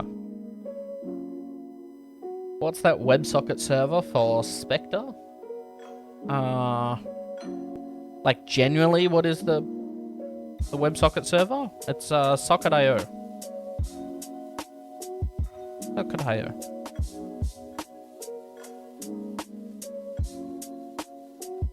Or what do you mean?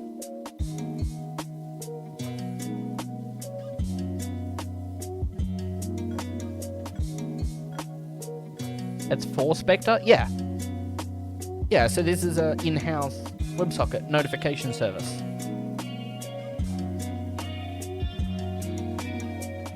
So we use secure WebSocket, WSS. We have a certificate, which is... Where's the settings for that? Or is the settings when it boots? Nice. Log. WebSocket server.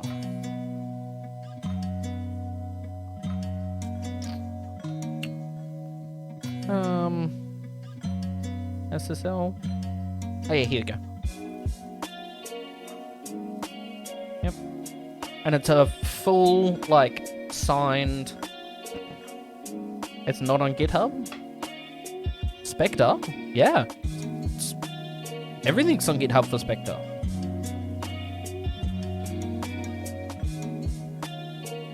Yeah.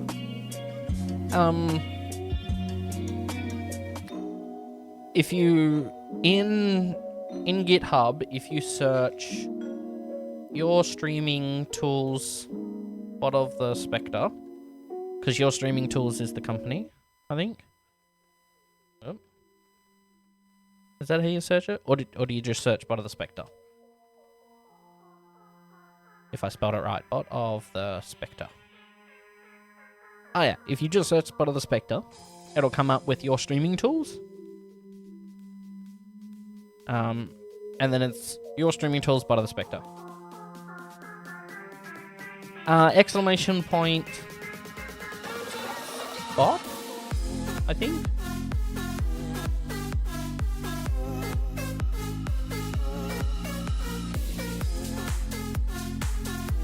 Aston invited me? To what?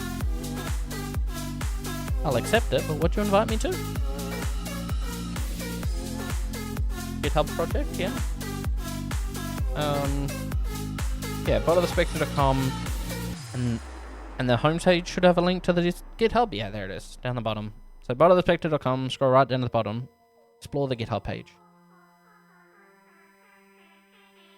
But yeah, one of our coding friends that watches us here on Twitch, Alex, he's contributed to fixing a bunch of stuff, which is awesome. But yeah. Oh my god, Roro! Hello!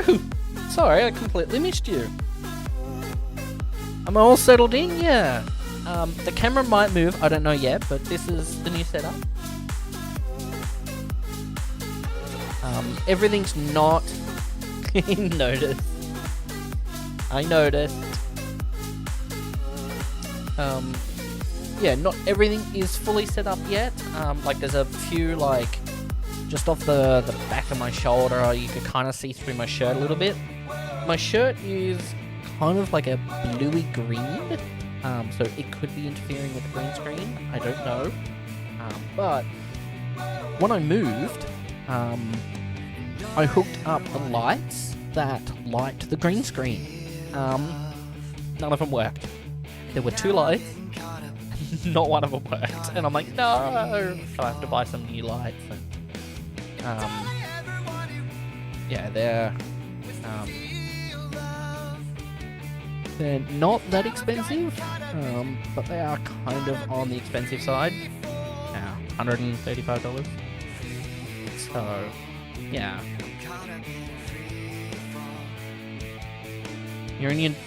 Are you in my Discord server? I'm pretty sure you are. Yeah. The bot has its own server? Yes. Yeah, the bot has its own Discord server as well.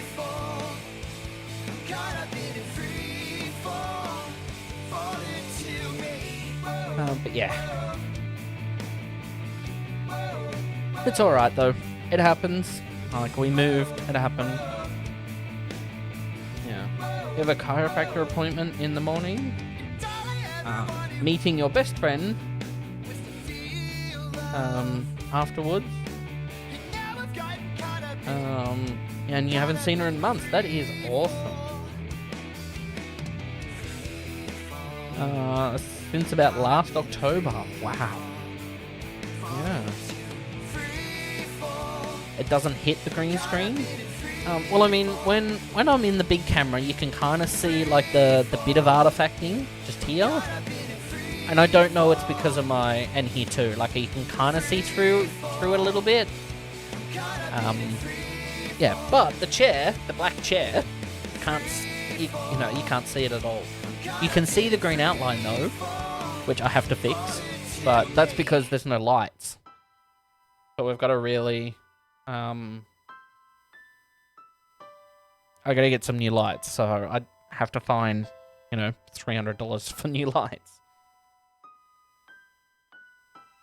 So, yeah. It sucks. Yeah.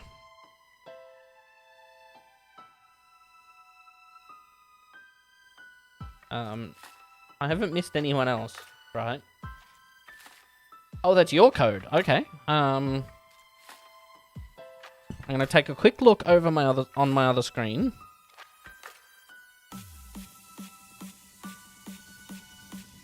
And that should be under...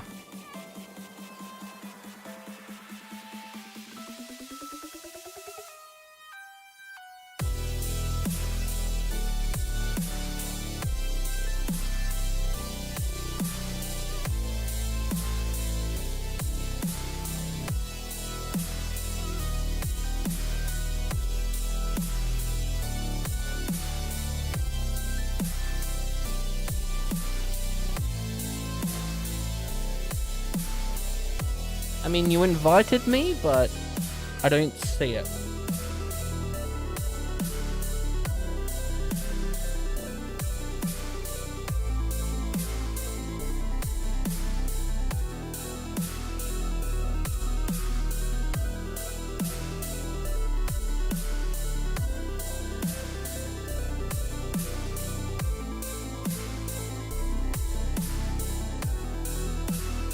Oh, invitation expired.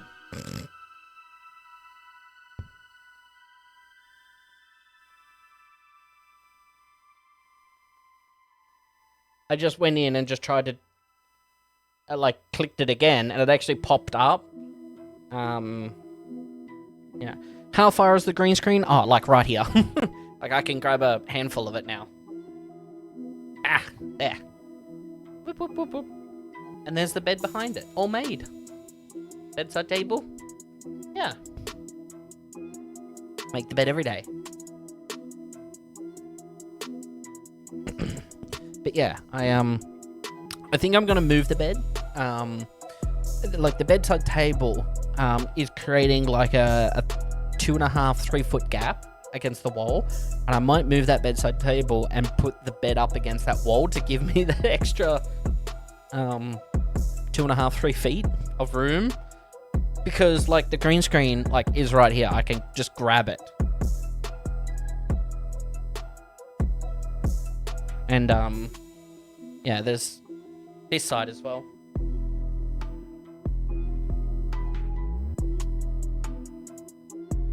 Oh look, there's the cat. Oh, it's just off the side. I could probably extend that. Hold on.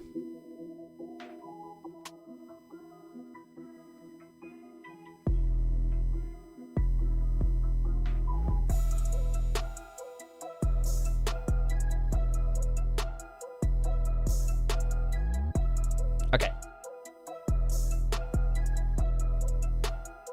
There he is. And then all the boxes still on the floor. Because we're still moving. Yeah. There he is at the end of the bed. Jester! I can't reach him. There you go. Jester! Hello! Okay. Yeah. But yeah, there's still a lot to be done. I'm gonna pack those boxes up, get them on the shelves, and yeah, hopefully I'll be good to go. And my suitcase has still got some clothes in it, so I've got to put some clothes away. Yeah, so there's a lot to do still, and but it'll be all right. You can invite me again? Okay. Righto. Sounds good. Yeah, it takes time. It does take time. Moving does suck. Absolutely. But yeah, anyway, this new project. This thingy. This thingy.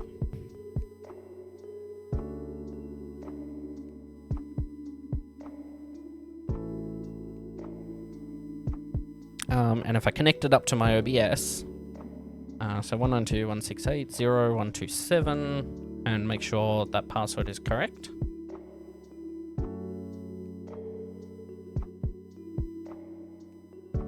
And then there's a bug with this program that I've built.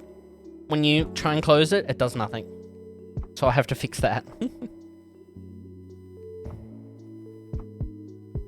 Oh, lag.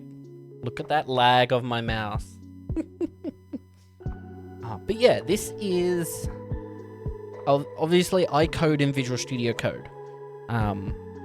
The Bottom of the Spectre project is always in Visual Studio Code.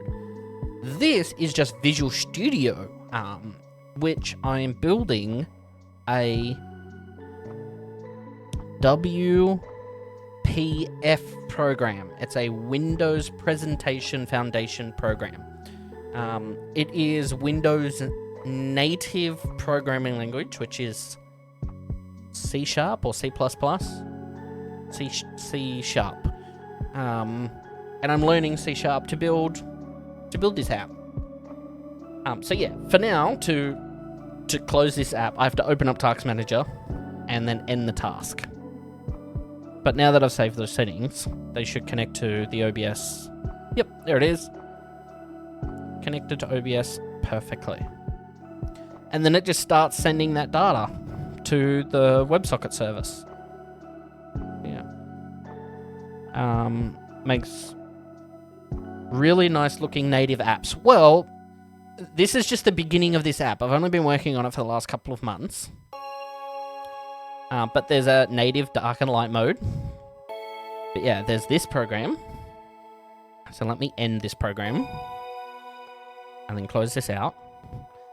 Then there's OBS Connector, which was the beginning, built in Python. This was the beginning of the app. So if we run this, there it is.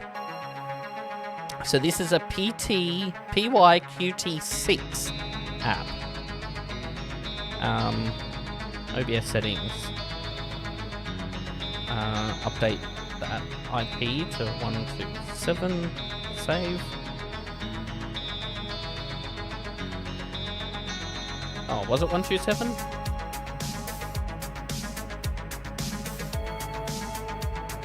It was. Oh, connected. Right, okay, there we go. So yeah, this was the beginning of this app. So, yeah.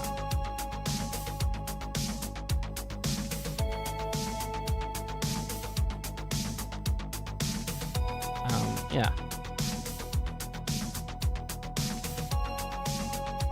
So, event settings. So I got to add that into the new app, but yeah. You wasn't able to get a full project out of it. The one time you tried it. Oh,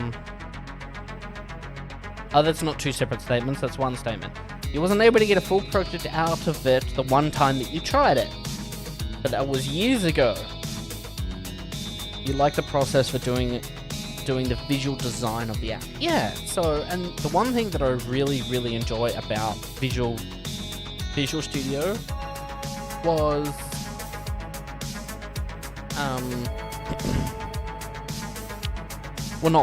is the whole process of it. When you're coding, you can see the live update right in front of you.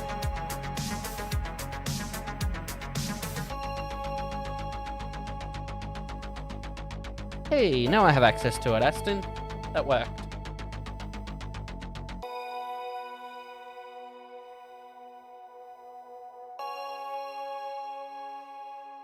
But yeah. Python just makes doo-doo looking GUI apps, unfortunately. Yeah. Like, I mean, that connector one looked okay. And then I was reading something, and then I noticed in that reading about the Windows Presentation Foundation, and then I started looking at it, and I'm like, now I have to learn C#, and kind of C++ as well, and I tried to learn it like a good 3-4 years ago, and then absolutely hated it and just stopped. I just completely stopped. But, you know, I actually have a drive.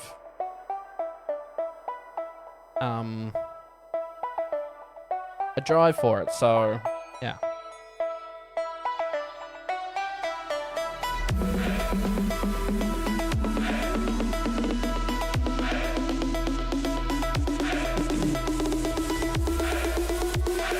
Ooh. 3, 2, 1. Aston is coding his website in TypeScript. Nice. I wouldn't mind to learn TypeScript. Oh. Yeah, it did actually look pretty good. Yeah. Reminded me of CSS and web apps. Yes, there's very much that type of look to it. So yeah. Okay, let's finish these changes.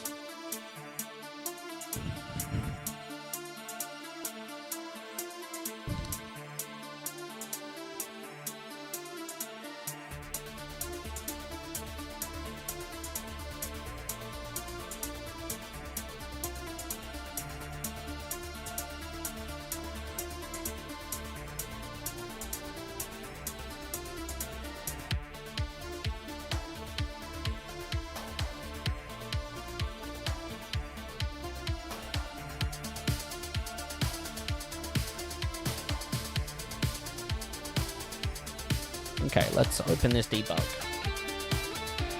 TypeScript and a few others.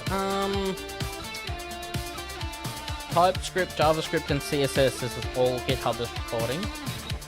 But I'll take a look I'll take a better look later.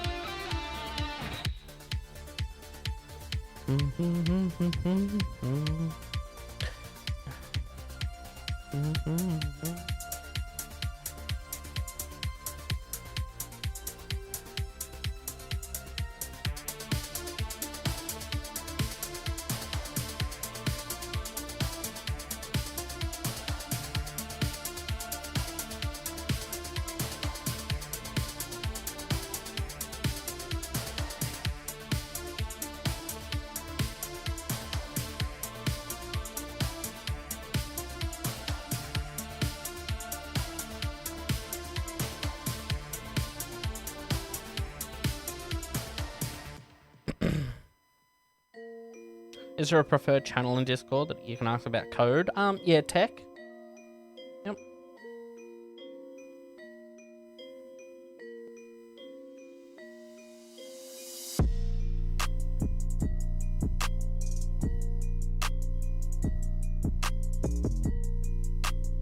Here, have a big giant wave.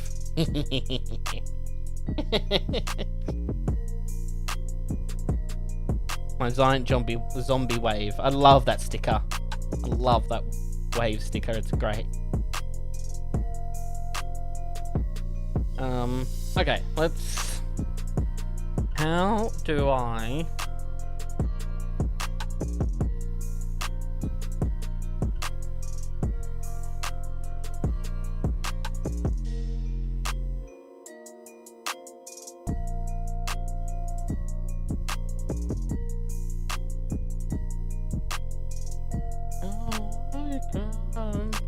Midnight.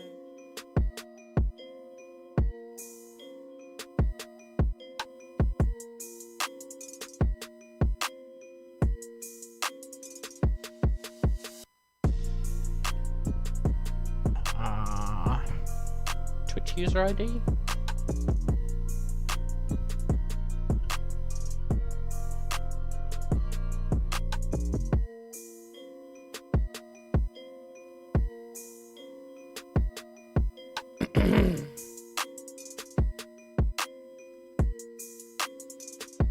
Where the pain.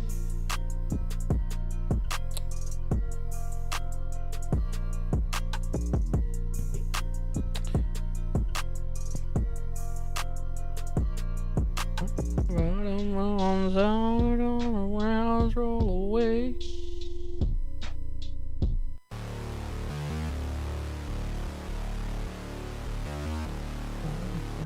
Roll away, since we see it rain. Okay, user exists. So, this is where we're updating. So we've got it.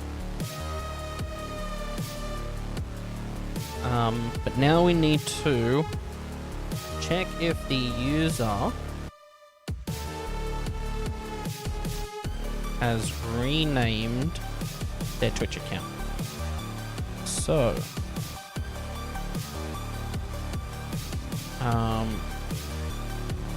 so check username query. That sounds good. Thank you, Copilot autocomplete.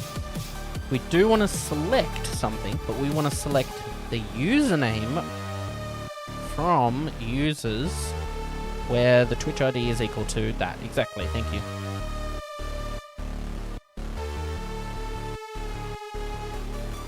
Yep.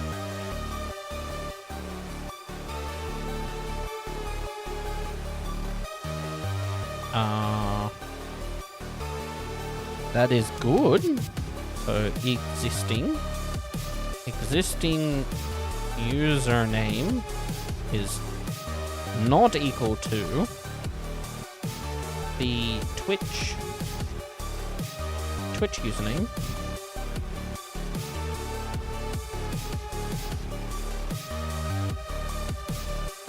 What we're actually doing is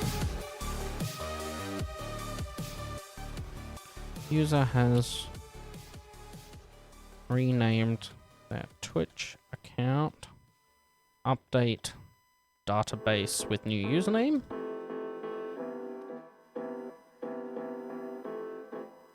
And what we want to do is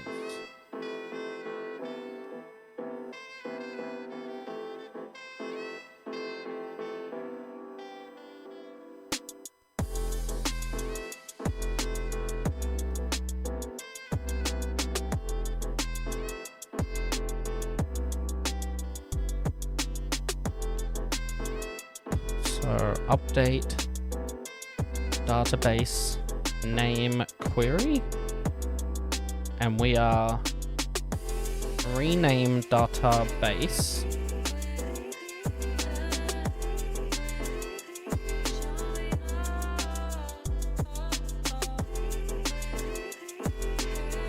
to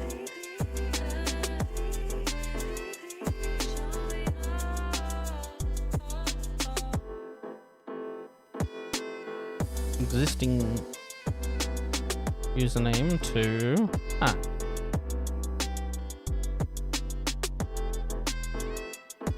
Yay! Right, so now I don't have to manually update all of the shit.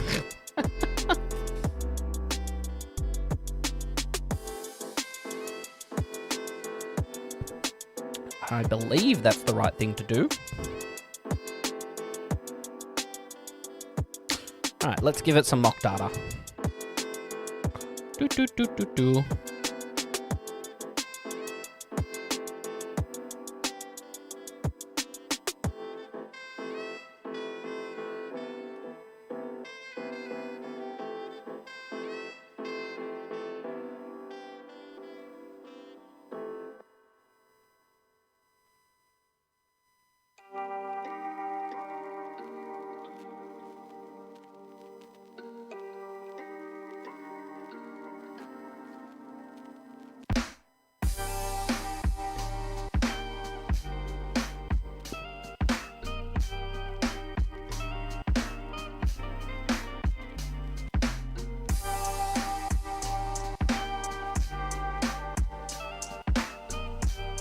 And it failed. Okay. Let's do a quick Google. Renaming database.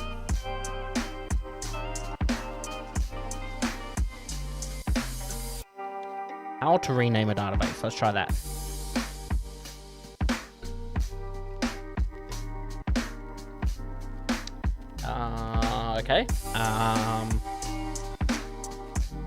How to rename a database in PHP.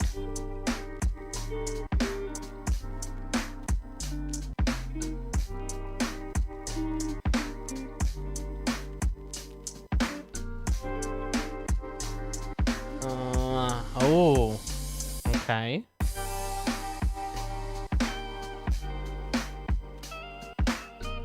Oh, really? I have to do that?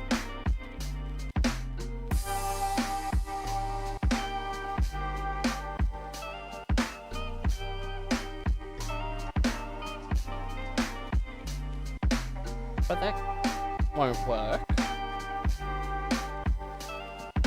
It does work. What? No way.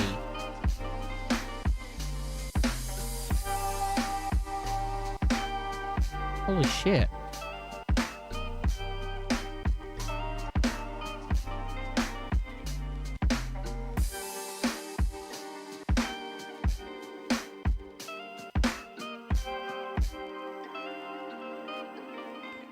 Okay.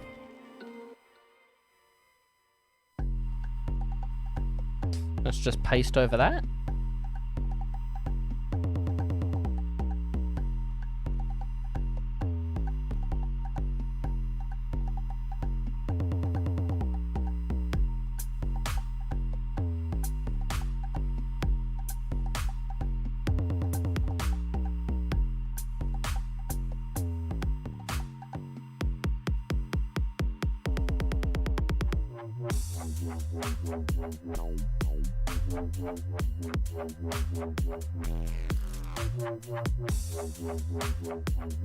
It failed.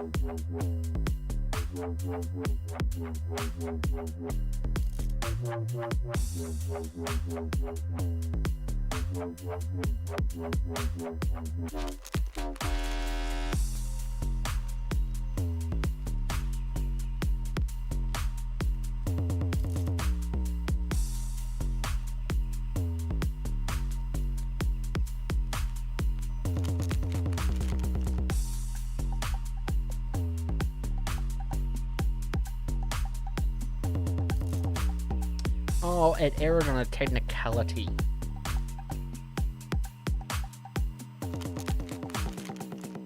Oh, okay, righto.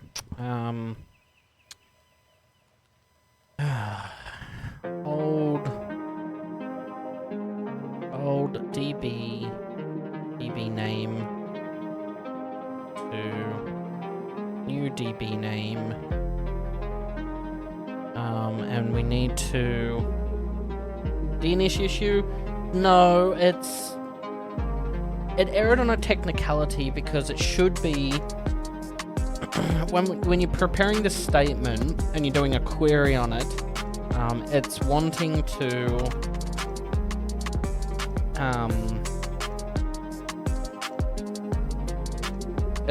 to prepare it as an escape string, and we want it as a real string.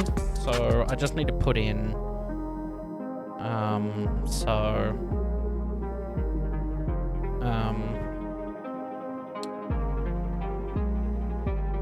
real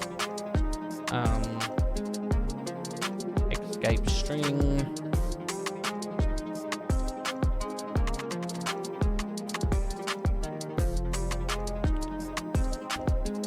Real escape string.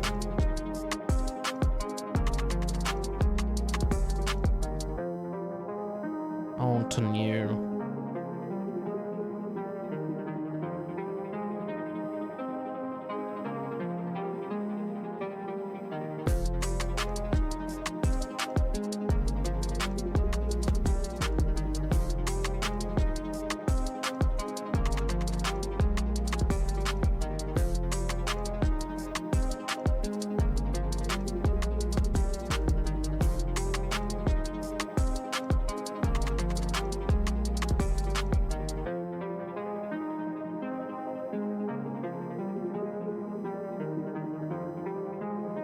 Still failed.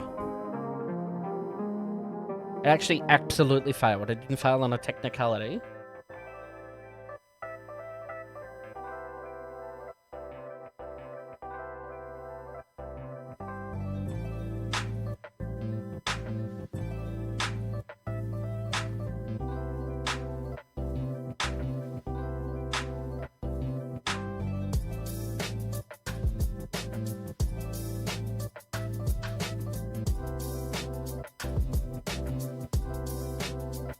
Oh, oops.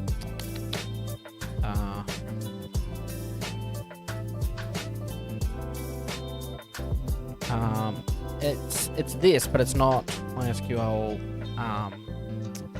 It is. It's not MySQL prepare. It is MySQL query.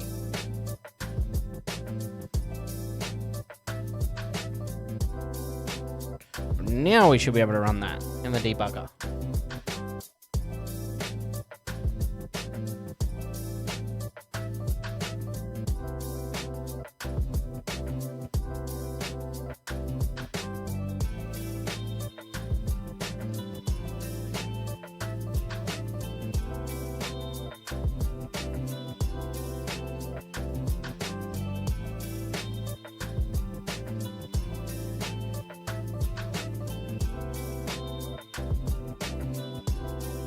Yeah, you passed. Okay, that's it.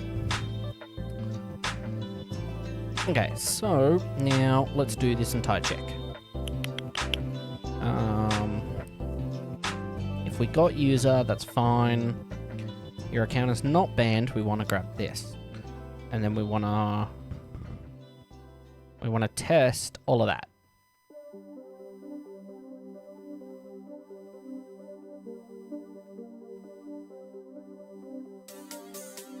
And keep that mock data there.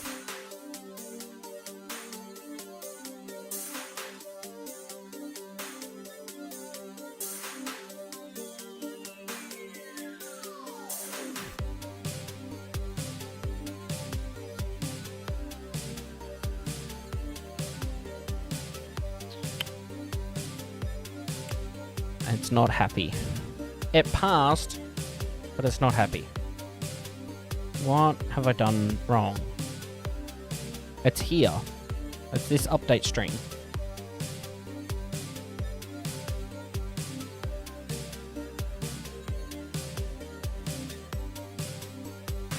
Oh, oops.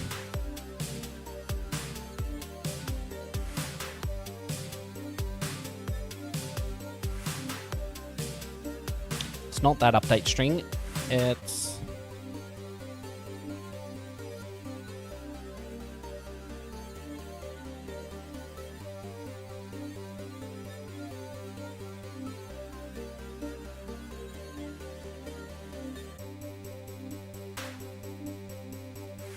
It is.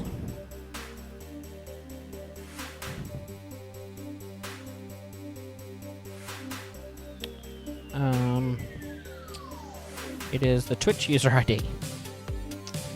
We're updating whether Twitch user ID is equal to the Twitch user ID.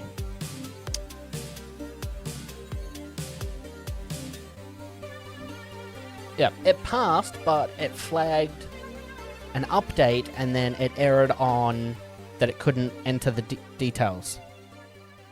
So, this should all pass now. Check if the user already exists. Is that what I'm testing? Yes.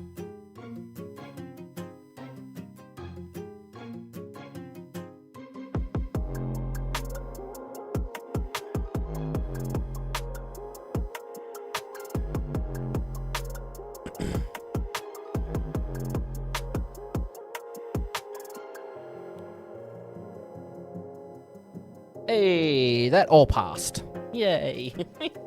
Right. So there is 1, 2, 3, 4, 5, 6, 7, and 8. 1, 2, 3, 4, 5, 6, 7, 8. Yep. 1, 2, 3, 4, 5, 6, 7, and I'm assuming 8. Yes. Right. That is all okay. Even though it passed, if we forgot a parameter, it wouldn't have cared. Oh yes, it would have. It would have thrown that it's missing a parameter, isn't it? Oh my god. Okay. This is what we've changed. So, the restricted users are either the Twitch user ID or the username. So if they've renamed their account, because you can't rename your Twitch user ID, that's permanent.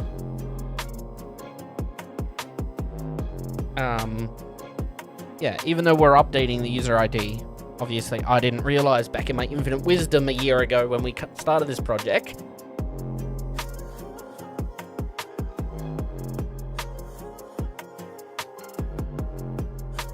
Yeah. So we're renaming the database from the old name to the new name, so I don't have to do it. Go. And then... fingers bloody crossed. Oh.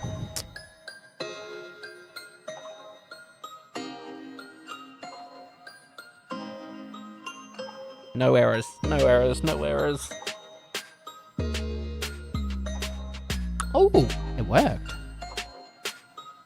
Okay, I'm gonna log out and log back in.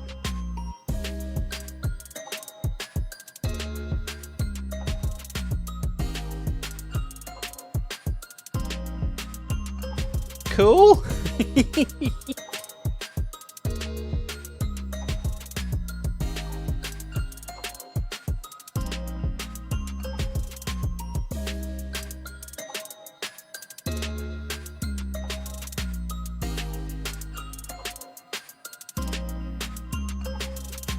I like this song.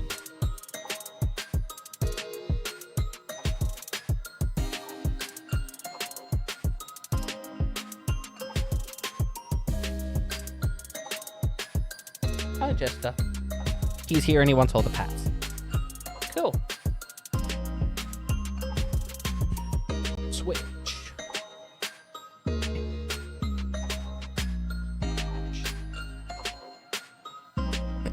Right. No, I don't have to rename. Oh, hi, Jester. You're on the desk now. Hey, buddy. Come here. Hello.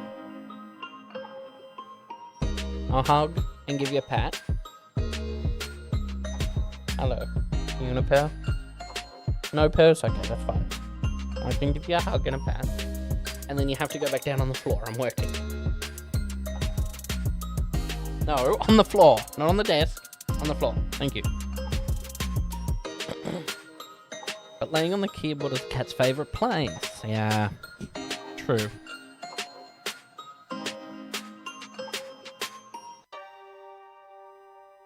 Okay. What else can we fix?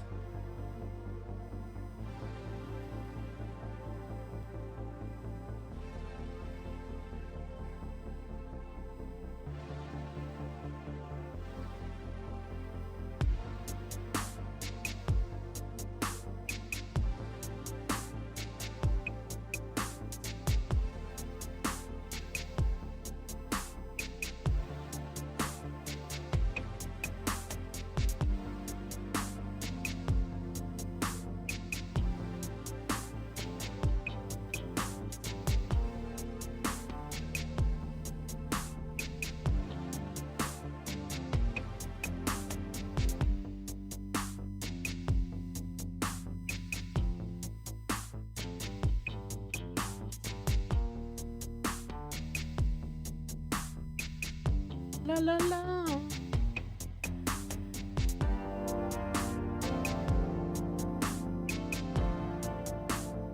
Oh my god, no! Down! Off the desk.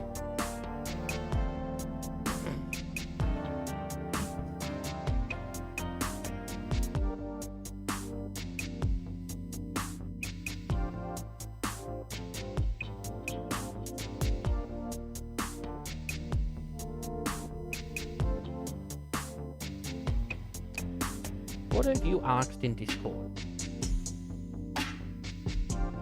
you can see a sample of the directory structure that gets passed to the music command. What?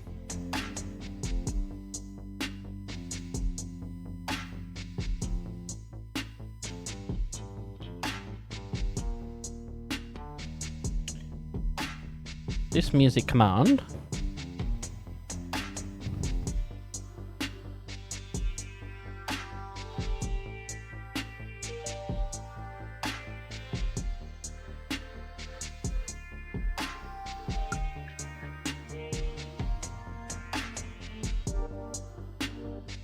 for C clients in self-registered clients, for clients and clients.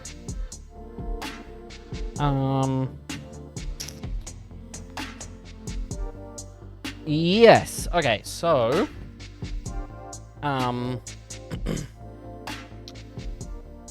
so websocket.bottomofthespectre.com/clients. Right. That endpoint is a forbidden endpoint. So it's locked away from it's locked away for valid IPs. Valid. Is it valid IP? What is it?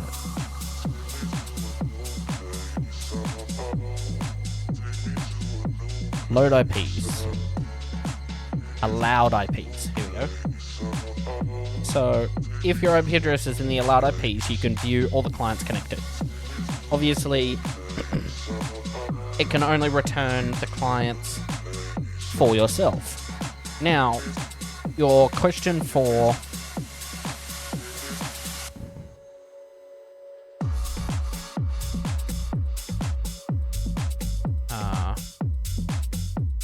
this, when it bugged out, I don't know why it bugged out, but it did. For the music command, when you're asking self-register clients, yeah. So for every registered client using your code. So the way that I can actually show this is if I do this. Take a screenshot of this. Go into Paint. Over here. And then I will black out the API key.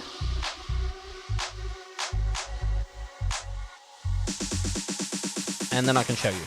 Alright. So these are all the registered clients for my API key, which is blanked out here. So the session ID for the Twitch bot has the ID number of that, which is only localized to that. And then there's the audio overlay, the Discord join overlay, the deaths overlay, the weather overlay, the video alerts overlay, the Discord bot, the dashboard music controller, and then the app that I showed you before when we opened up the OBS connector app. So it's looking for that music command, it's looking for this controller, and it's looking for the overlay. So if I open up the overlay, it will be registered as a client.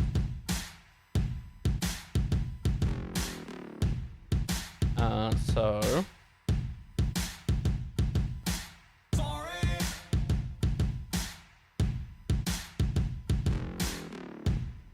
music overlay. Grab my API key. And just register that. Right. Now if I refresh the socket client,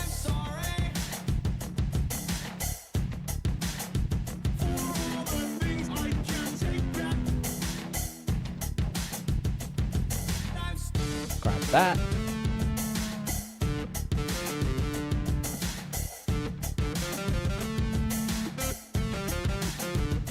And I'll blink that back out. Okay, so now that that's registered, right there, it's got a new ID.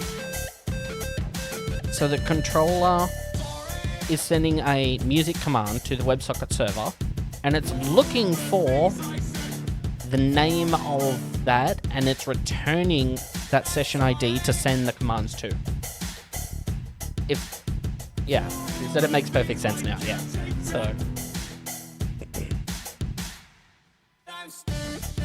yeah, it's that. And then what else have you seen? The key in the is the key in the directory a WebSocket object? I mean, it's all a WebSocket object, but yeah, it's yeah. But it's returning internally anyway. All that info is returning internally. So even if it did, like, check every single client connected, it would only return. So your API key is here, alright? And it's in a room of its own. So there's a square bracket and there's a square bracket down here. And inside of that room is all of the clients connected. But yeah. ID routing that takes care of all of that, yeah. And ads. Oh my god, there's ads.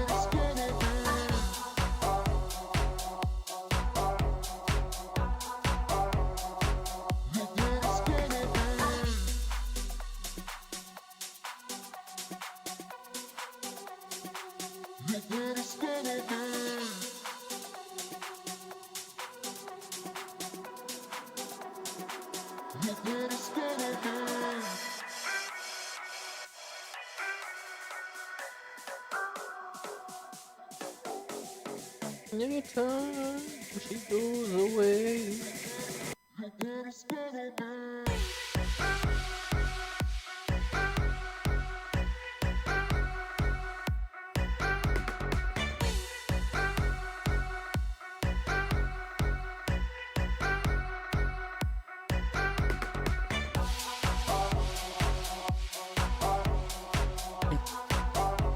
Goes away.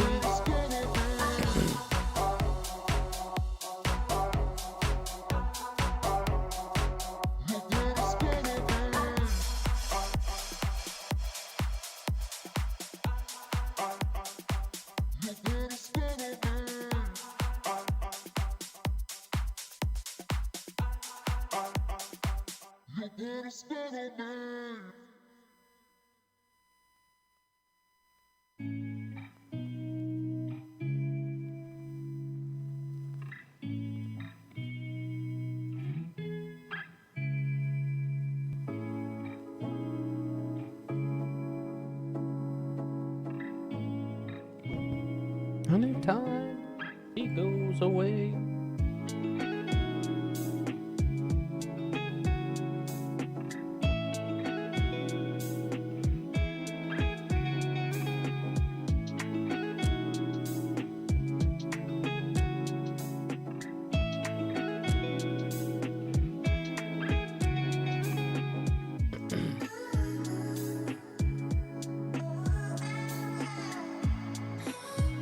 Welcome back from.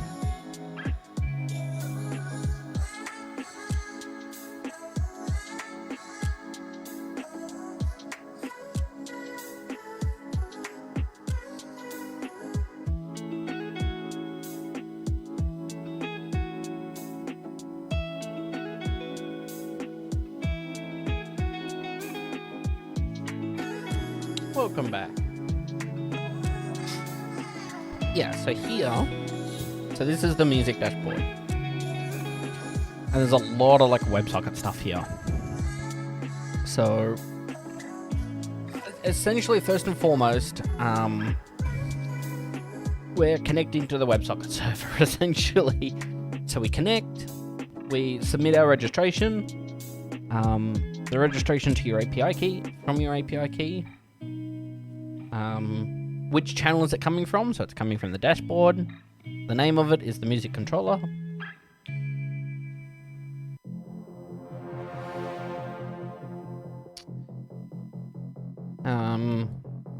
Then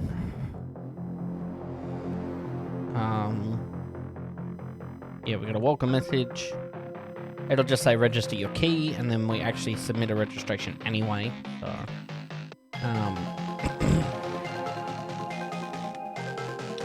and then once we register, we get a success message. And then once we get that success message, we're actually asking for the settings of the page, for the page. Not on the page, for the page. So we're setting a music command. So the event is called a music command, and the command we're asking for is settings. And then once we get the settings, we apply those settings. Pretty simple. We'll have to figure out a way to compartmentalize this little bit of functionality. But I might refactor it and submit a PR, unless you'd hate that. No, why would I hate that? So you can test it, that's fine. It's fully open source, and that's why there is a public API and a public WebSocket. So, like, the thing is, everything Spectre does goes through the WebSocket server, right? So, if you want to build apps, if you just want to use the bot to send info to other apps as a Twitch forwarder rather than connecting to Twitch yourself, you can, because right here, game deaths, weather events, weather data, Twitch follow, Twitch cheer, Twitch raid, Twitch sub, Twitch channel points, TTSs, walk-on, so first chat messages, sound alerts, video alerts, if your stream goes online and offline, if someone joins your Discord server, events from Fourth Wall, Ko-Fi, Patreon, OBS events, when the OBS stuff is finished, and the new music stuff, is all here. You can listen to every single one of these events. Or you can listen to everything. We allow you to just listen to everything with a hash. Not with a hash, with a star. So you can just connect securely, so wss://websocket.botofthespectre.com, register with your API key, and listen to events from star, and you will get everything that the bot is doing.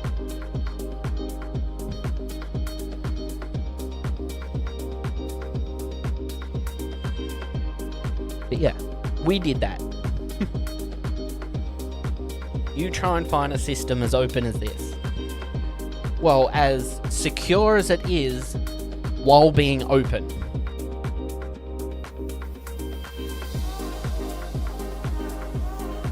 But yeah, we have been through so much. And with our web API, so you can make a curl request, like a get request or a post request. Well, this is where, Fourth Wall is. So you would take api.botofthespectre.com/fourthwall, and then, what is it? Question mark. API_key equals then your API key. And you can post info to the Fourth Wall event. Well, that's how Fourth Wall gives us info. It makes a post request. Same with Ko-Fi and Patreon. And then the OBS events, we're receiving all the data from OBS. It's a post into the system. And you can listen on those events. But you can get, heartbeats. Is our WebSocket server running? Yes, it absolutely is. Is our API server running? Well, If you don't get a callback, even though you'll get okay, if you don't get an actual callback by making a curl request to it, like a get request, if you don't get a 200, it doesn't matter about the body.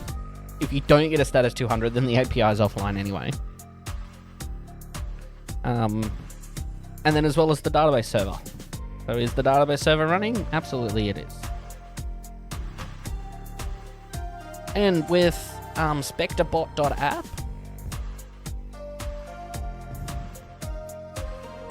you can have custom PHP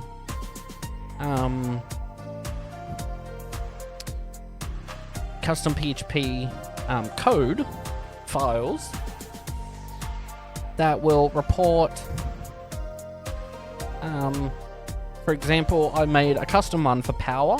So !power makes a GET request to this URL, and the bot will just read out. Currently, we're using off-peak power, which is true. The power company right now, it's off-peak times, and it's costing me Australian dollars 34 cents per kilowatt hour of electricity I use. Yeah, 34 cents. Yeah.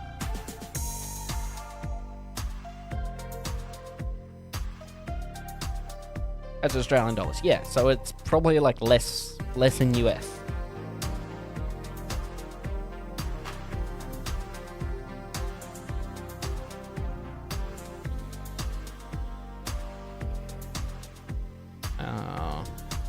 Really?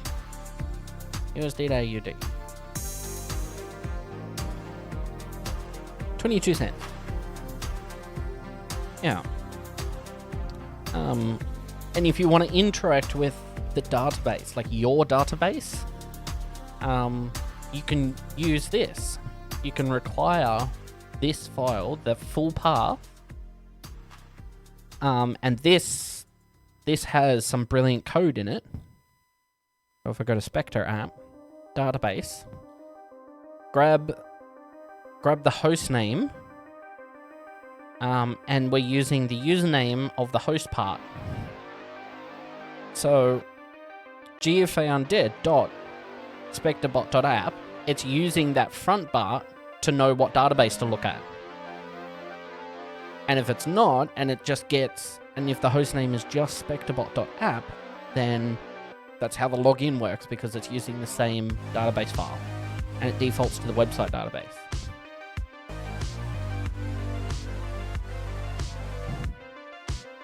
And because all we pass is the con, this is an old version of the file, because that's not even in here. So we pass, there's actually another include file, which is a more tightened down configuration file that passes the server, the username, and the password as a hashed key. And so all you get is the con. That's all that works. And so in your PHP code that you upload, you use con, and you can do anything in your database. You want to wipe your database, you can wipe your database. But obviously we have backups, so we take a backup every day. So we've got it back up anyway. And if you want to make sure that it did connect properly, you can echo this connection, and it will tell you that it's connected successfully to the database of your username. And it works flawlessly. It's fantastic. I love it.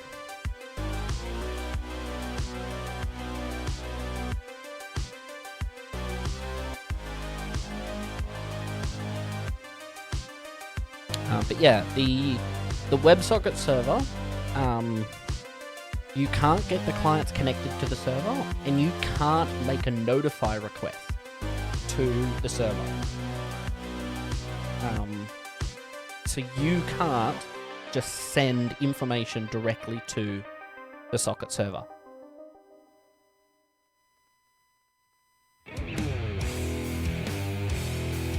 Smart, yeah. So you have to be an authorized IP, which is essentially like all of the servers and the internal subnet of the servers. So I have a static IP. My VPN server has a static IP. So it doesn't matter if I'm at home or if I'm working remotely. I can connect in and have a static IP address to view clients, make testing requests, and all of that kind of stuff. And then what's really great, like I said, the internal subnet of the servers, they're all connected. Obviously, these are all cloud servers. So they're connected to a VPC. They are. Do we all know what a VPC stands for?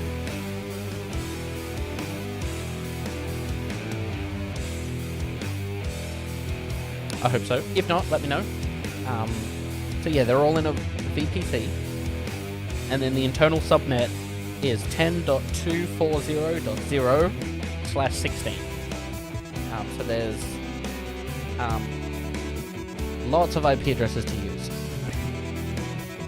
You don't know what a VPC is. VPC stands for Virtual Private Cloud. Yes, Virtual Private Cloud, yeah.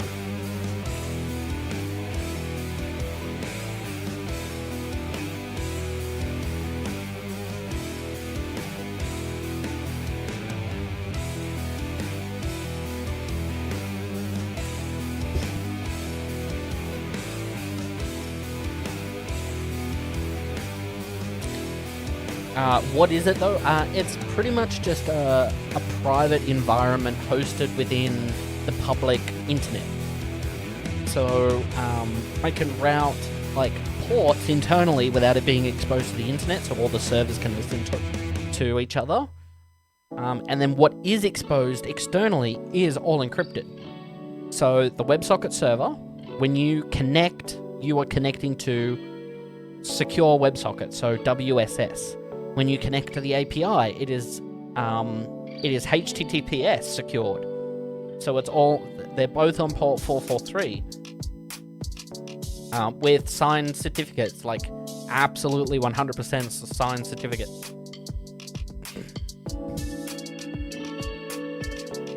But yeah, with a VPC, a virtual private cloud, it's essentially just a private cloud environment hosted on the public infrastructure, and it pretty much allows me to create isolated servers to work with each other that's not accessible externally.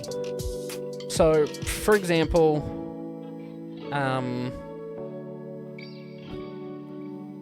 let me just double check something.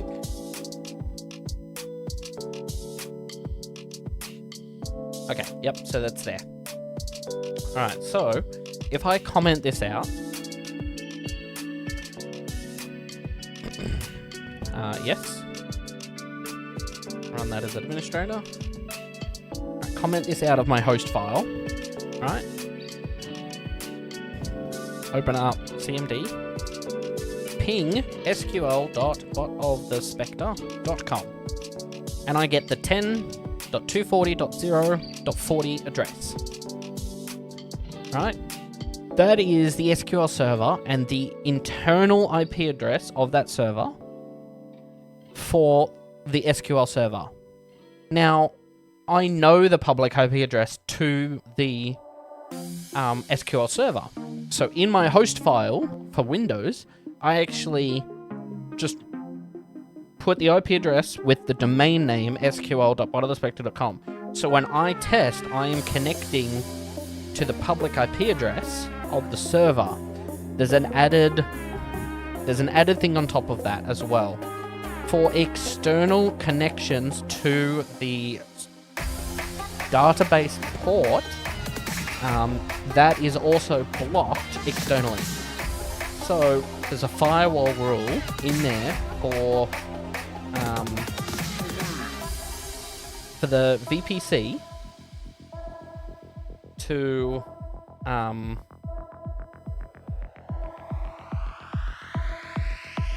the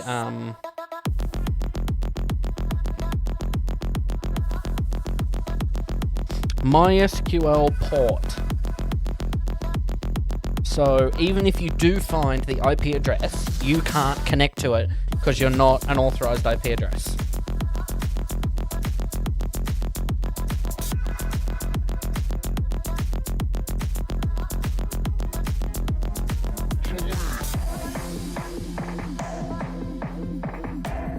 So you're gonna have to worry about other IP meddling with your other services. Yeah, and because they're all here in the VPC itself, then it just works perfectly.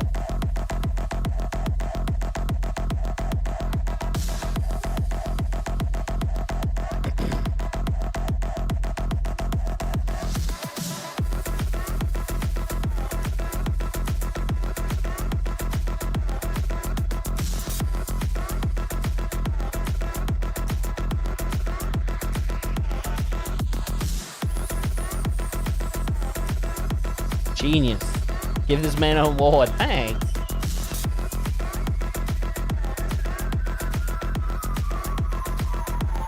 Yeah, so there's a lot going on behind the scenes, and there's firewalls and yeah.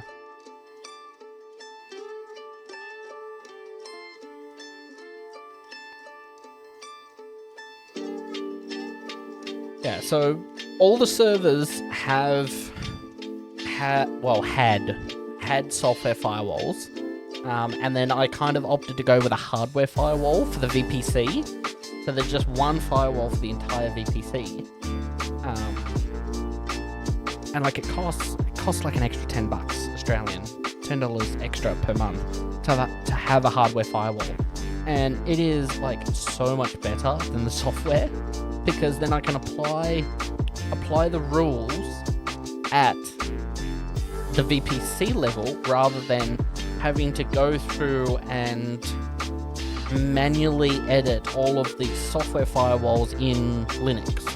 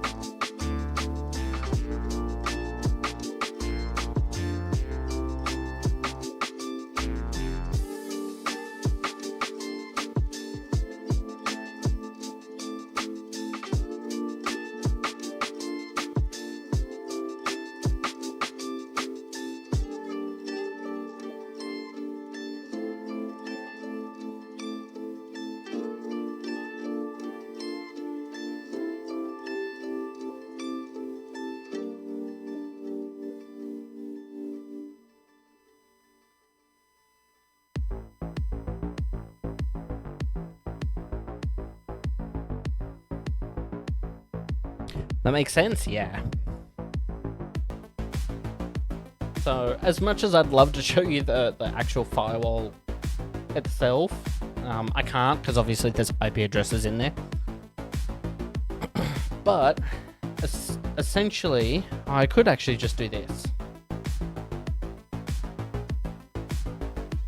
Give me paint.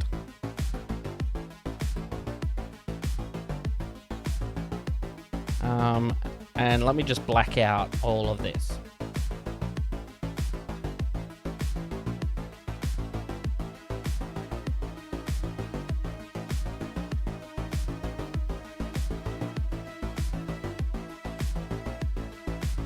So this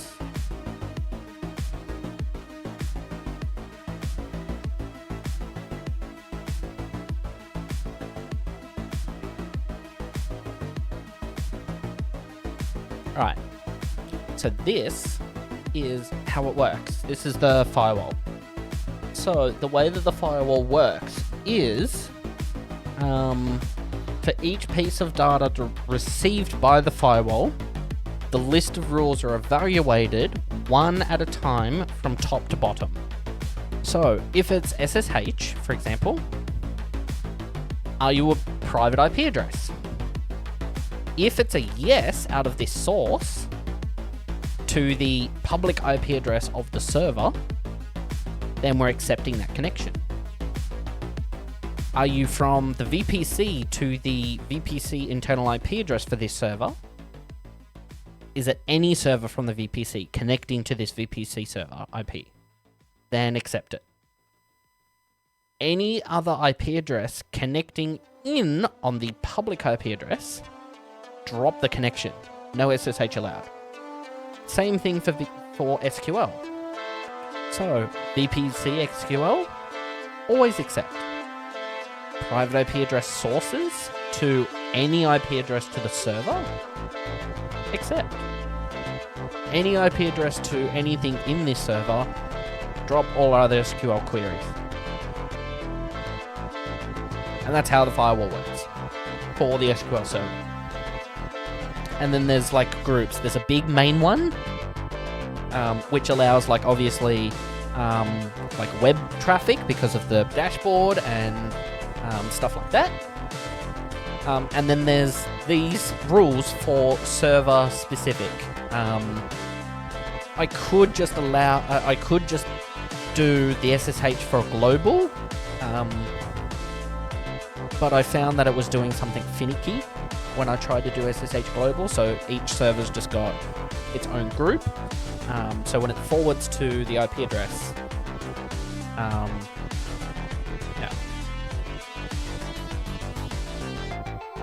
So yeah, source publicly to the public IP address of the server, and any other IP address publicly to the public IP address. That's essentially what that is. And then it works. And it 100% does. And that just sits in my host file. And so when I open, say, Heidi SQL, the best SQL client out there, and I connect to sql.butterthespectre.com, and then obviously I've put that IP address back. When I open that connection, there's the SQL server. There's all the user databases. There's the website database, support tickets, the spam patterns, and hey look, Shockhead, there's your database.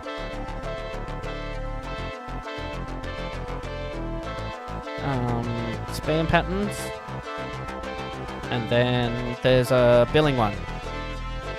Where's the billing one? Right there, billing.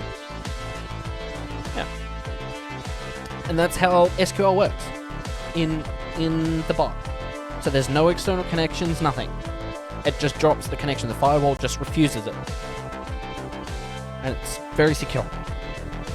Well, as secure as the firewall, but good luck trying to get past my DDoS protection as well.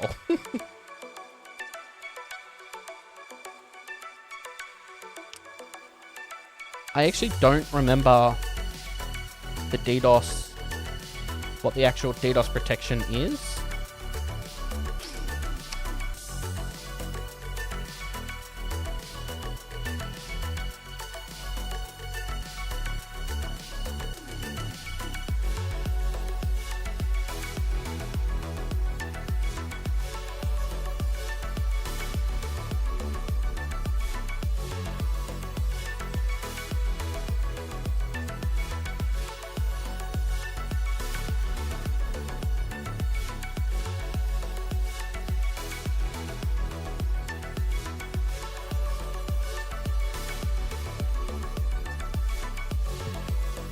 Good implementation? Thanks.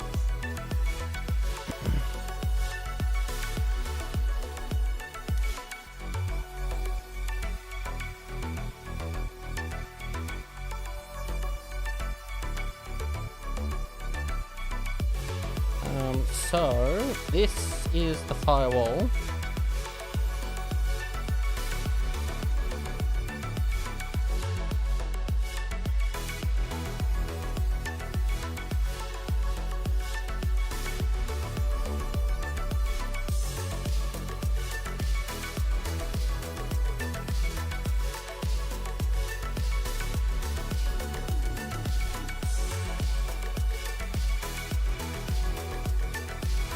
Do I still have pane open? I don't. Of course not.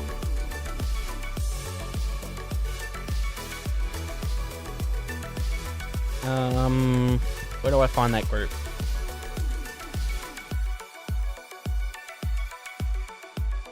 I better three.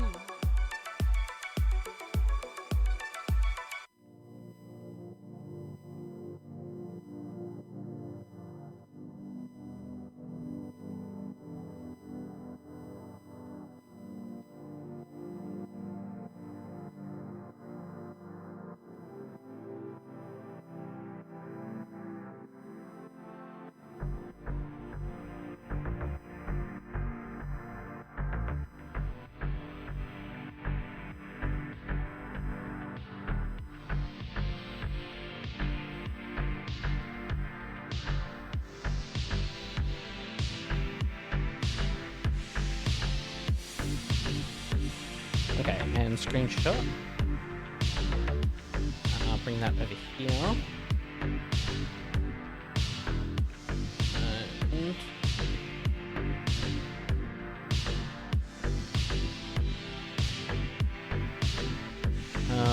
I think that's it. This is the website? Yes, okay. Alright, because you can ping the website and grab the IP address, I'm not blocking out the IP address. But I will hide the source IP addresses, so these are the privatized ones. So, same premises. If you're a private IP address connecting into the public IP address for SSH, so private IP accept SSH, VPC accept SSH, drop all other SSH, and then the only other firewall rule for the web server is that we're accepting all HTTP and HTTPS requests. That's it. And that's it for the web server. Pretty simple.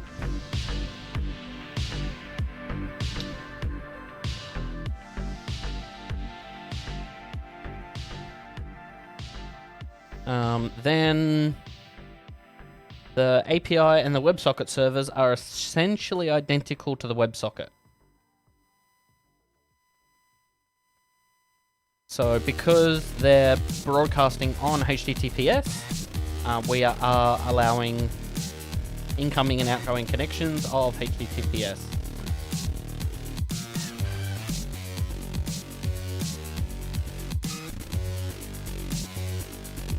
And I closed it.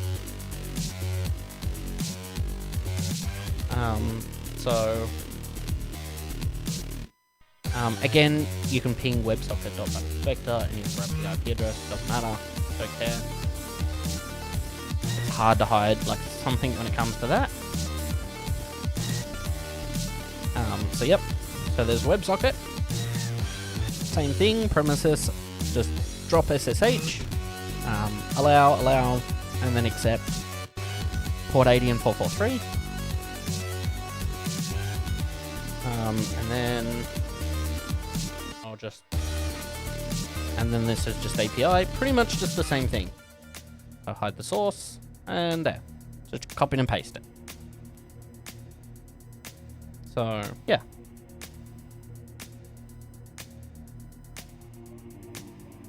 And then the global firewall has it's just pretty much VPC addresses and ports. And an IMCP, so you can ping it. So the global allows you to ping. So you can ping bot of the spectre.com and it will return a response for you. And I can actually block that too. So if I switch, I won't edit it in global, but I'll go bot of the spectre group, web server group, add a new rule, all external to here, IMCP drop, and I'll just save that. And description, IMCP drop, I'll just name that, save that. So even though it's global for the other servers, I've blocked it for the web server, and if we ping it again, it won't return a response. It just times out. And I wonder if I remove it and save it, Would it respond?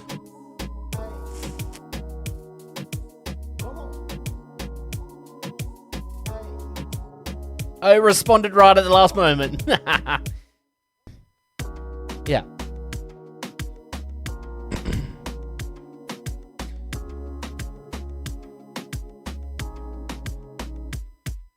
Yeah, it's back. Yeah.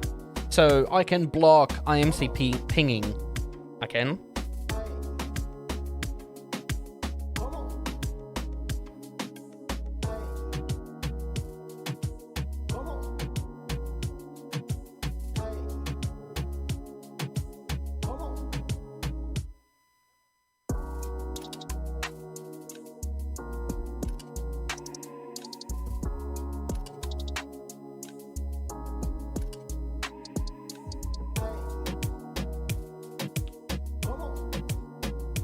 Yeah.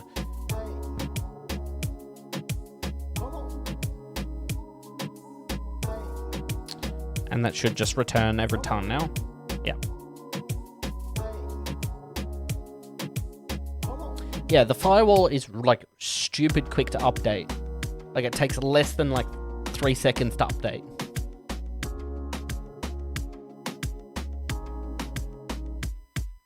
I'm not too sure what the firewall is actually. One moment.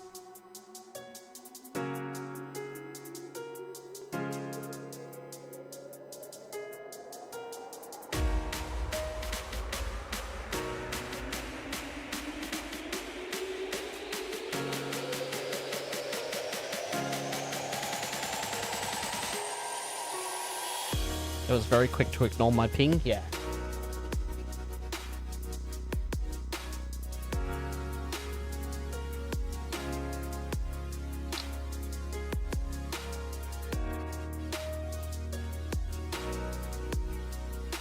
See, I just get the web interface for the firewall.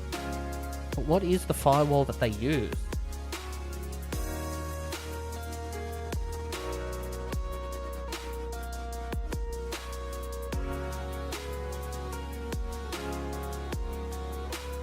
See, none of the servers are IPv6 because the firewall does not support IPv6. They're only IPv4.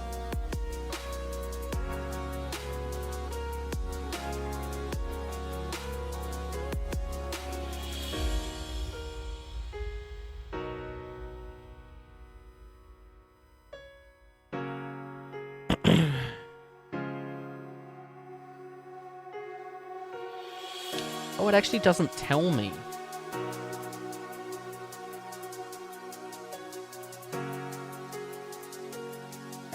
Yeah, the service provider doesn't tell me what the actual firewall is.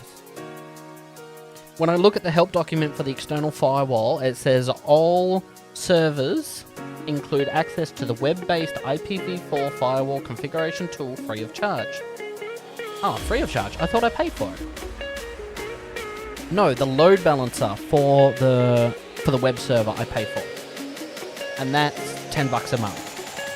So if the web server goes down, it switches over to a backup server. Sorry, my mistake. Anyway, as they're saying, this firewall is external to the VPS and can be used to configure exactly what IPv4 traffic you allow into and out of your server. The firewall supports IPv4 only. It does not provide IPv6 support. Each firewall rule is applied to both inbound and outbound connectivity, meaning there is no inbound only or outbound only rules. Yeah. It's a potato with 2 Cat6 cables plugged in. What is? What do you mean it's a potato with 2 Cat6 cables plugged into it? The firewall, it's got to be something pretty powerful.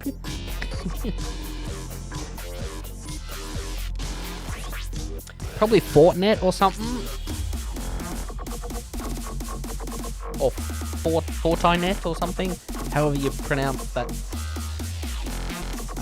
Yeah, Fortinet. Fortinet.com, the firewall company. It's probably one of those firewalls, maybe? I don't know.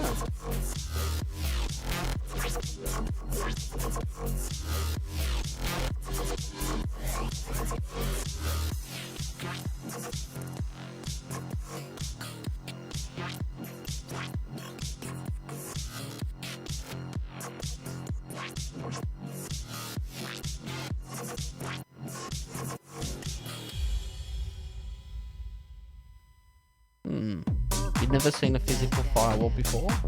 Probably an interesting piece of equipment. I mean,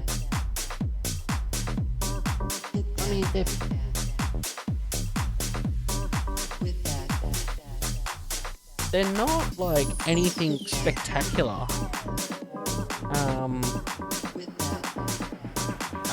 Fort iNet firewall. There you go. They're just like these little machines that you just,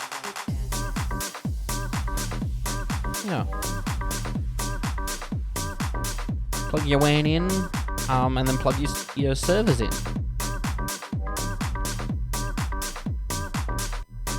It's like mainly ran like for like direct internet connection. Yeah.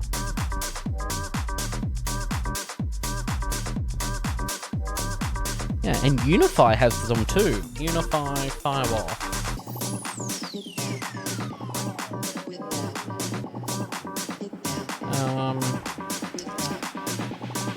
Cloud gateway. Compact.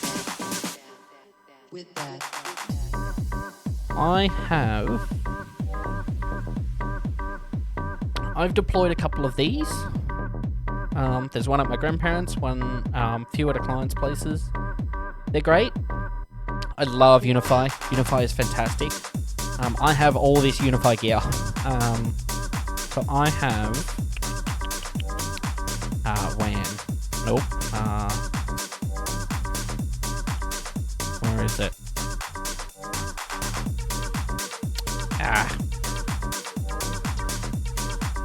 I can never remember what it's called.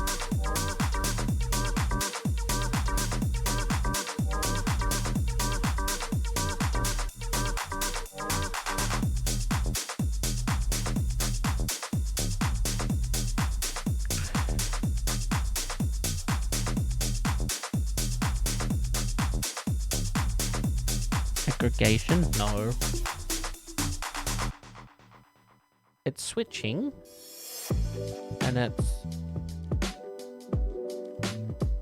it's the UXG models.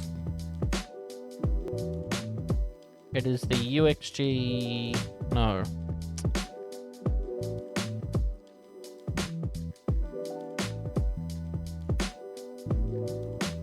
These are new. When?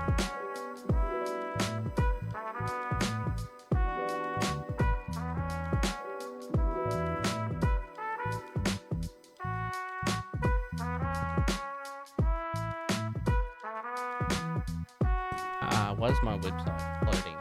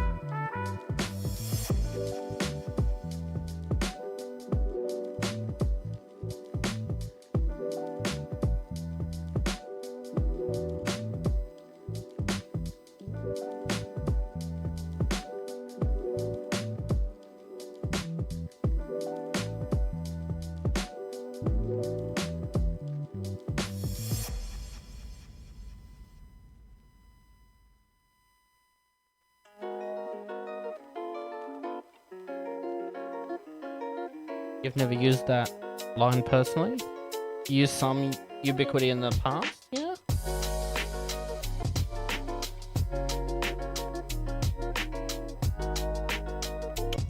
Oh. Okay, well...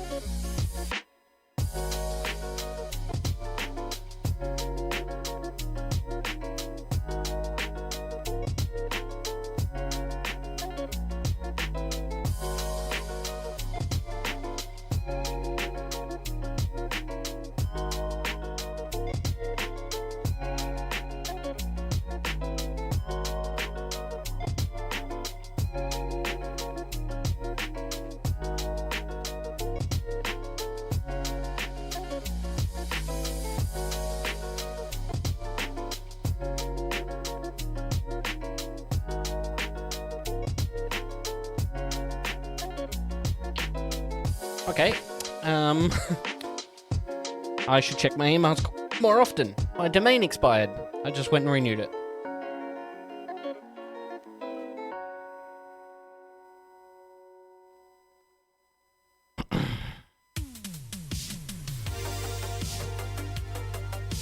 It's probably not going to work straight away. No, it'll have to repropagate. Ah, let's see if I can remember. It is the UX... Is it the UXG Pro? Is what I have?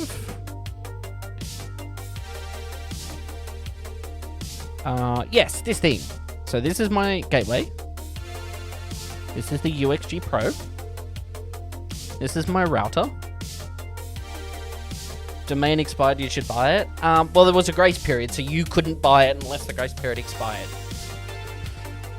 But it was in grace. Only by, like, 3 hours. It expired 3 hours ago. Oh, shit. Thank you. So I just went and renewed it, so it's okay. It'll just take about an hour for the... yeah. I think the grace period is pretty substantial too. Yeah, I think the grace period is... It's either 60 or 90 days, something like that. It's really, really like... or 150 days?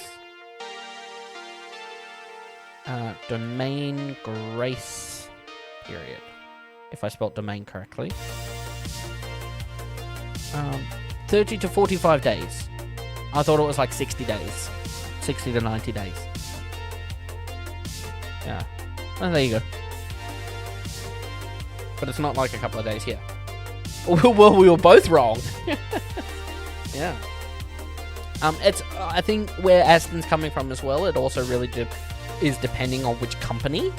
I think my domain registering company, which is Synergy Wholesale, they are fantastic. Wholesale.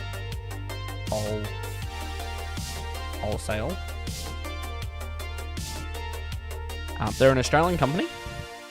I have the CEO of Next Gen Digital, which owns, these companies. I have the CEO on like LinkedIn. It's fantastic. Yeah. Domains. And yeah, all Australian dollars. Australian owned, 24/7 Australian support. They're fantastic.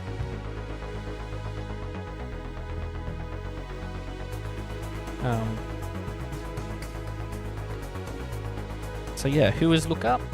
So if you go lockstudios.com, for example, it actually tells you that the who is partner is me.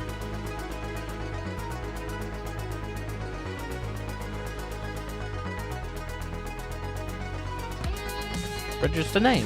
Watch Studios domains. I think that's just the who is record, actually.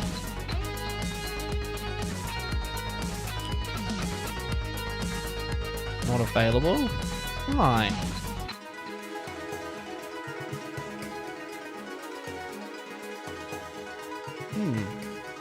I don't know. Oh, for example, Aston. Aston996.com. Because Aston has his domain from me. Aston's got domain privacy enabled.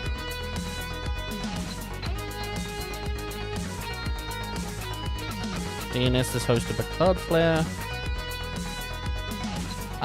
Normally it actually pops up with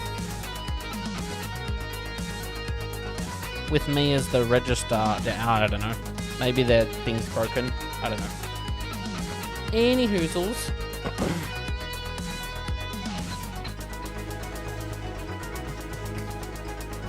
Yeah. Anyway, not the point.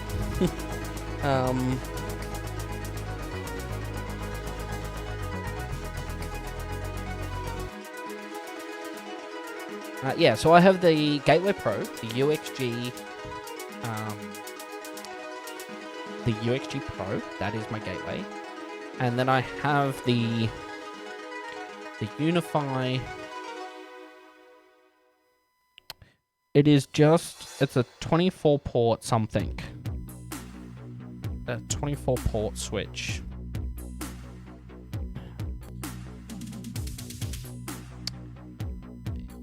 From the Ubiquity store, please. 24 PoE. Is it just the standard 24? Oh yeah, the USW24. This is it. So this is our head switch. So all the devices get plugged into here. That doesn't require PoE. And then we have a 16 port PoE. So it's got our... we haven't got our cameras up at this house. So it doesn't have our cameras on it yet. And our access points is all plugged into the... PoE. And then there's some utility. Yeah, this one. Then we have, so under my desk here is a flex.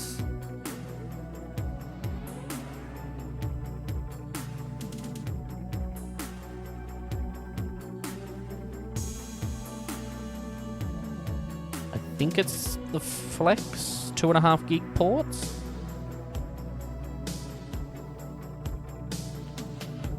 No, that's on my wish list.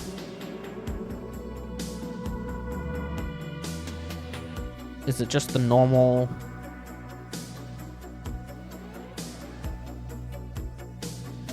Oh yeah, the 16 lines. I think is what's under my desk.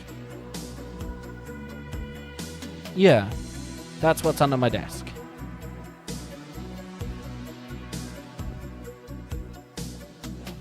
Yeah, one of these.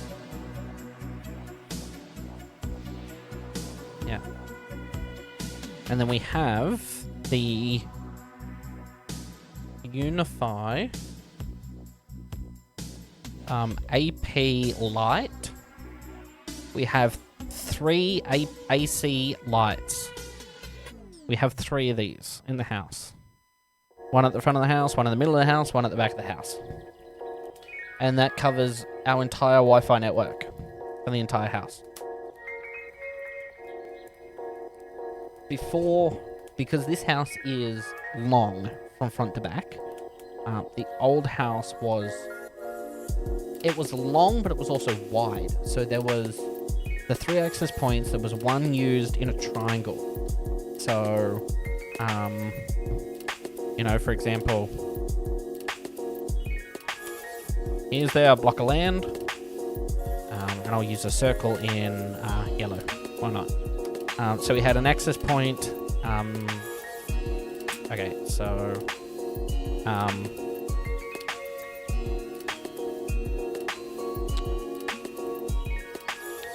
front of the house, right?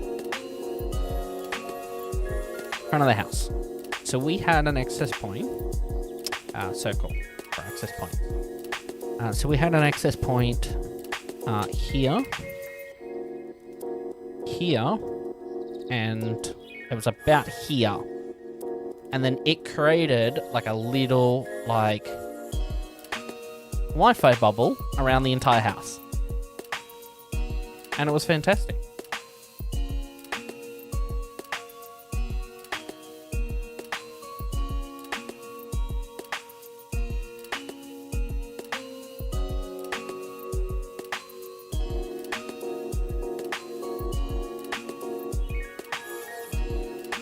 I just got dinner.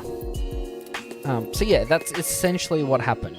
Although I think this access point was actually in the bedroom. There was a bedroom here. So there was a bedroom here, bedroom here, bedroom here. Then we had our lounge room. So there was an access point in the lounge room. That access point was in the bedroom over here. And then our internet, this was the side of the house. And our internet came in here. Our fiber line came in here. So we just put an access point where our network rack was. And then my bedroom was up the back. Essentially here. my bedroom was downstairs. So this access point was downstairs, and these two were upstairs. And it created like a bubble. And it was great. You had Wi-Fi everywhere. Fiber direct to the house. Yeah, and then we had to move. And we don't have a direct fiber connection. So we had 1,000 megabits down. It was a gigabit down and 400 megabits an upload speed. This house, since we've moved, it's 100 meg down and 40 meg up. We've essentially like got 10% of the connection now. Not even that. So yeah. We have applied for fiber at this house. We're just waiting for essentially the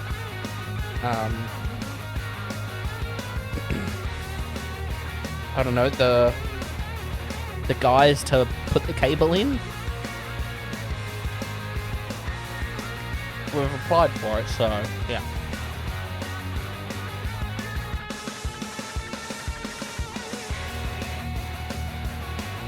But yeah, we have unified gear.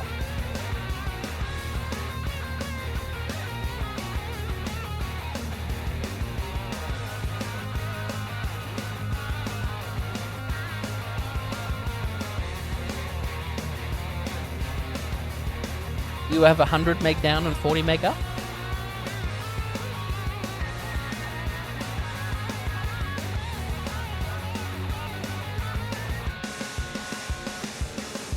Huh.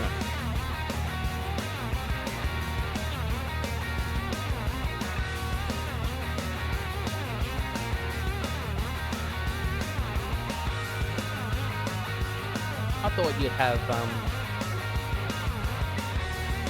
something faster.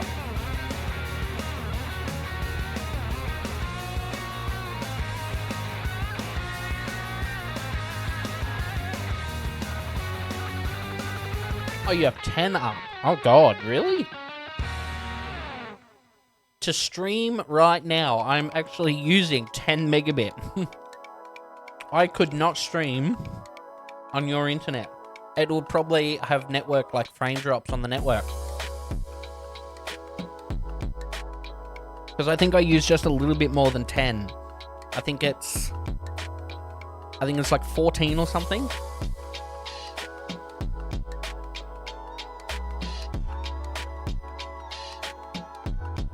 Because I use in OBS, right? I can still show you guys. So in OBS, probably that screen.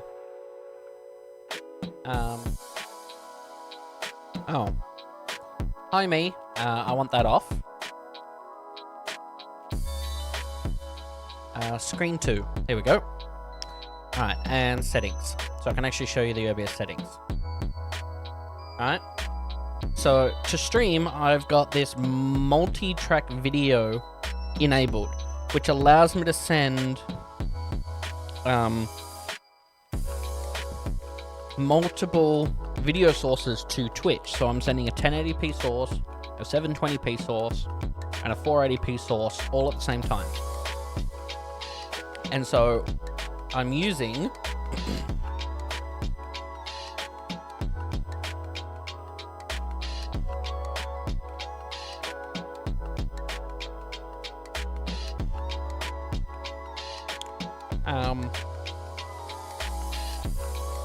oh, maybe a bit more than I thought. Between 14 and 16 megabits. So I wouldn't be able to stream on your internet.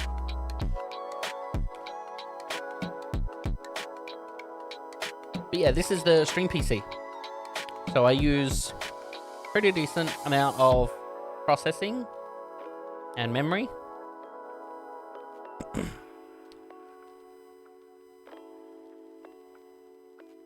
But yeah, the main output is 6,000 because that's 1080p.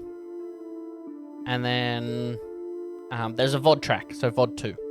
So VOD track on audio source 2.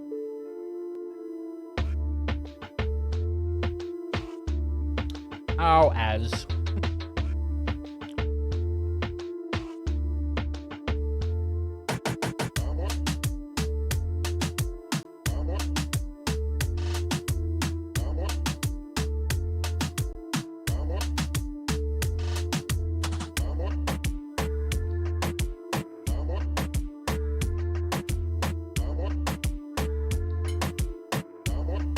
That's okay.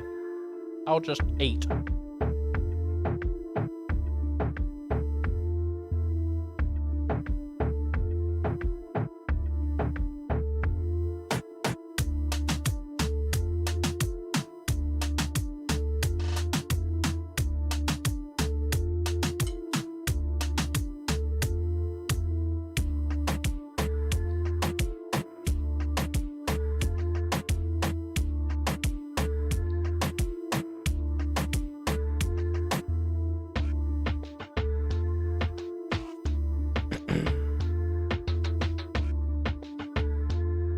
I'll eat until at least the ads are over.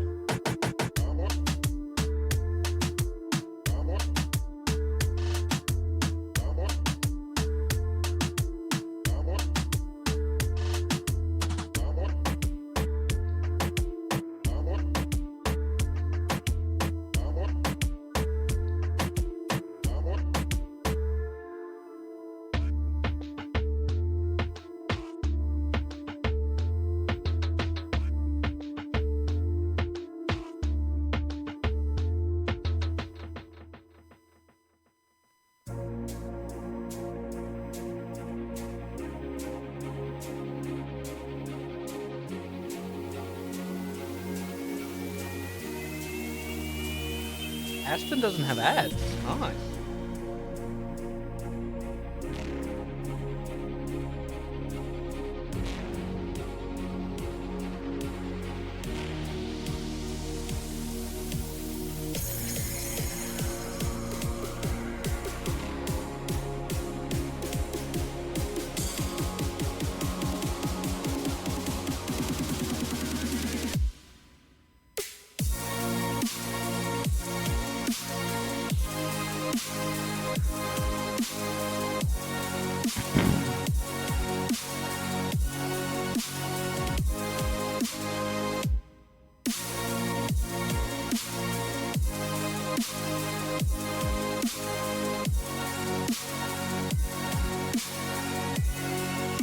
Oh, there we go. Welcome back from ads.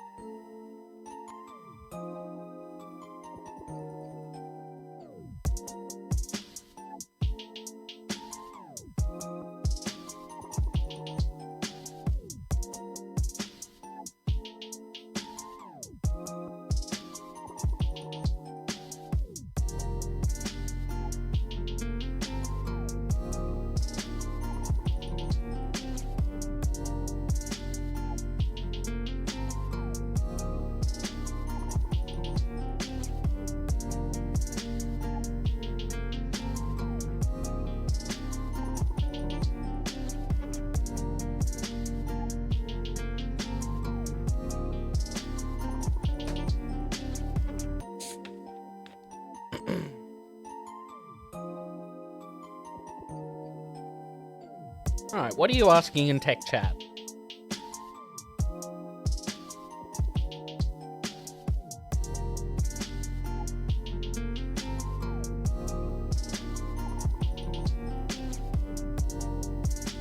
Take a look.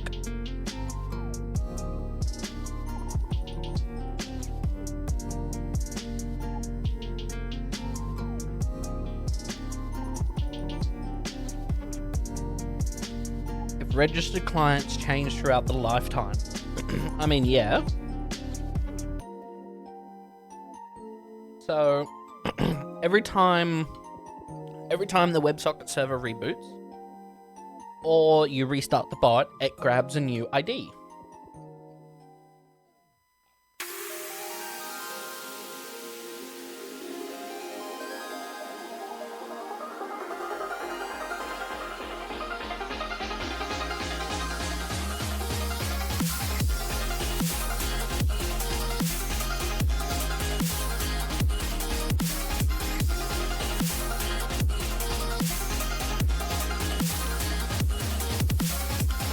So yeah, we're also disconnected. So here, so right now,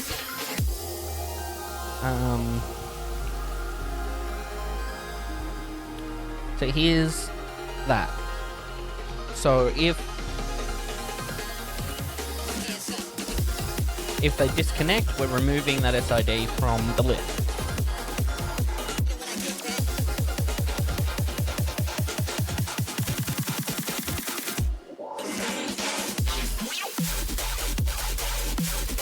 Register client.items, the client WebSocket connections. Yeah.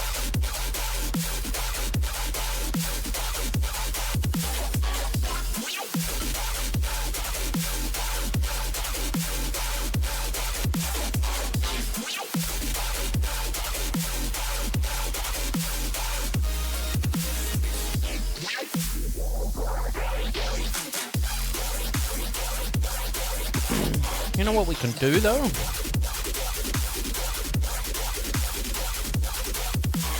Copilot? Explain this.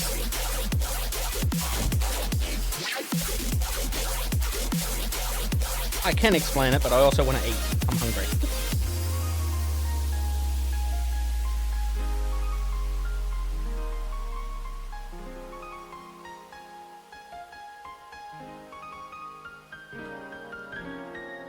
Okay.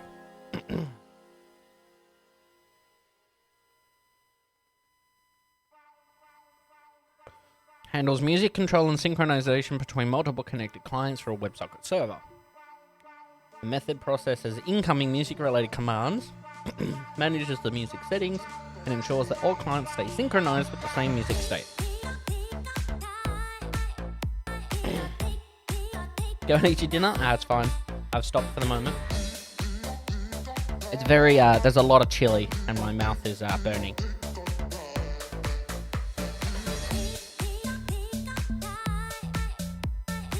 When a client sends a music command like play, pause, or the volume change, the server first identifies which code group the client belongs to. This code acts as a room identifier, allowing the server to manage different sets of clients independently. For settings-related commands like repeat, shuffle, and volume, the method saves the settings to a persistent storage and loads the complete updated setting. And it broadcasts these settings to all clients sharing that same code. So if you're listening for the event, for the update, then you will get the setting.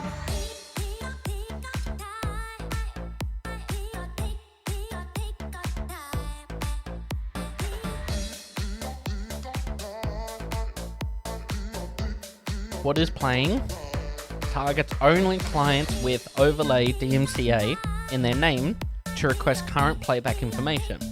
Music settings either load settings from storage or requests them from other connected clients. It loads it from settings. From storage, sorry.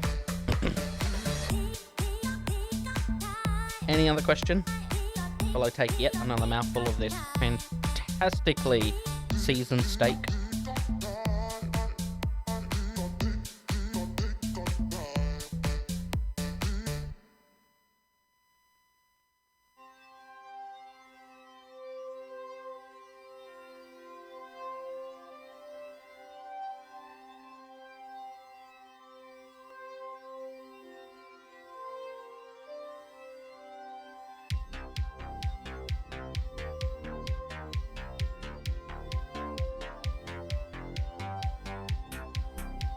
No questions? Okay. See, this is why I like Copilot. It's just like, explain what I've just written.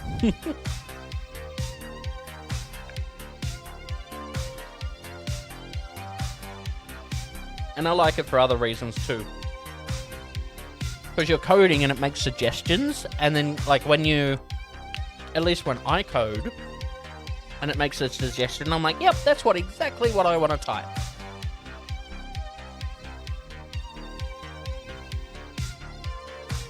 Making coding faster.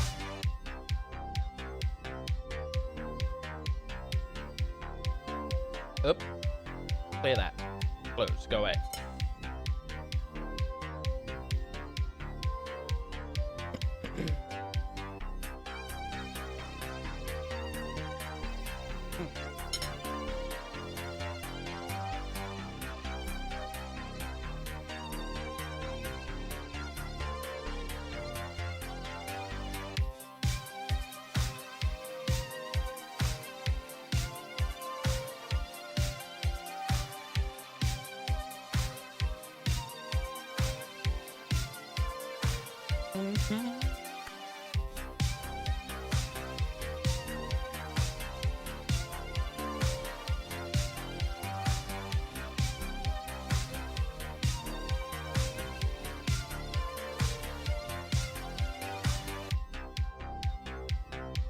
Good lord. I had whiskey last night. Because it was Friday night.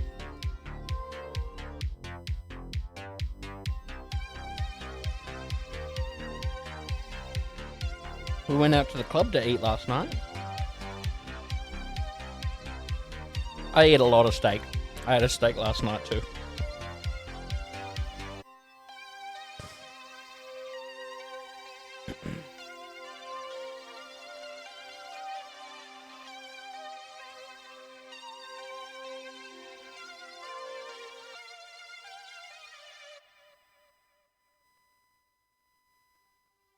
How do I get mine cooked? Medium rare.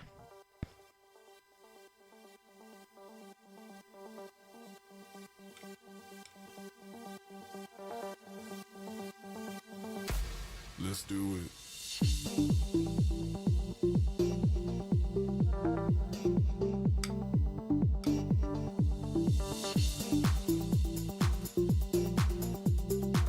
As it should be? Exactly. Let's do it.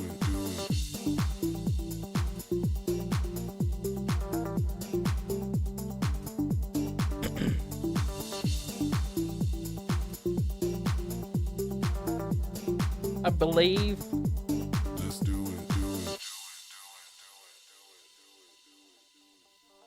Yeah, I think that's right. I believe my mum eats steak medium.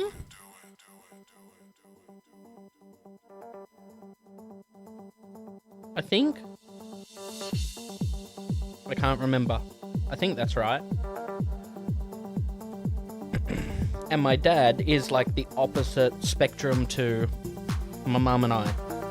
Dad has to have his like well done.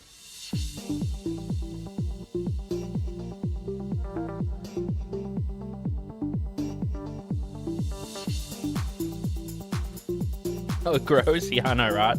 I don't know how we can eat it. Let's do it.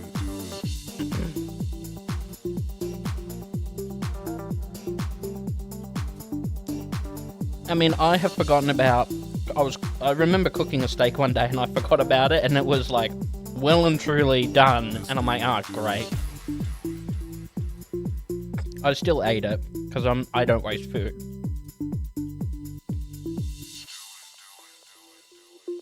Well, at least I try not to waste food, and well, I was hungry and I didn't want to cook another one.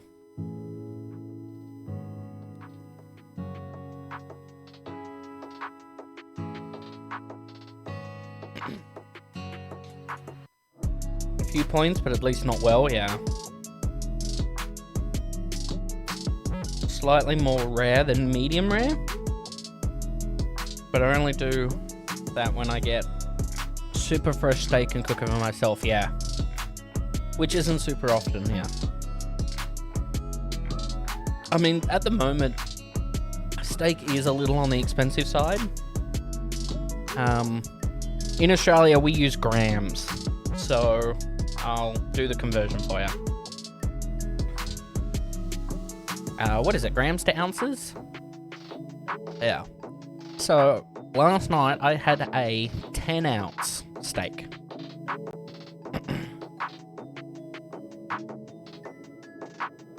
A 300-gram steak. And it cost me, obviously... Sorry, talking with my mouthful. Obviously, restaurant-style kind of steak and all that kind of stuff, so it is on the expensive side. But it was 34 Australian dollars for the 300-gram, almost 11 or 10.5-ounce steak. There was a 400-gram, so a 14-ounce one, and that was $43. For like 25-ish? Yeah. Yeah, about that.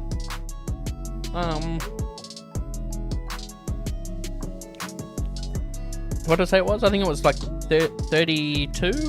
30... Actually, hold on. What was it? 30...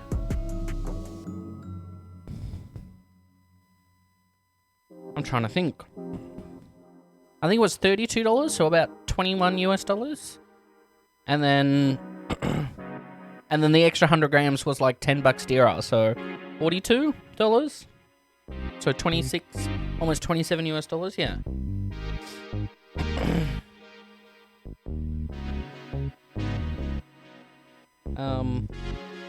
Yeah.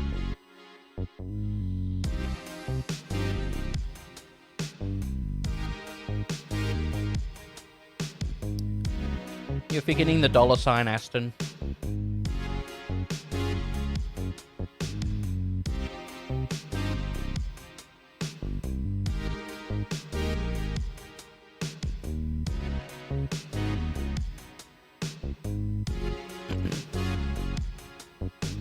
USD, not USA. Was it good? Yeah, it was a good steak. And the one that I just had was good too.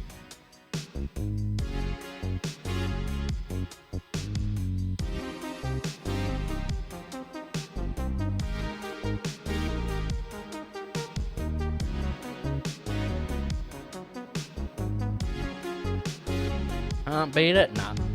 Can't beat it.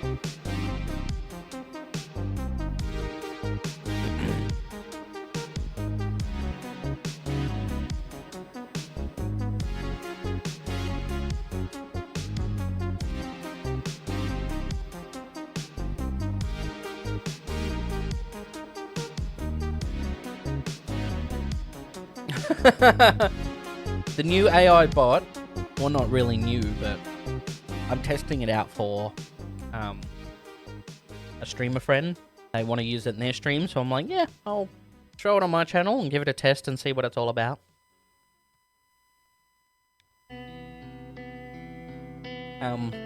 Anyway, Ed said now it wants a steak for breakfast. Thanks to us.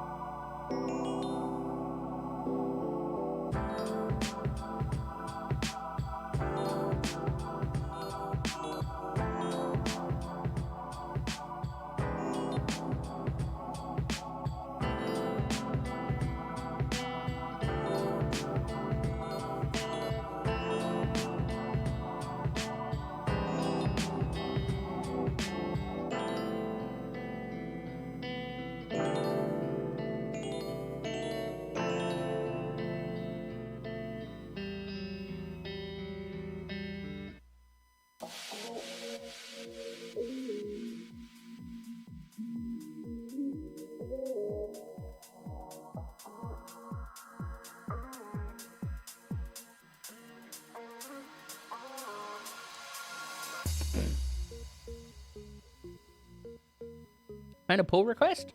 Let's take a look.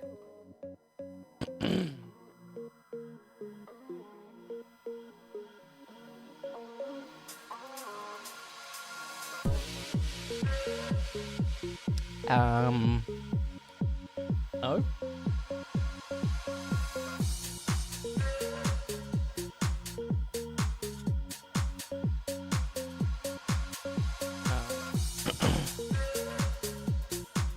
I want you to fork it, then PR it.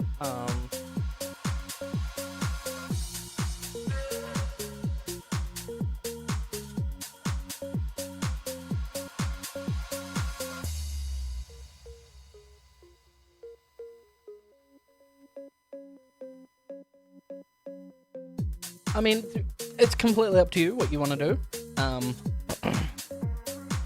I believe when Alex did it, he forked it. Yeah, he forked it. And then he made a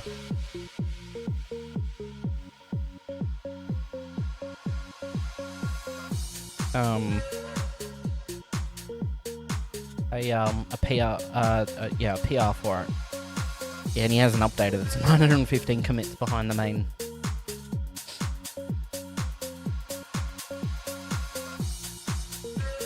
That's usually how I made PRs, but sometimes people have specific things they want.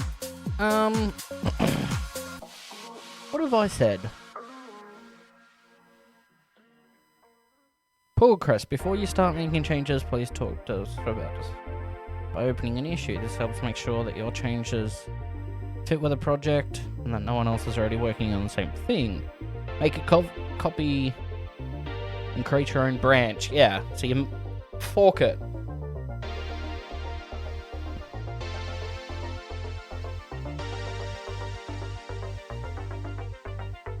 I almost forgot that I put that in here.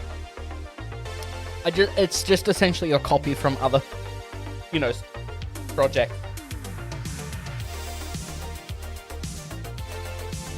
Like what as other public code has said, and it's just essentially a copy of what they've said about pull requests. So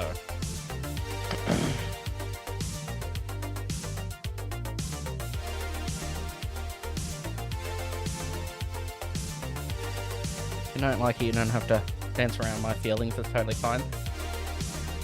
We are because it's an open source project, we are very, very open to input, to changes, to fixes on the fly about everything. If there's something that can be done better, 100% do it and make a pull request.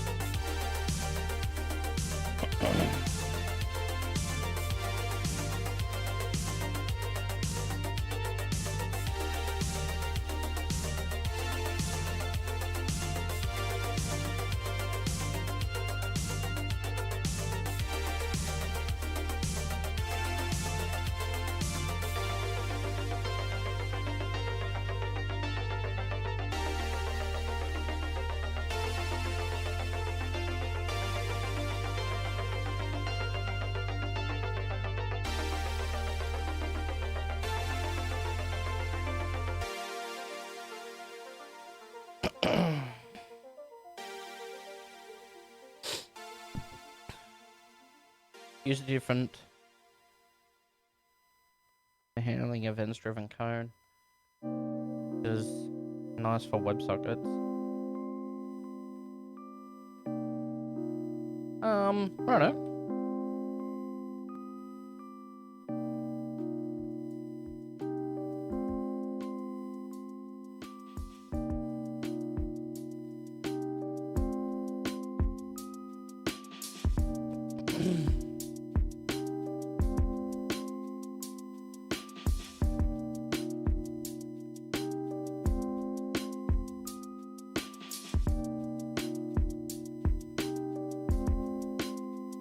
As long as it doesn't break the entire system, obviously.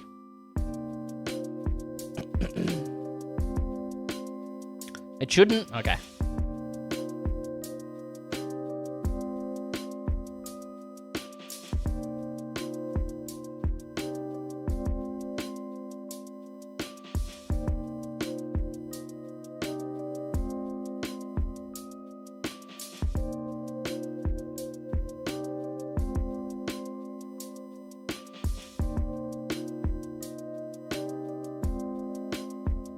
You just pulled out the music handle apart and focused on that.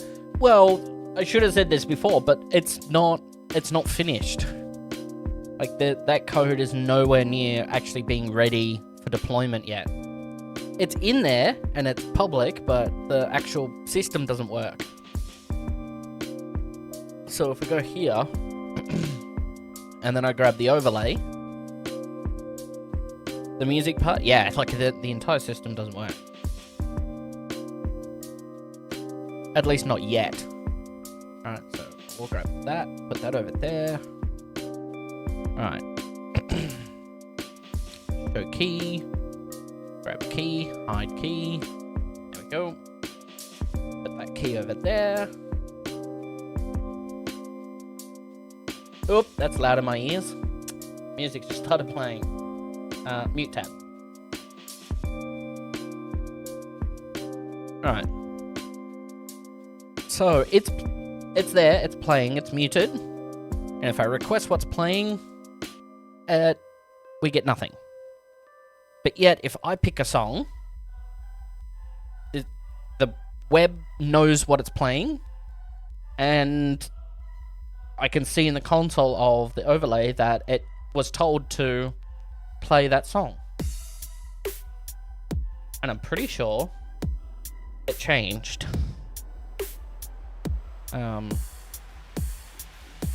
Yep, it changed.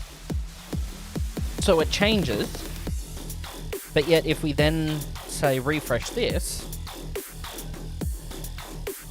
and we asked what's playing, we don't get a reply.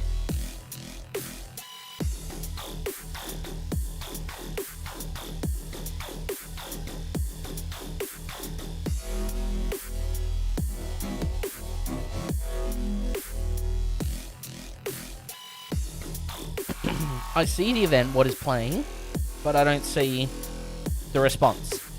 There's no response. So I gotta work on it more. But obviously any help from this point on, I'm still appreciative of it.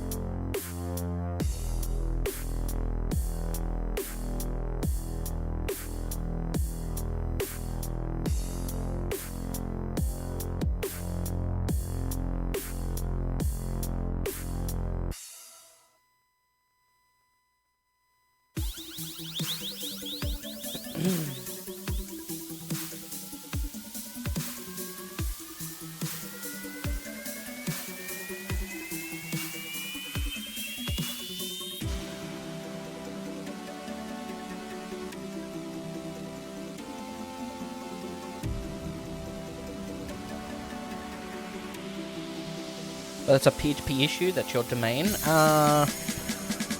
No, I don't believe so. It's just not responding, I'm guessing. Or something, I don't know. Should make it a bit easier to implement such change commands, actually. Yep. You don't do PHP. Looks like it should work as far as you can tell. You can't test it directly. Looks like you're doing all the things you would do, yep. The WebSocket. Yeah, so when we're asking for what's playing, which is this little button, we're sending a request to the overlay, and we can see that it receives the request of what's playing, but it doesn't emit back what is playing. So I don't know if that's an issue with the WebSocket server, because so we send this, what is playing, to that SID. So we're looking for the overlay, the MCA, in the client lists, for the 4 clients in the register clients, for the code, for our code, or for my code, for the API key.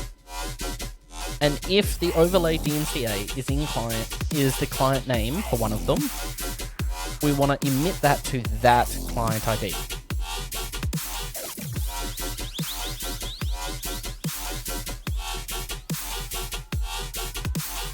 And then it found the overlay, And then it should... Yeah, so it found the overlay and it emitted it. And then what should happen is the overlay should then respond with now playing. So it should be responding to...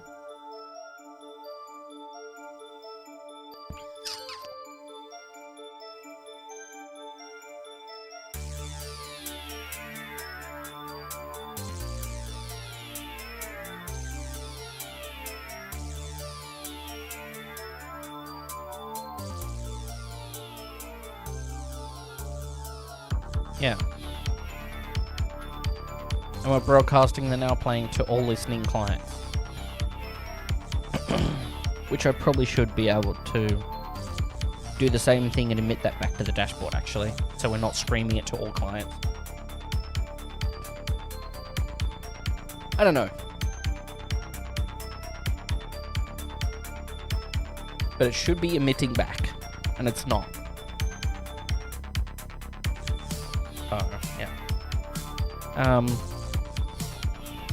Submit. Oh, not yet. So yeah, I don't know. Because it should be overlay music. Music. So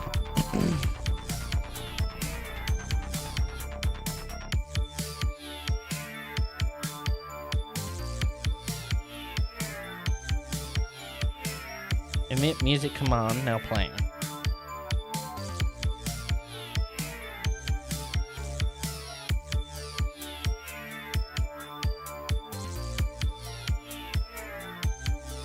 Music command equals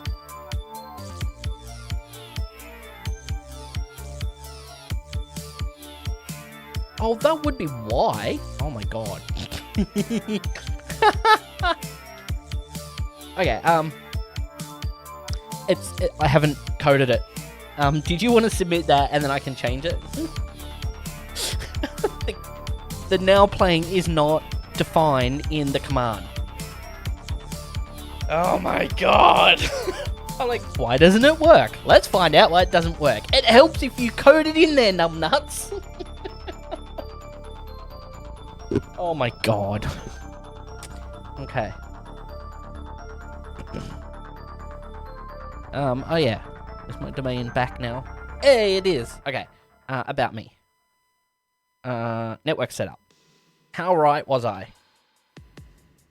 See, this is what we had. Gigabit down, 400 meg in upload. The average result was 900 by 380 megabit. Right. So the head network was the UXG Pro gateway. Ooh, pardon me. With dual WAN. 3 Unify AP. The AC lights, I was right. Okay, so the home network was the USW Pro 24, which is the 24 port gigabit switch. Then there was a 16 port PoE. 2 of the USGW lights, yep, 1 sitting under my desk. And then we had 3 of the Flex Mini 5 ports. And there are 3 of them around the house. So there was one near the TVs, like in the lounge room. There was one in the games room. And then one out in the room where the drums was. Yeah. Then servers. So there are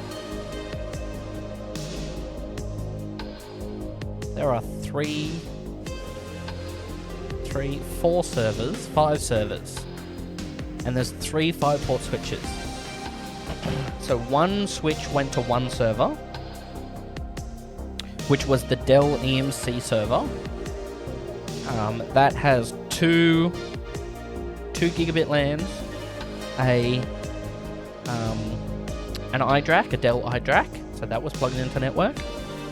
Then the 4th port was the UPS. It was a network UPS, so it was plugged into the network. And then obviously being a 5-port, there's an uplink, so the 5th port was the uplink. The second one was plugged into 2 servers. The Spectre Stream server. So if you go to Twitch, Bot of the Spectre, this stream, this is ran by a server sitting not at my house right now, but at my grandparents' house, because when we were moving, I still wanted the servers to operate, and we just started streaming anyway, so it doesn't matter. So this is streaming from my grandparents' place, which is fine. But at the old house, this is all at the old house I'm telling you about. Then our media server was also plugged into one of them. And then the NAS, so there was 2 ports for the NAS, both gigabit, they were aggregated together. And then the uplink, so that's 5 ports. Then we had the 3rd one for the servers plugged into our backup domain controller, because we were running a Microsoft domain controller, because we've got Pixie booting and everything. So it was our backup domain controller, our backup Pixie boot server, and what else did it run? And it ran home automation, so it ran Apple HomeKit. It ran not obviously Apple HomeKit, but you could connect. It was a third-party service that you could connect like APIs into from like third parties, and then you could then it broadcasts on the Apple Connect, the Home Connect network, and then from my iPhone I could control all my smart lights. I could control like IR blasters for TVs and air conditioners and all that kind of stuff, all from my iPhone using HomeKit. And then it was plugged into the PreSonus Studio Live R16, which is the second mixer, which is in the rack below me. The switch was plugged into there.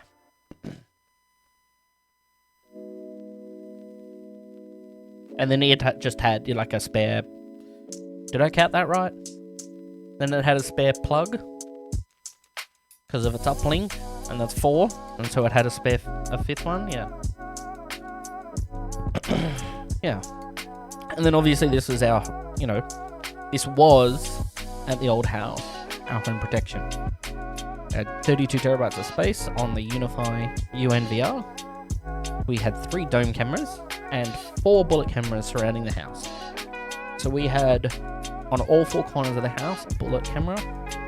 There was 3 dome cameras. There was one at the front door, one in the garage, and then one facing our pool, which was under the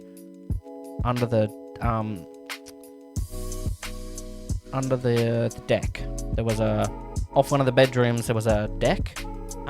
Underneath that deck is where we put a dome camera, and it was pointing towards the pool. So we had a pool at the old house as well. And we had solar on the roof. We've lost a lot since moving. No pool, no solar, and no fiber internet. You're planning to have all your ports at 10G? Yeah, nice. HomeKit? Mandarin Assistant? Yeah. Home Assistant's pretty great. Like Home Assistant, yeah. Swimming pool or table pool? Swimming pool. It was a salt swimming pool. It was a salt chloroform thing. You put salt in it, turns it to chlorine. However that works. I'm not a pool person, so I don't know. I'm a tech person.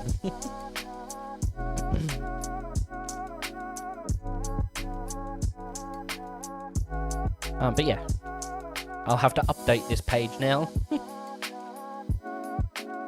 But I did update the Twitch bot page for... Oh no! cdn.gfunded.store. Yeah, that domain doesn't exist anymore. I'll have to fix that. Oh no. Anyway. Video archive, and then home. Streamer's not started. Yep, because I do not have the bandwidth this in your house to forward this to my website.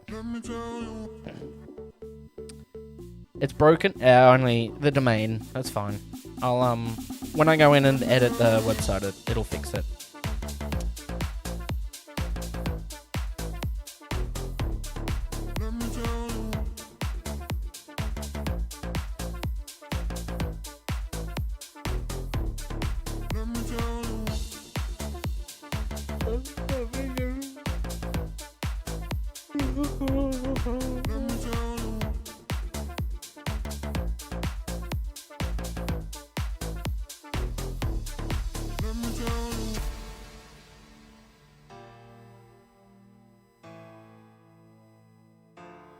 Let me tell you.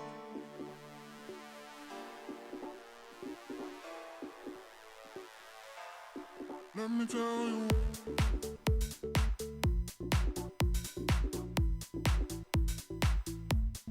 Let me tell you.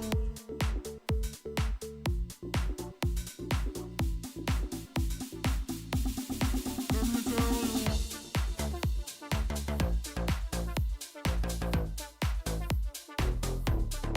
Let me tell you. Oh, you're leaving. Let me tell you. I'm charging. Let me tell you. Curious to how you handle all the triggers for your device. Got a favorite way of wiring up those automations? Kind of like how the AI is asking questions about what's going on in chat.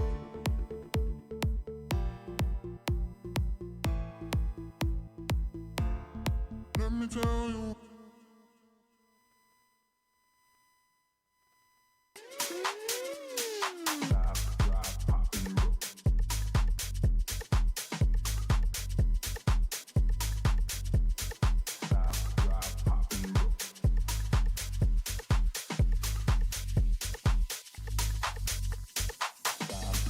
Oh, you use if this then that. Nice. Keeping the chaos in check. Since forever. I stopped using if this then that. They got expensive.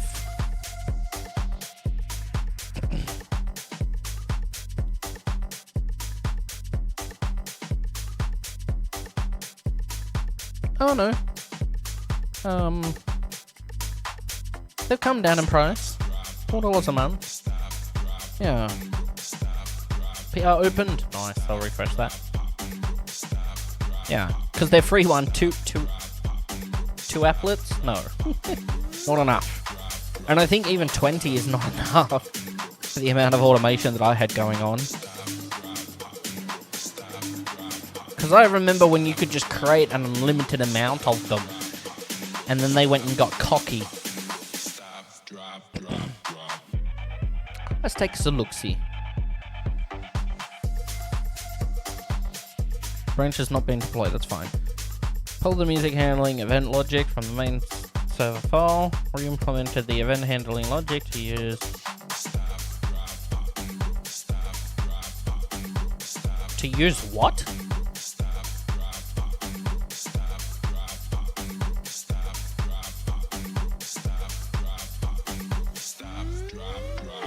Oh, decorator. Why didn't I not understand what that word was? To use decorate.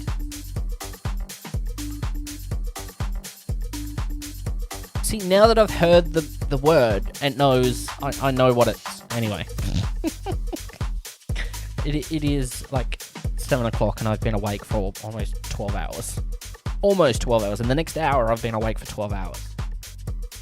And I've only had a single cup of tea. I haven't had any extra caffeine, just a single cup of tea. Which allows for separation of the event logic from the action logic. Also a bit easier to phrase, change and implement new commands. Also pulled out the set and submit logic into its own function to be called instead of implementing that in specific functions multiple times. Yeah. Okay. Let's take a look at the commit.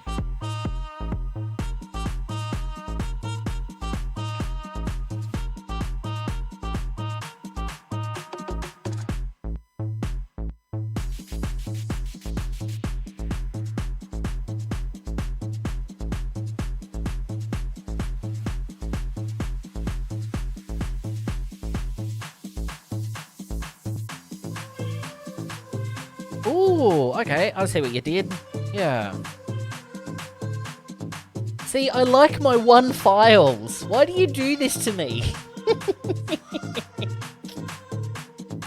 You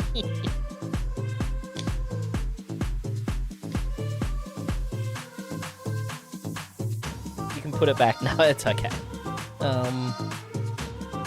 So you've essentially just told that to go to the music handler file. And you've just pulled that out, essentially. Is that like for like, or did you change something?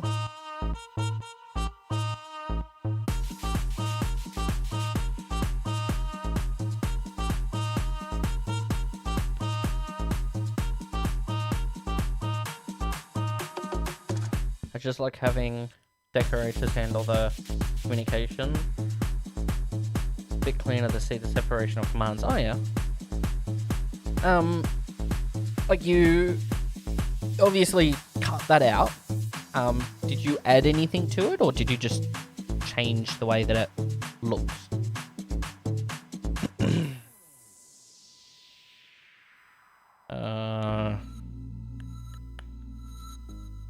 Okay, I don't have any pending code. Nothing like that. Oh. Pull request opens in here? Oh, cool. I didn't know that.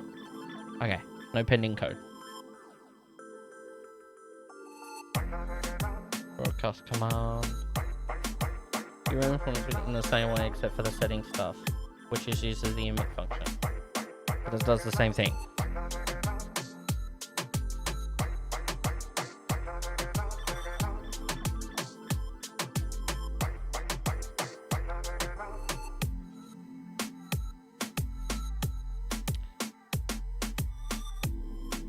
Load settings.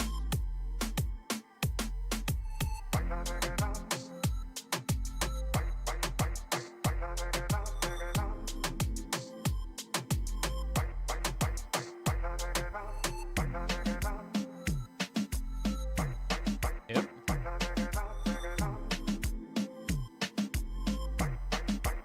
Settings equals self-load settings. Oh, that's its own... Yep, okay, I'm with you.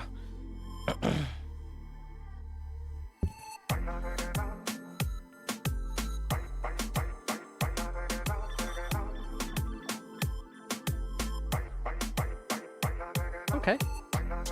Looks good.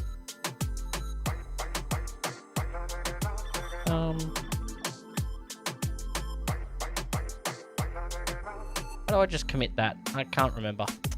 We go over to here.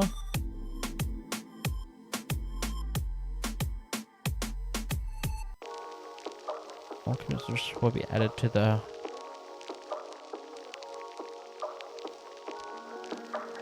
base branch. Is that what I want?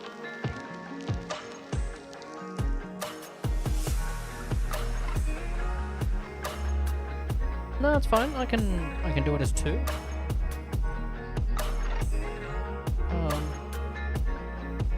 Oh, assign myself. Yay. I think it's squash and merge.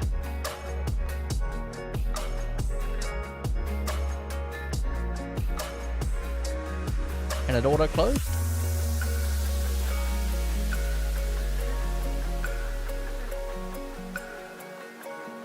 So now if I pull that, that should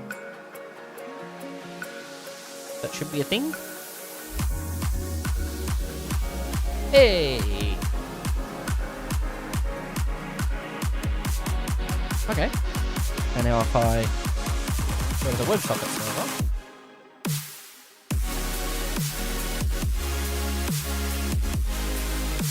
and re-upload that. Yep, replace the file, and then WebSocket spectre.com.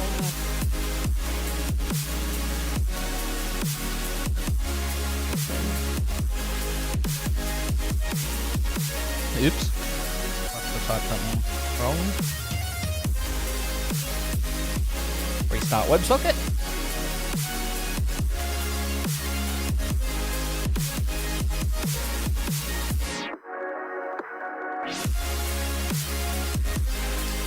Notification service is offline. Restarting. It's still restarting. Okay.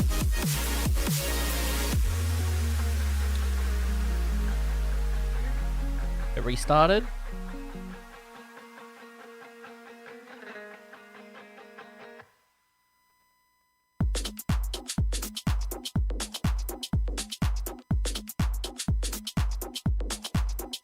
Nope, it failed.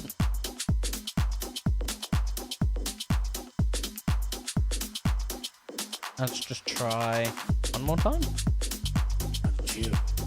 Restart. Nope. Okay, that's fine. Let's just manually run it. Find out what's wrong. Let's go. Here we go.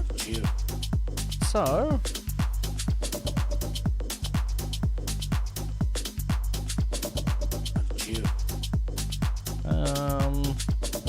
line 727. On what?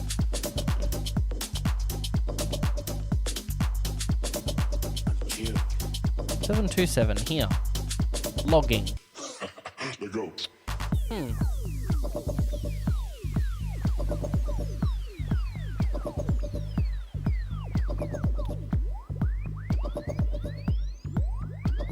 Did you change that? No. So why is it bitching? Chill.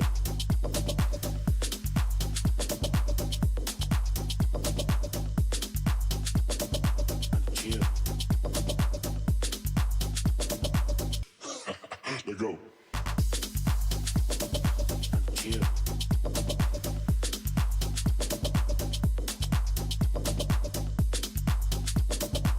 Chill.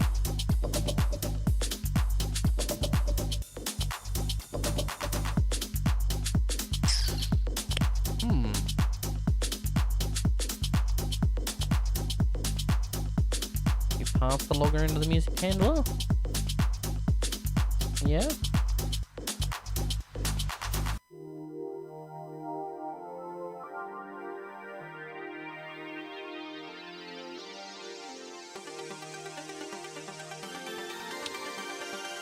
Tap that one more time.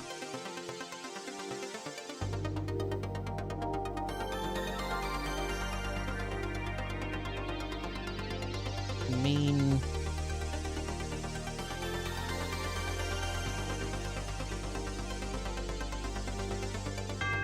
Yeah, that looks okay.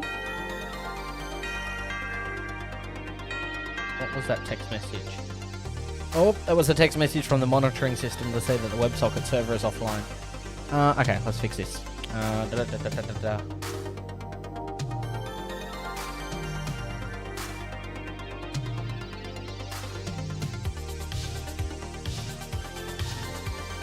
Okay.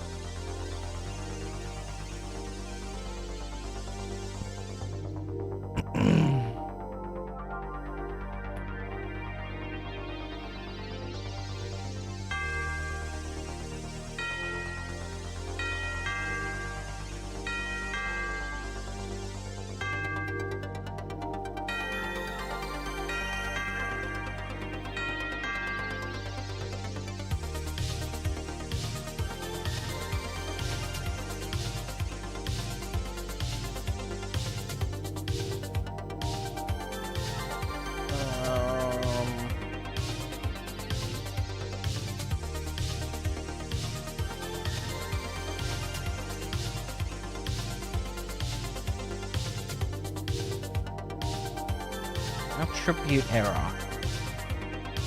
You don't have a sig handler in the music handler?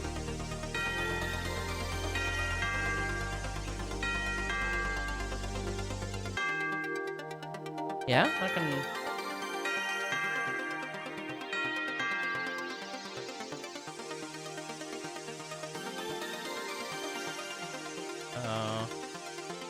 Yep.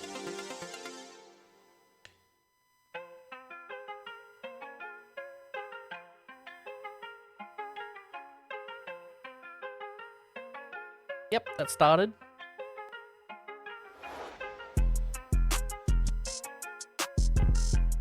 But it looks like that it's asking for a SIG handler.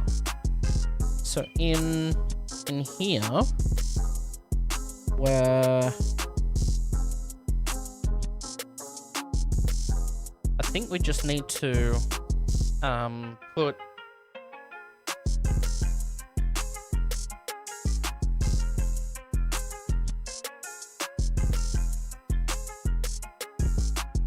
put the placeholder in there, maybe?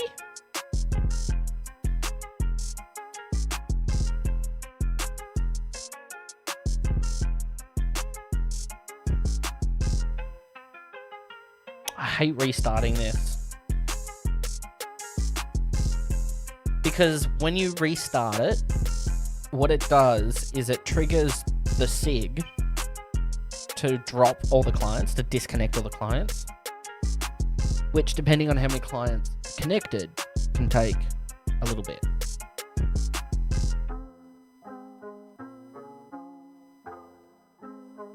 And it failed. Okay. Why did it fail? Same thing?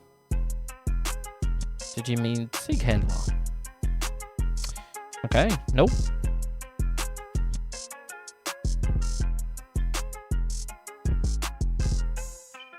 Okay, that's fine. I'll put that back. And we'll just reboot it. Get that up and running again. Suggesting there's a typo where SIG handler might be. Never seen that. Error to me looks like the server file is not importing the music handler. Well, you did add the import.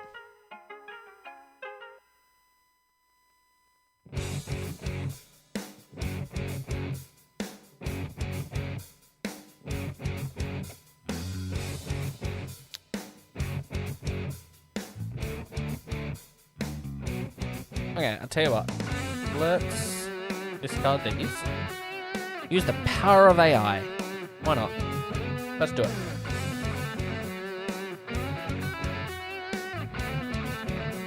Copy that. New Copilot. Alright, I want to add server.php and I want to add music handler.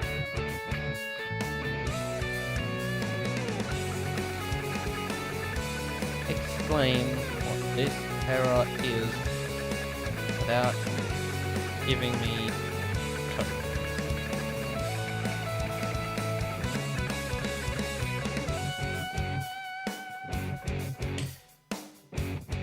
Music handler line 17. This one?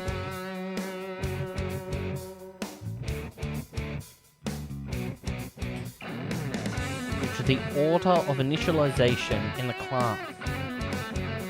Server calls setup event handlers before initializing the music handler attribute. When setup event handlers runs, it tries to assign as a handler for the music commands event. Which hasn't been created yet, Python raises an attribute error. Ah.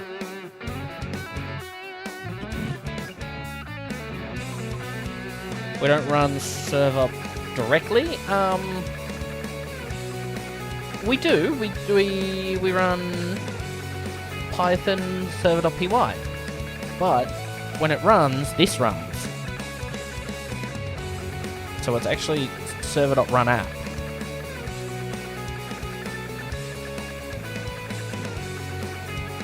Arrange the sequence in. Created before that.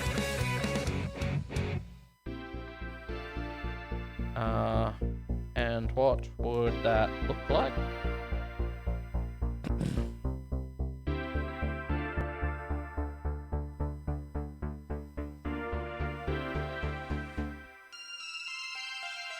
What is it suggesting?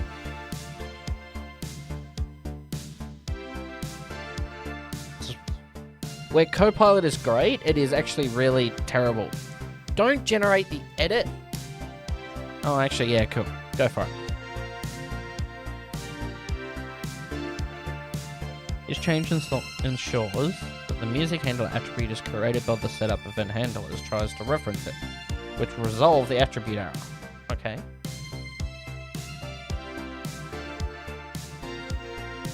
Alabama. Oh god, that's really slow. Is that on edit mode? Is that why? Oh, I wanted it on ask mode. Oh.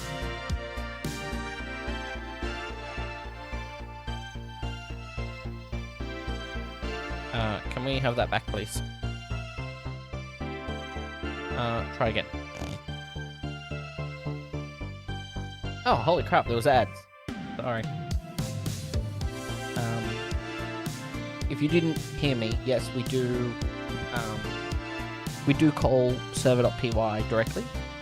So in the system script, the systemctl script, we just call -3 at the file. Right.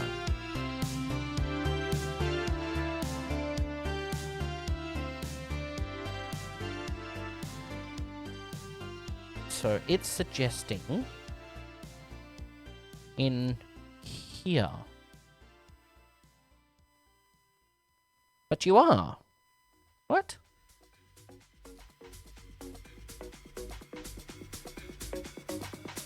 Good IO. Initialize. Ah, it's just asking it to move up.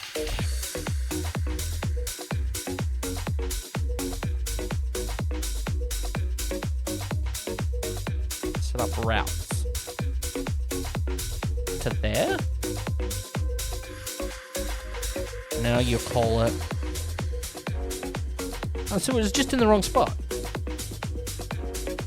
If this works.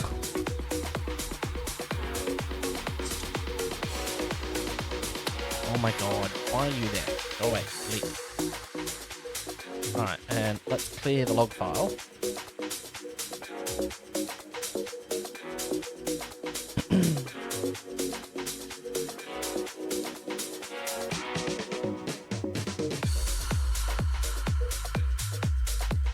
Keep on leaving. I love you, how tragic.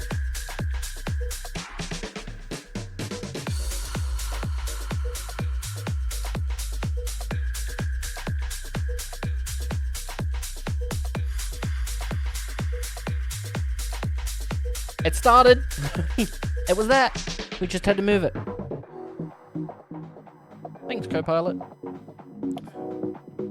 Next time we should actually verify that it is on the ask. So it's not generating code, because the code generation of AI, it's okay, but it's like, it's really fucking awful. In my test file, I call the music handler before the setup event handlers functions. That's my bad. Yeah, that's okay. It's alright. I just moved it, and now it's working. Now we're actually using the music handler. Alright. Apart from all these spaces. I don't like spaces. Tab, tab, tab, tab, space. Tabby, tab, tab, tab, tab. See, they all look nice. They all look nice now. Anyway. I'll commit that nicely back, but I'm not going to upload it and reboot again. Okay, but I do need to do another thing. Right, okay. Command handler. Now, let's see if I can get my head around this. So we want to create a new one. And obviously, this new one, this command handler, is going to be equals to now playing.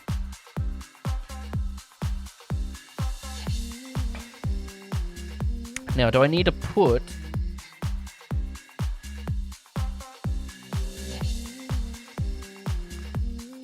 Do I need to put this anywhere?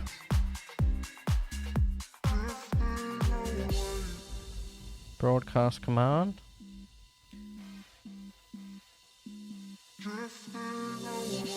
No, it's okay. Don't have to apologize. Don't have to feel bad. We found it. All you gotta do, just write the function that you want to run when that command comes in. Ah. So we want to handle the now playing. We want to grab all of that.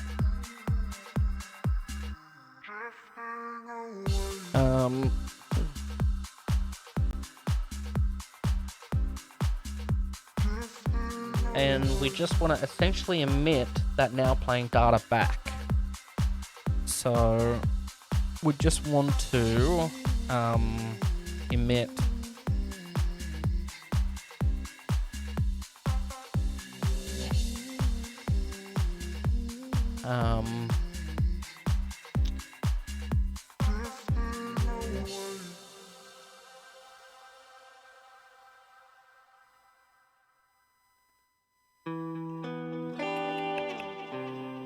music command, that's it. Couldn't think what it was called. Music command. The command is equal to now playing. Now playing. With data is equal to data to, and we just want to broadcast that to everyone.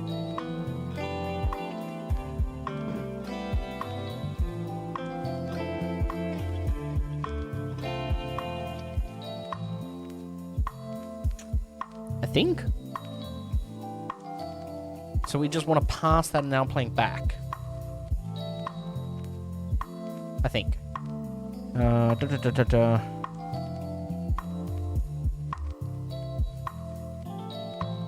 the data is the song data. So song?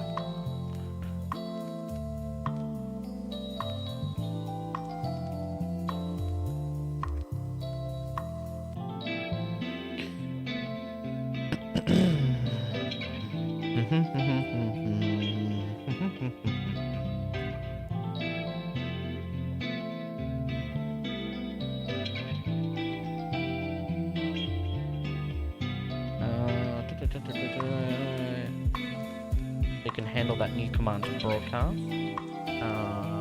What?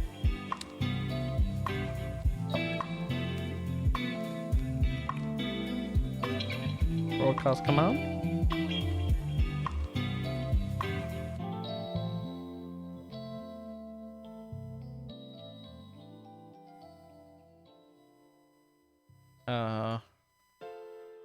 So now playing. Excuse me. Like that. I think so. That looks right. But that's just broadcasting, making new commands as easy as using that for the command if you want to listen attached to it. Yep. If you want to broadcast that command. Well, essentially, once we trigger that now playing, we're broadcasting that song data, which should be coming from this overlay. So we're sending the title and the file location.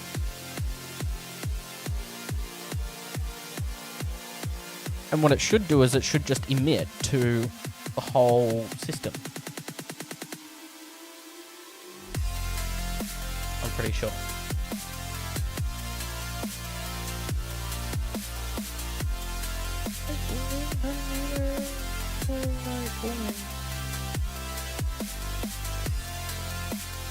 Hey, Rocket! How's it going?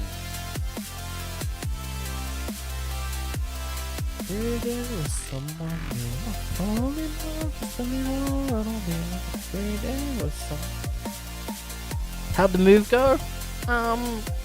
It's going alright. I haven't got any of the cameras on. There we go. I'm not too sure if the studio cam mounted up the top there is going to stay where it is. It kind of looks a bit weird, but yeah. I only got the setup.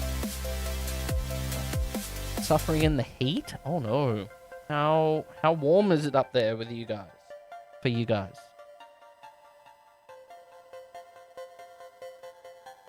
But all good otherwise? That's alright, yeah. Still hitting the 30s. Wow. Yeah. I don't know what we got to today, actually. Let me check.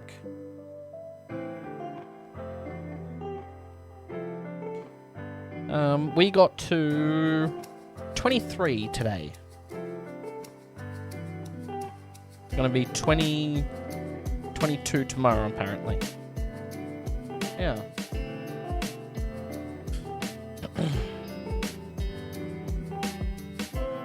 Okay. Every day, someone you love. Just a little bit every day. Oh yeah, we're doing everything in here. Command, emit.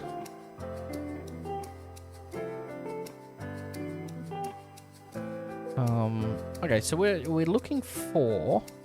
Let's do the same thing because we're emitting it back to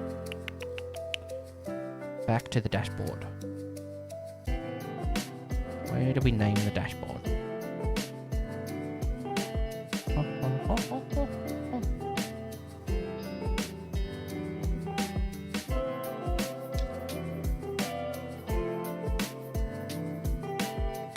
There, music controller. Dashboard music controller. Dashboard music controller. So, so for client in get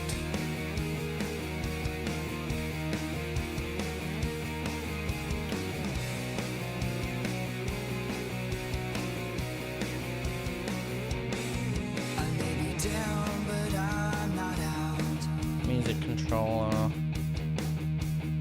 So, dashboard music controller. Controller.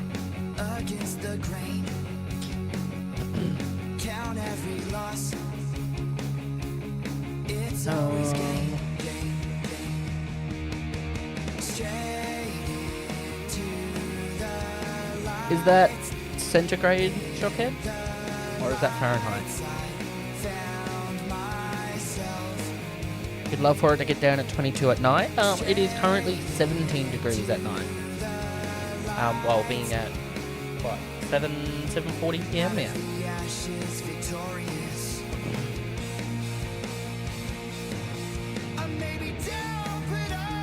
It is Enya, yeah.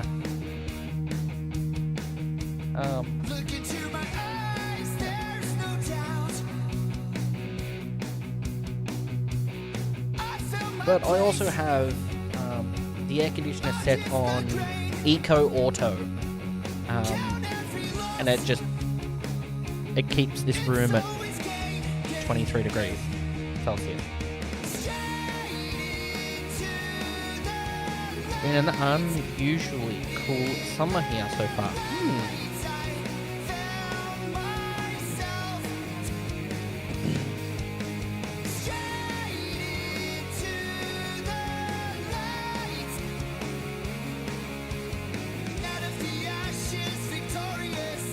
Client name. We're now playing to client name code.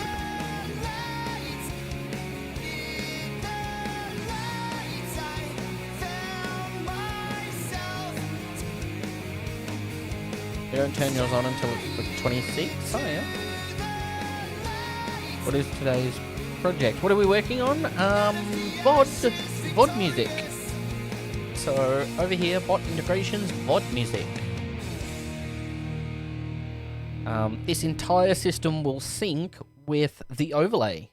So it'll tell you what's playing, you can skip it to the next song, adjust its volume for VODs, set it to repeat the entire playlist of 719 songs, shuffle them, and if you want to know what is currently playing for the FOD track, you can hit refresh.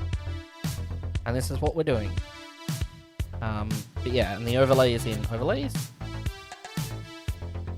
Do I still have the overlay open on this other screen?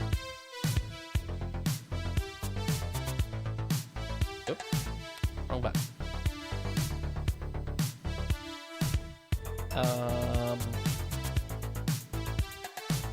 No, I don't. I thought I did. Oh, I do. There it is. It was a tiny tab hidden, but that's okay.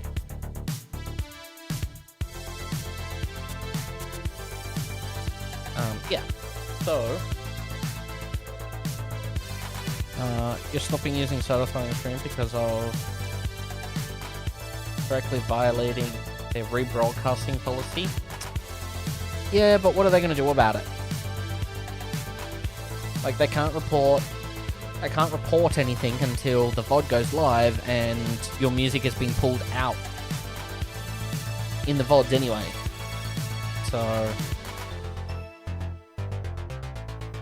yeah, not really enforceable.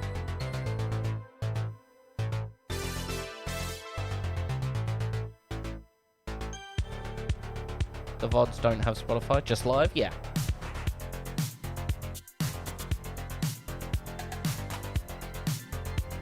Why is the walk-on event being submitted every time you chat? Is that yet another bug that I did during the update? Or did I just not put it in the right spot?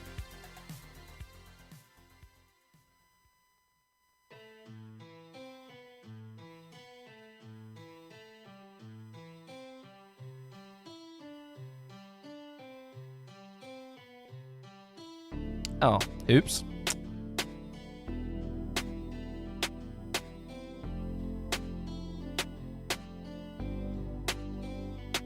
That needs to go there. I think. If user status is enabled, yes, it goes there. Oopsies. This one. Bot. Beta. And I'll reboot that in a minute. Alright.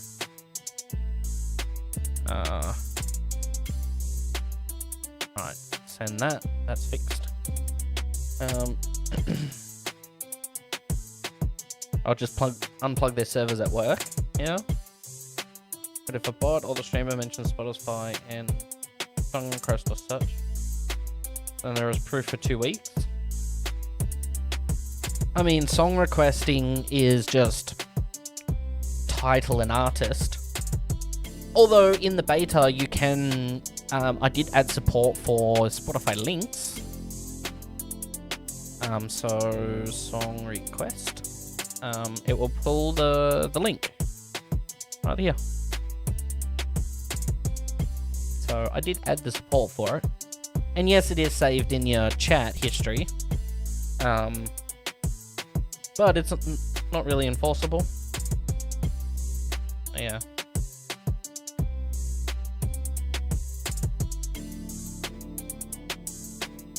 I have a 120 kilowatt deployment at the data center you work at. You work at a data center? No way.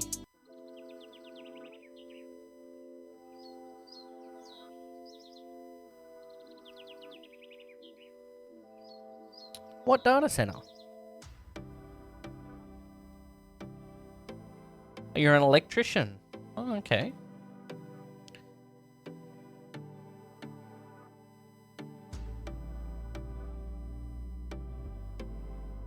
Okay, that should fix those walk-ons.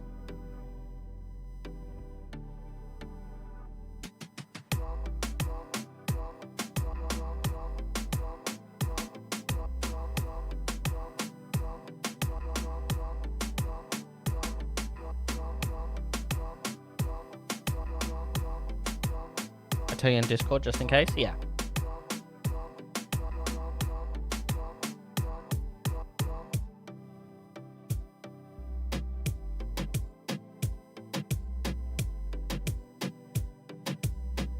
Come on, Annie.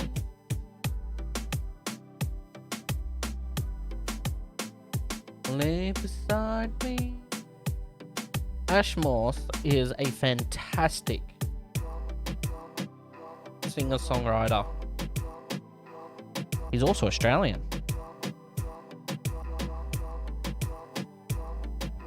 Okay.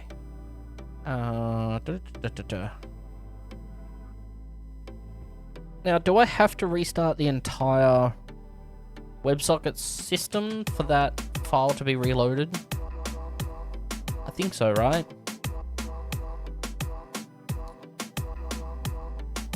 Because you know how much I just love having one files. Lay beside me.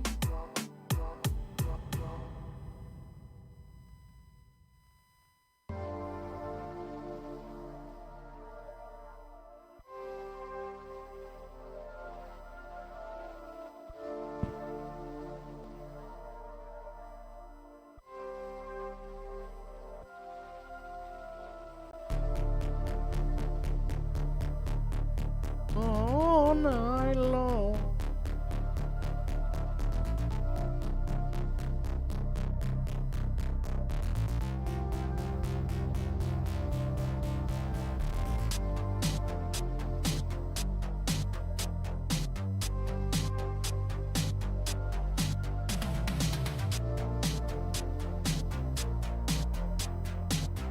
Come on, Annie.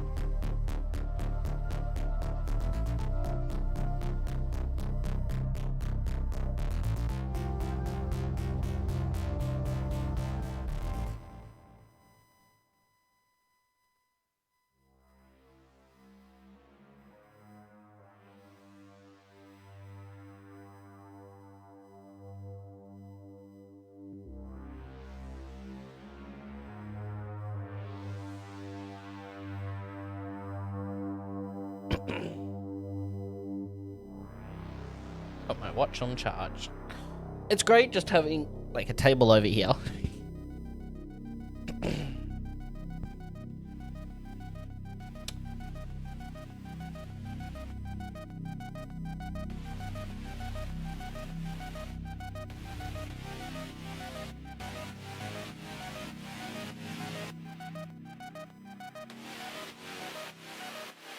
Oh my god.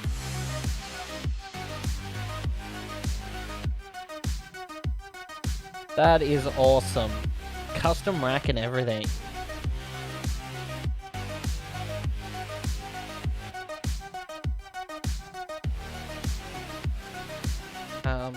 I've never heard of that place either. Yeah, they're fancy. Yeah. Damn it! I closed the music overlay again.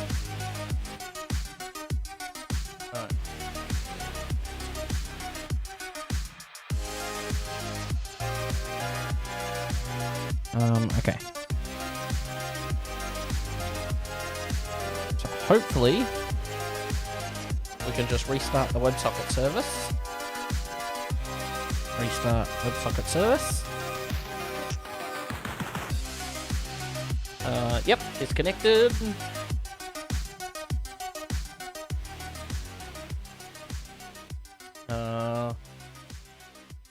Failed to connect after 5 seconds. Yep.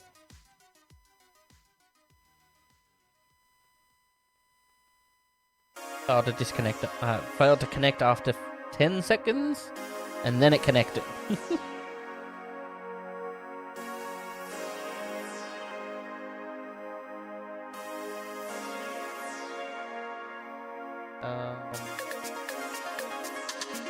Right.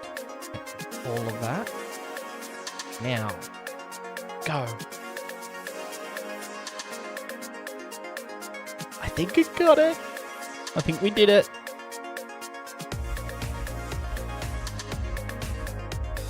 Except for that command was triggered twice.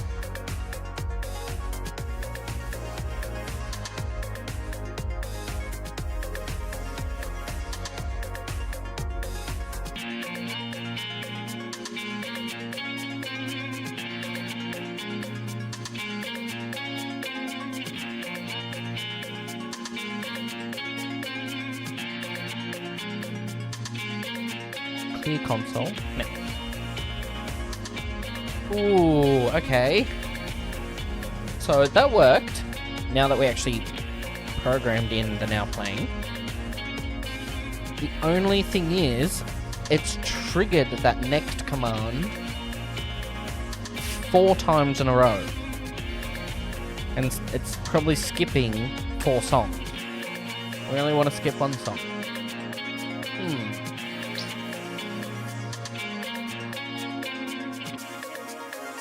Oh, okay.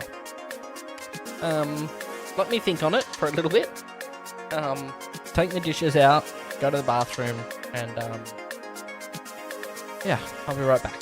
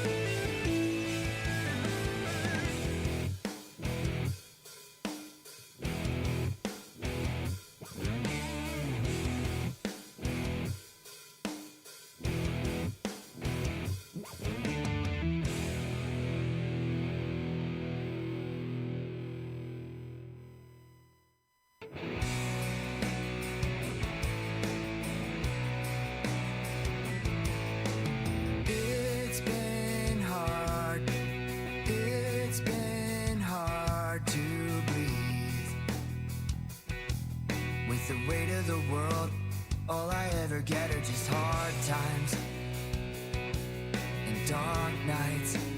All I ever get are just hard times and dark nights. It's been hard. It's been hard to breathe with the weight of the world. All I ever get are just hard times and dark nights. All I ever get are just hard times and dark nights. I'll never give up. I'll never give out. I'll never give up. I'll never give in. I'll never give up. I'll never give out. I'll never give up. I'll never give in.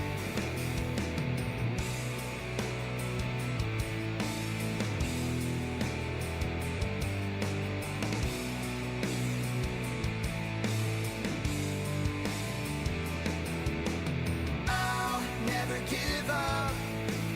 I'll never give out. I'll never give up. I'll never give in. I'll never give up. I'll never give out. I'll never give up. I'll never give in.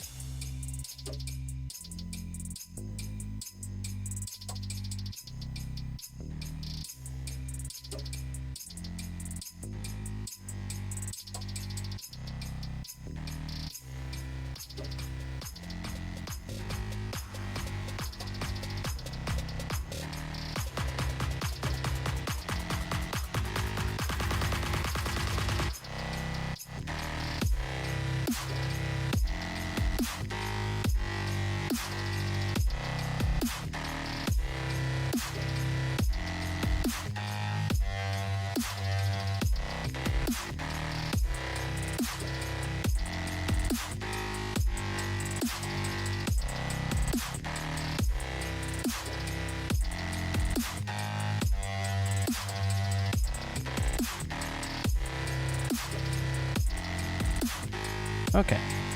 It is getting late, and some of these lights are like not too bright, but it's now like causing, like, as you can see, my camera is now overcompensating the white balance. So I'm gonna turn the cameras off, and I'm gonna turn pretty much all the lights off. One moment.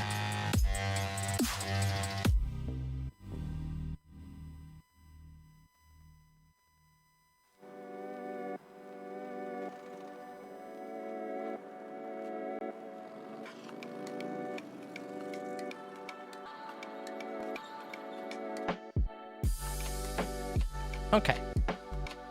Alright, I am back. Like, properly back now. Took me longer than needed, because I had to grab my phone and help with things. Anyway. Right.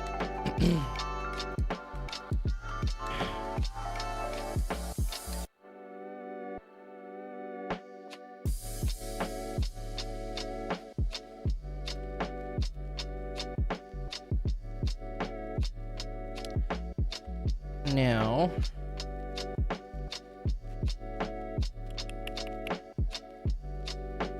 I need that over on this screen.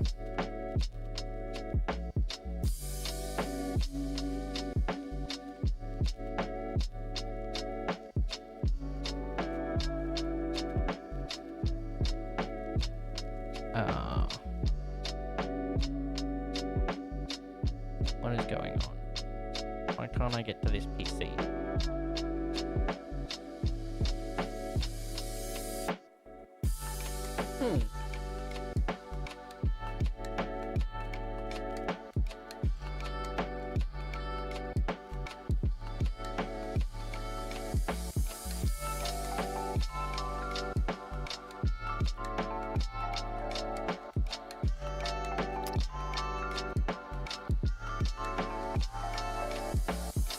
How about I just relaunch the app?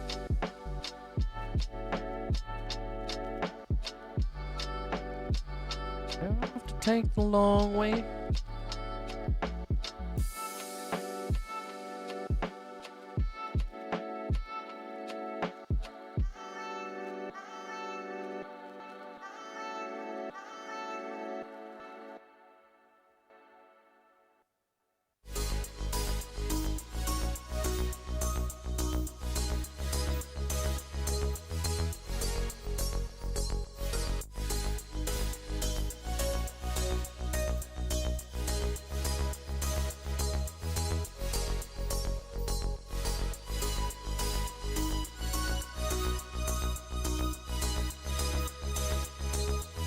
Maybe try updating the app.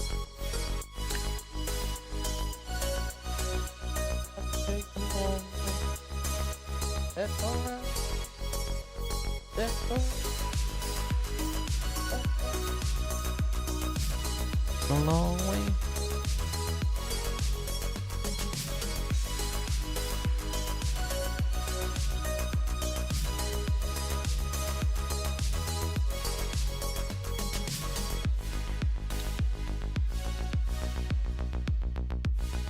Hey, now I can get over there.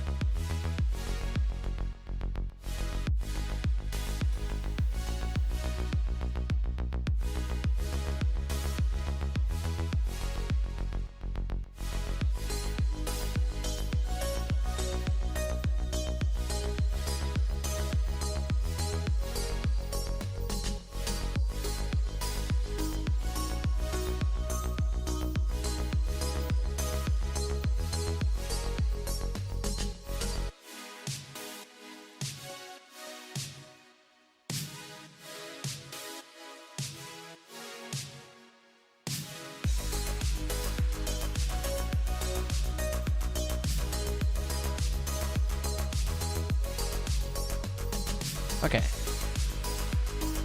So I am asking for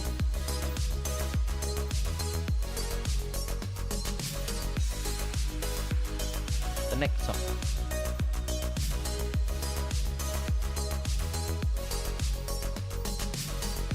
So I got the command twice. Yeah.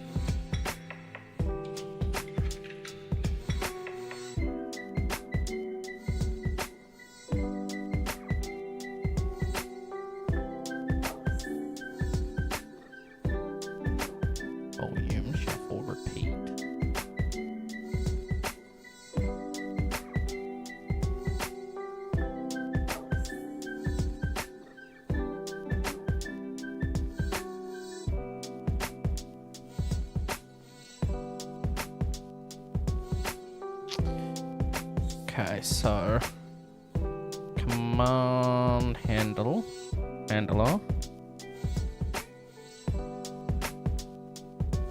Next.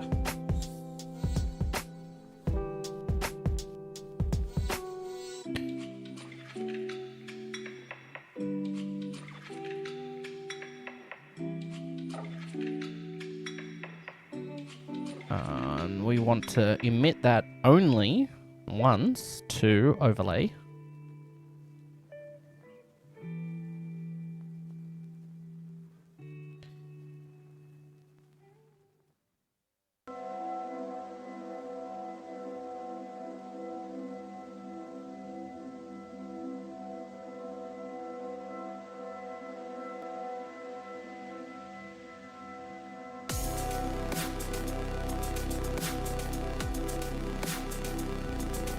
Don't you I need you all gone?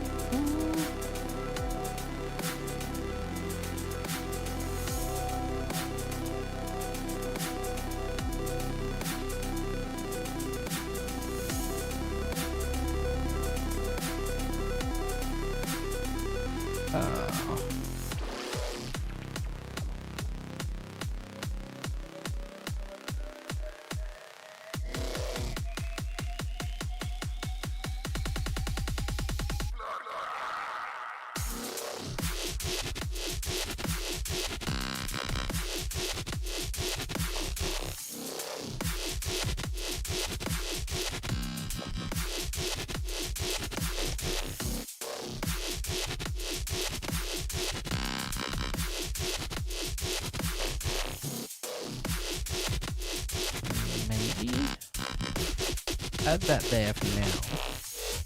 But maybe we can just send that.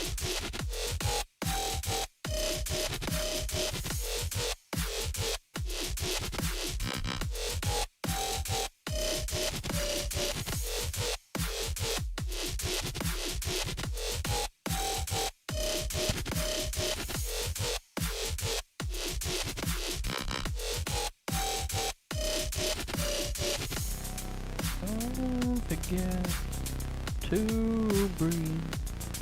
Don't forget to breathe.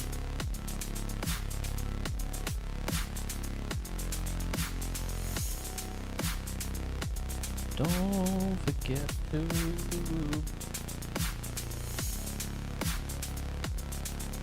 head above water.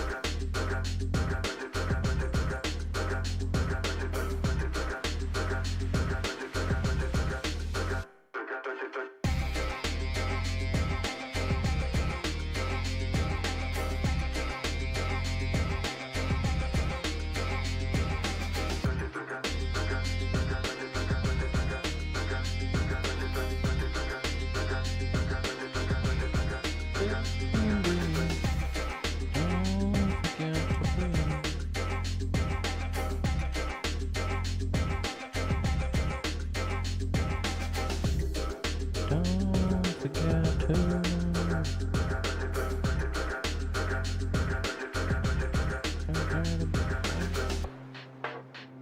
get to breathe.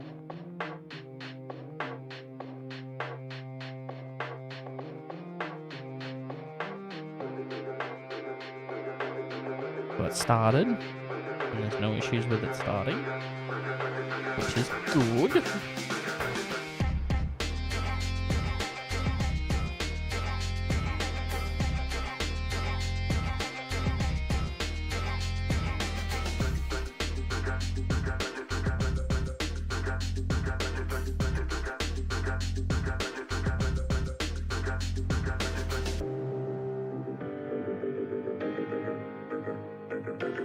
Yeah, it's skipping. Okay.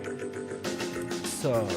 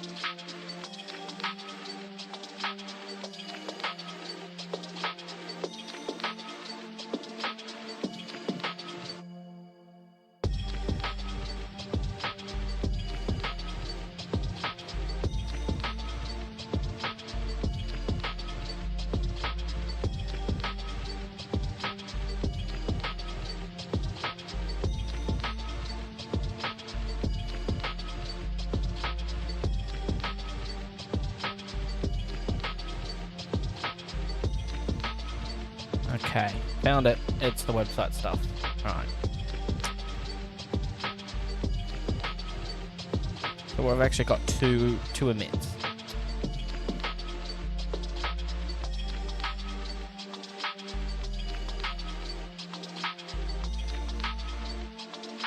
Emit play.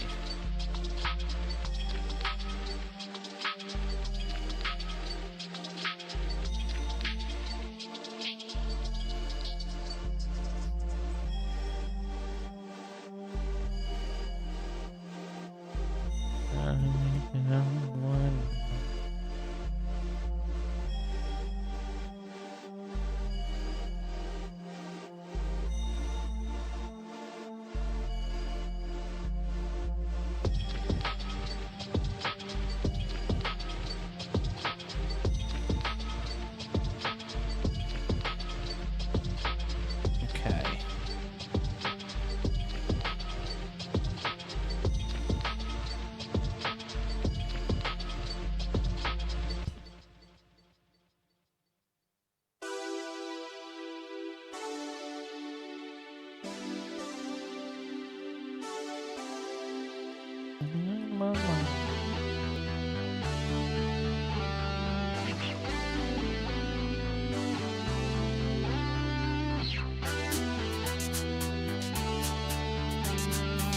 Hey, we only sent one, we only got one. Hey. We sent one, we got one. We sent one, we got one.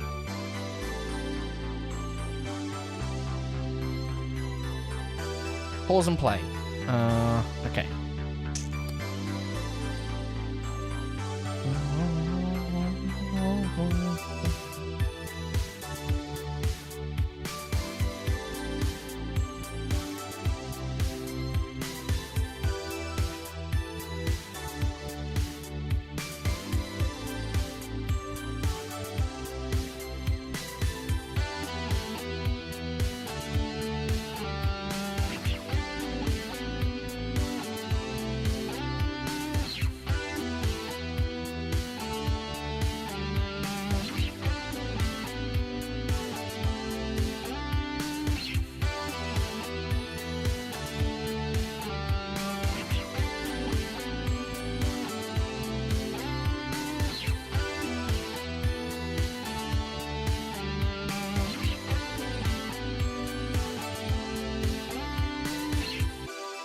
Do we manage to progress something? Yes.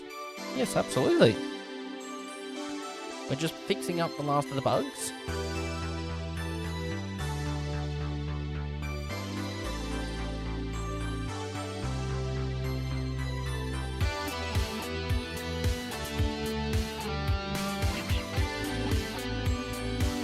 Okay, I need to hear what music. Right. What was that? That? Unmute that.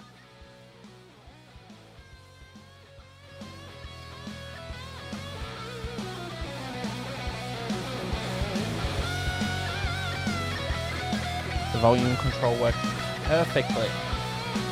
Except we're sending 2 volumes.